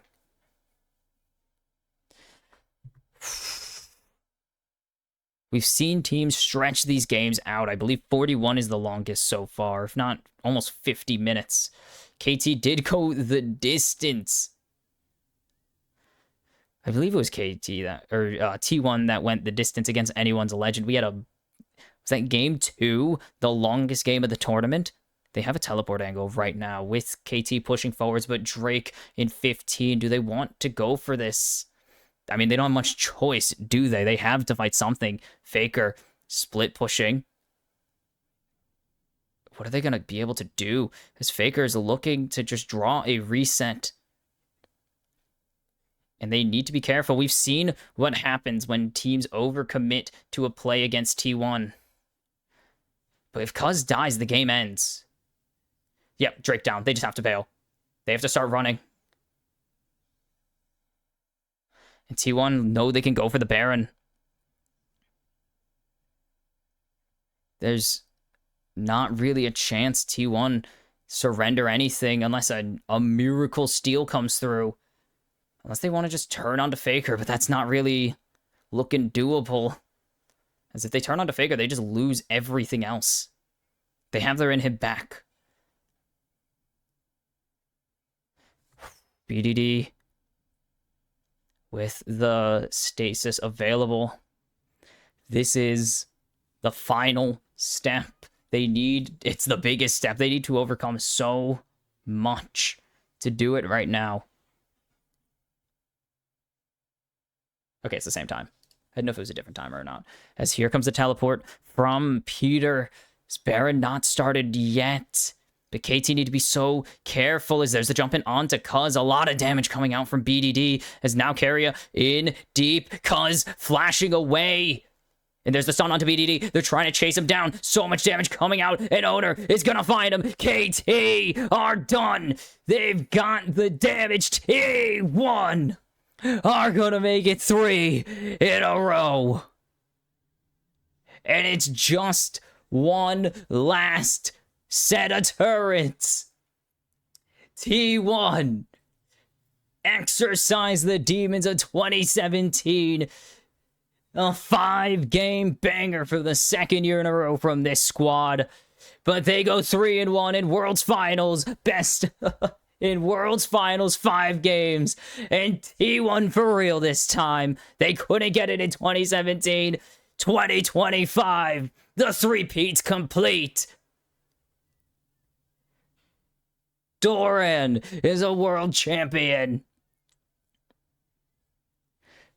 And T1 in the ultimate Telecom War. Just like it started in 2013 Summer Finals. Remind KT who is the big dog. Oh my goodness. Incredible finish for this team. to think after the 2 years of struggle this team had in 21 and 22 as a complete unit, that they would go 3 in a row and somehow overcome their ultimate rival in the finals, the unlikeliest of finals meetings.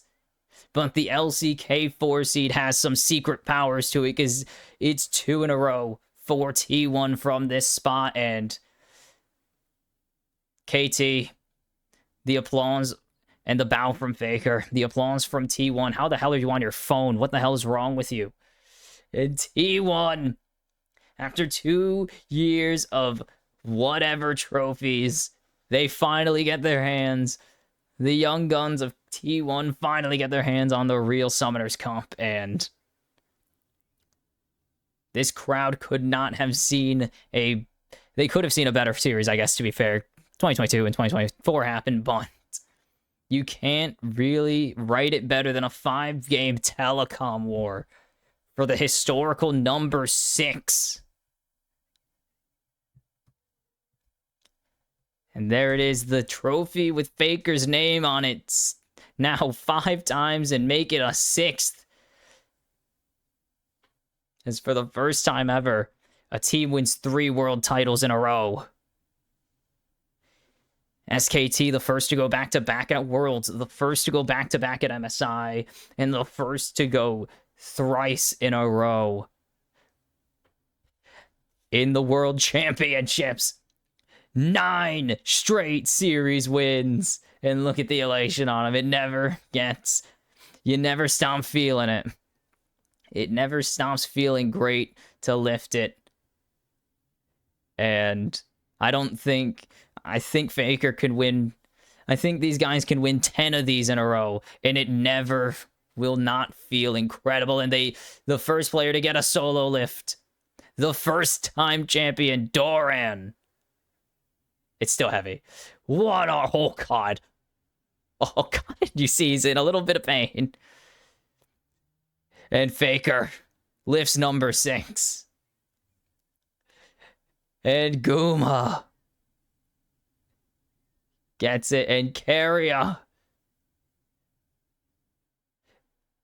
Oh, he gets a little bonk as well, just like Zeus before him. And they do it without their prodigy top laner, nonetheless.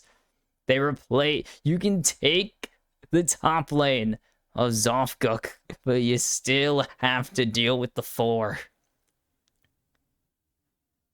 They doubted if Doran was an adequate replacement for what seemed to be the best top laner in the world, and he truly was the right guy.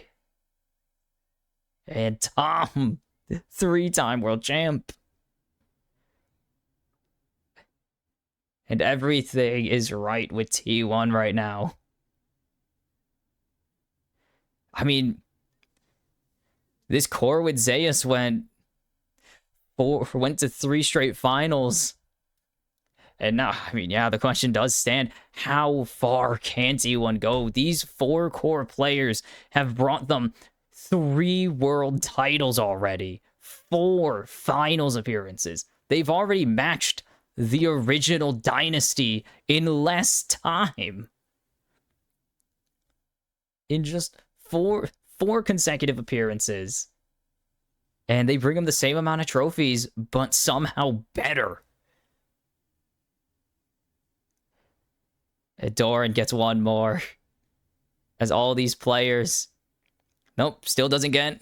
Never feels worse.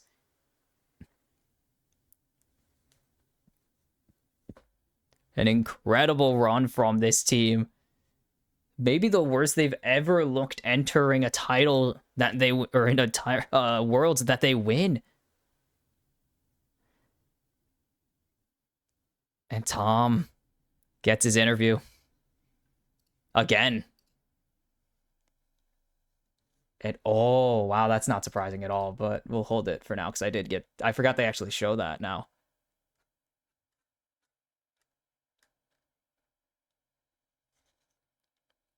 And Coma is here. Yep, Coma. Is he now a 6-time world champion himself?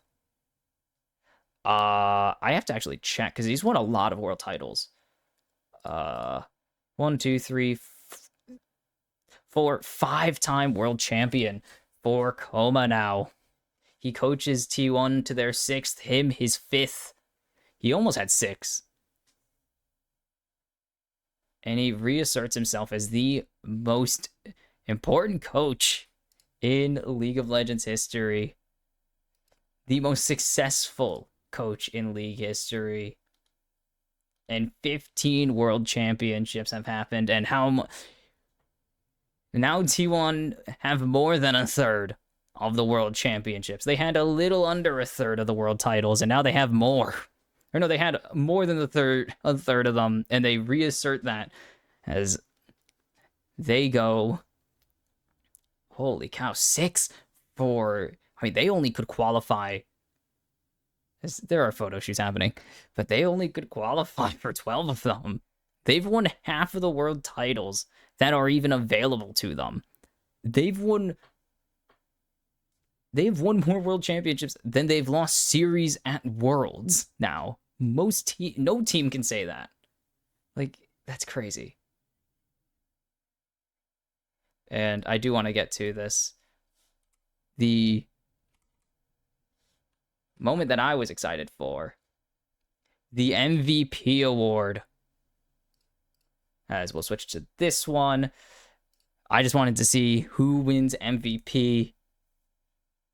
Is that the Hall of Famer Uzi presenting the MVP for the World Championships? And how must it feel to be able to shake hands with maybe the greatest ADC in the history of the game, the second ever Hall of Famer? As you can see, the 6 stars above T1 now. Holy crap, that's insane.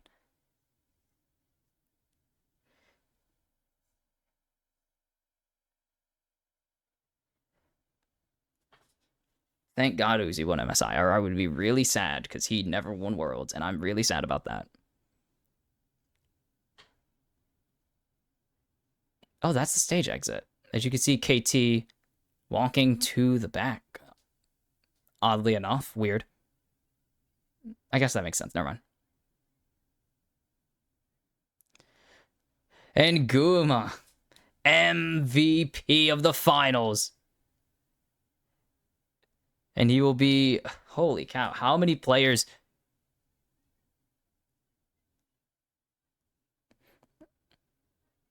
I mean, how many guys have won this award? They have 5 MVP finals MVPs. And he joins a storied lineup of finals MVPs, even just from his own organization. At that, like, even just from his own org. He joins a storied lineup of MVPs. I believe it is in order. Faker technically, I don't think there was a finals MVP, actually. I don't think there was an MVP at the time.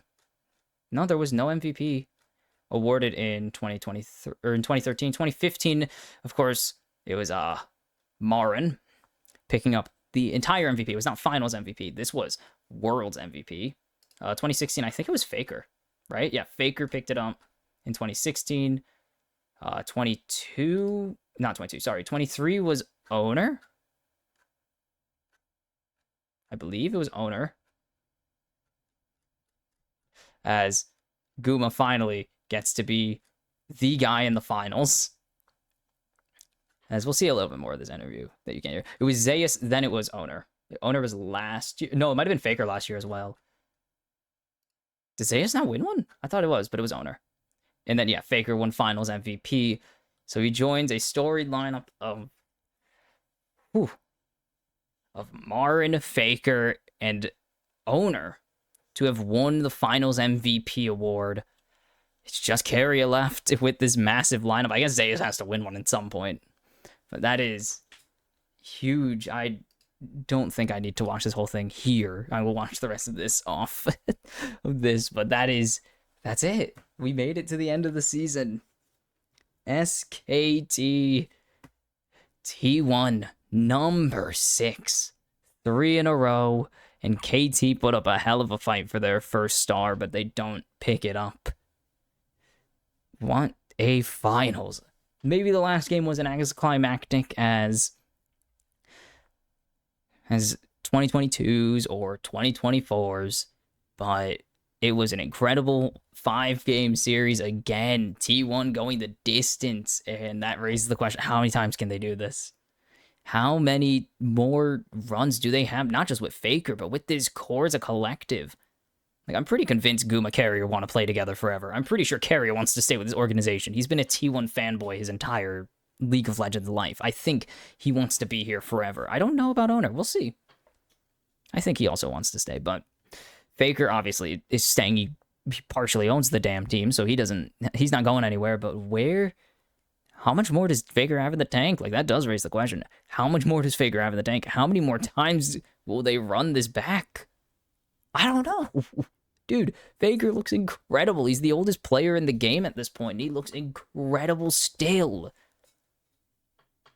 He's been a pro for 14 seasons now. 14 years he's been a pro. Actually, 13. Sorry, 13 years he's been a pro player. 14 seasons he's been a pro player, I should say, I think. 11, 12, 13, 14, 15, 16, 17, 18, 19, 20, 21, 22, 23, 24, 25. He missed the first two. 13 seasons, sorry. I miscounted. 13 years this guy's been a pro. He once again is the oldest player to win the World Championship. No surprise. Just damn. I mean, I'm kind of tired of T1 winning, but I think I'm going to look back on this and go, thank God it happened. Like, of course, I think everyone's going to look back at this and say, thankfully this happened like that. We got to witness this incredible player and this incredible lineup continue to do incredible things. Even this late into their career, like even this late into Faker's career, he's still leading the charge for a team that is somehow looking better than ever still. I don't know. For KT, it has to hurt. You're never getting a rematch like this unless the stars align.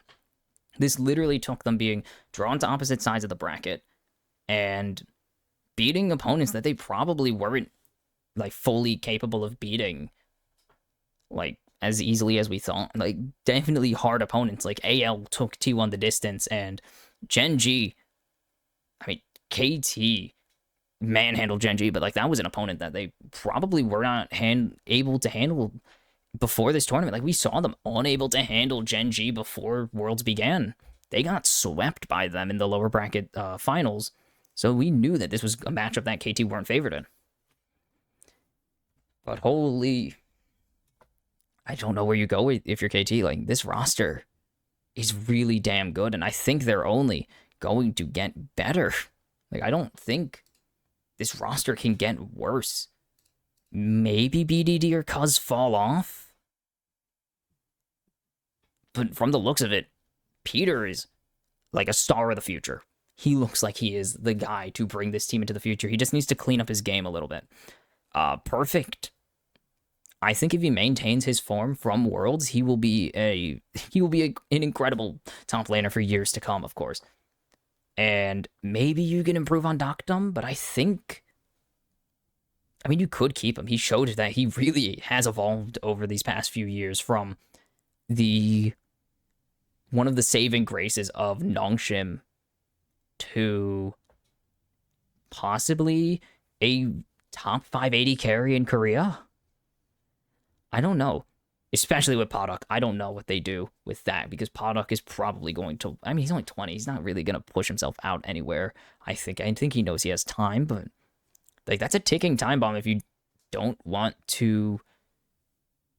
If you want to play Podok before his prime really expires, or before he comes into his own, or you lose him to someone who's willing to pay him and start him, like, that is a time bomb. That is the unfortunate ticking time bomb. Like, Casting and Wei, I think, can hang out in the... They can definitely afford to hang out in tier 2 for a little bit longer, but yeah, Podok is a ticking time bomb. For T1, you're not even close to worried. You got no one really coming up the pipeline that needs immediate attention. The only guy, I mean, maybe you lose Smash, but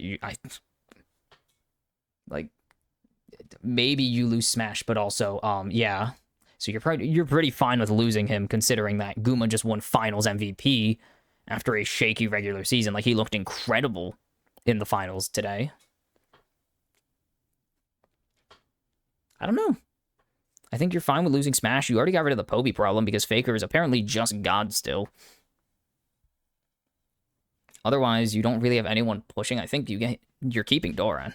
You better keep Doran. I don't see why you don't. He did incredibly well, filling really big shoes. Literally filling, like, one of the biggest asks ever. I mean, I do credit Doctom because he had to fill Def's shoes, which is a not an easy task. Let's put it that way. Filling the role of one of the best ADCs of all time, not an easy task. And Doctom surprisingly rose to the challenge. Like, I don't think he was the best ADC in the field or anything, but he definitely was a stable ADC for this team. I don't know where KT go, because that, like, ADC is going to be something I think Podux chill with waiting a little bit longer. I hope Podux chill with waiting a little bit longer, because I think they should test out Doctom next year. Both of these teams seem pretty set for the future, honestly. Like, Perfect and Peter should only be getting better. Cousin BDD should be solid through another year. And Doctom seems like he's leveled up. I don't know. We'll see. But that is it for all of the World Championships. Holy crap. I can't believe we've made it through. Whew. Man, it sucks to see KT just lose out. But T1, they earned it. They were dogs in those last two games. And they goddamn earned this title. Redemption for 2017. Crazy ass finish. Insane finish to the year. But I've been Box Kimchi. This has been the kimchicast. This has been the World Championships. Congrats T1. Damn KT for getting my hopes up. But what a fucking series. And I'll see you maybe for first stand. I don't know. We'll see.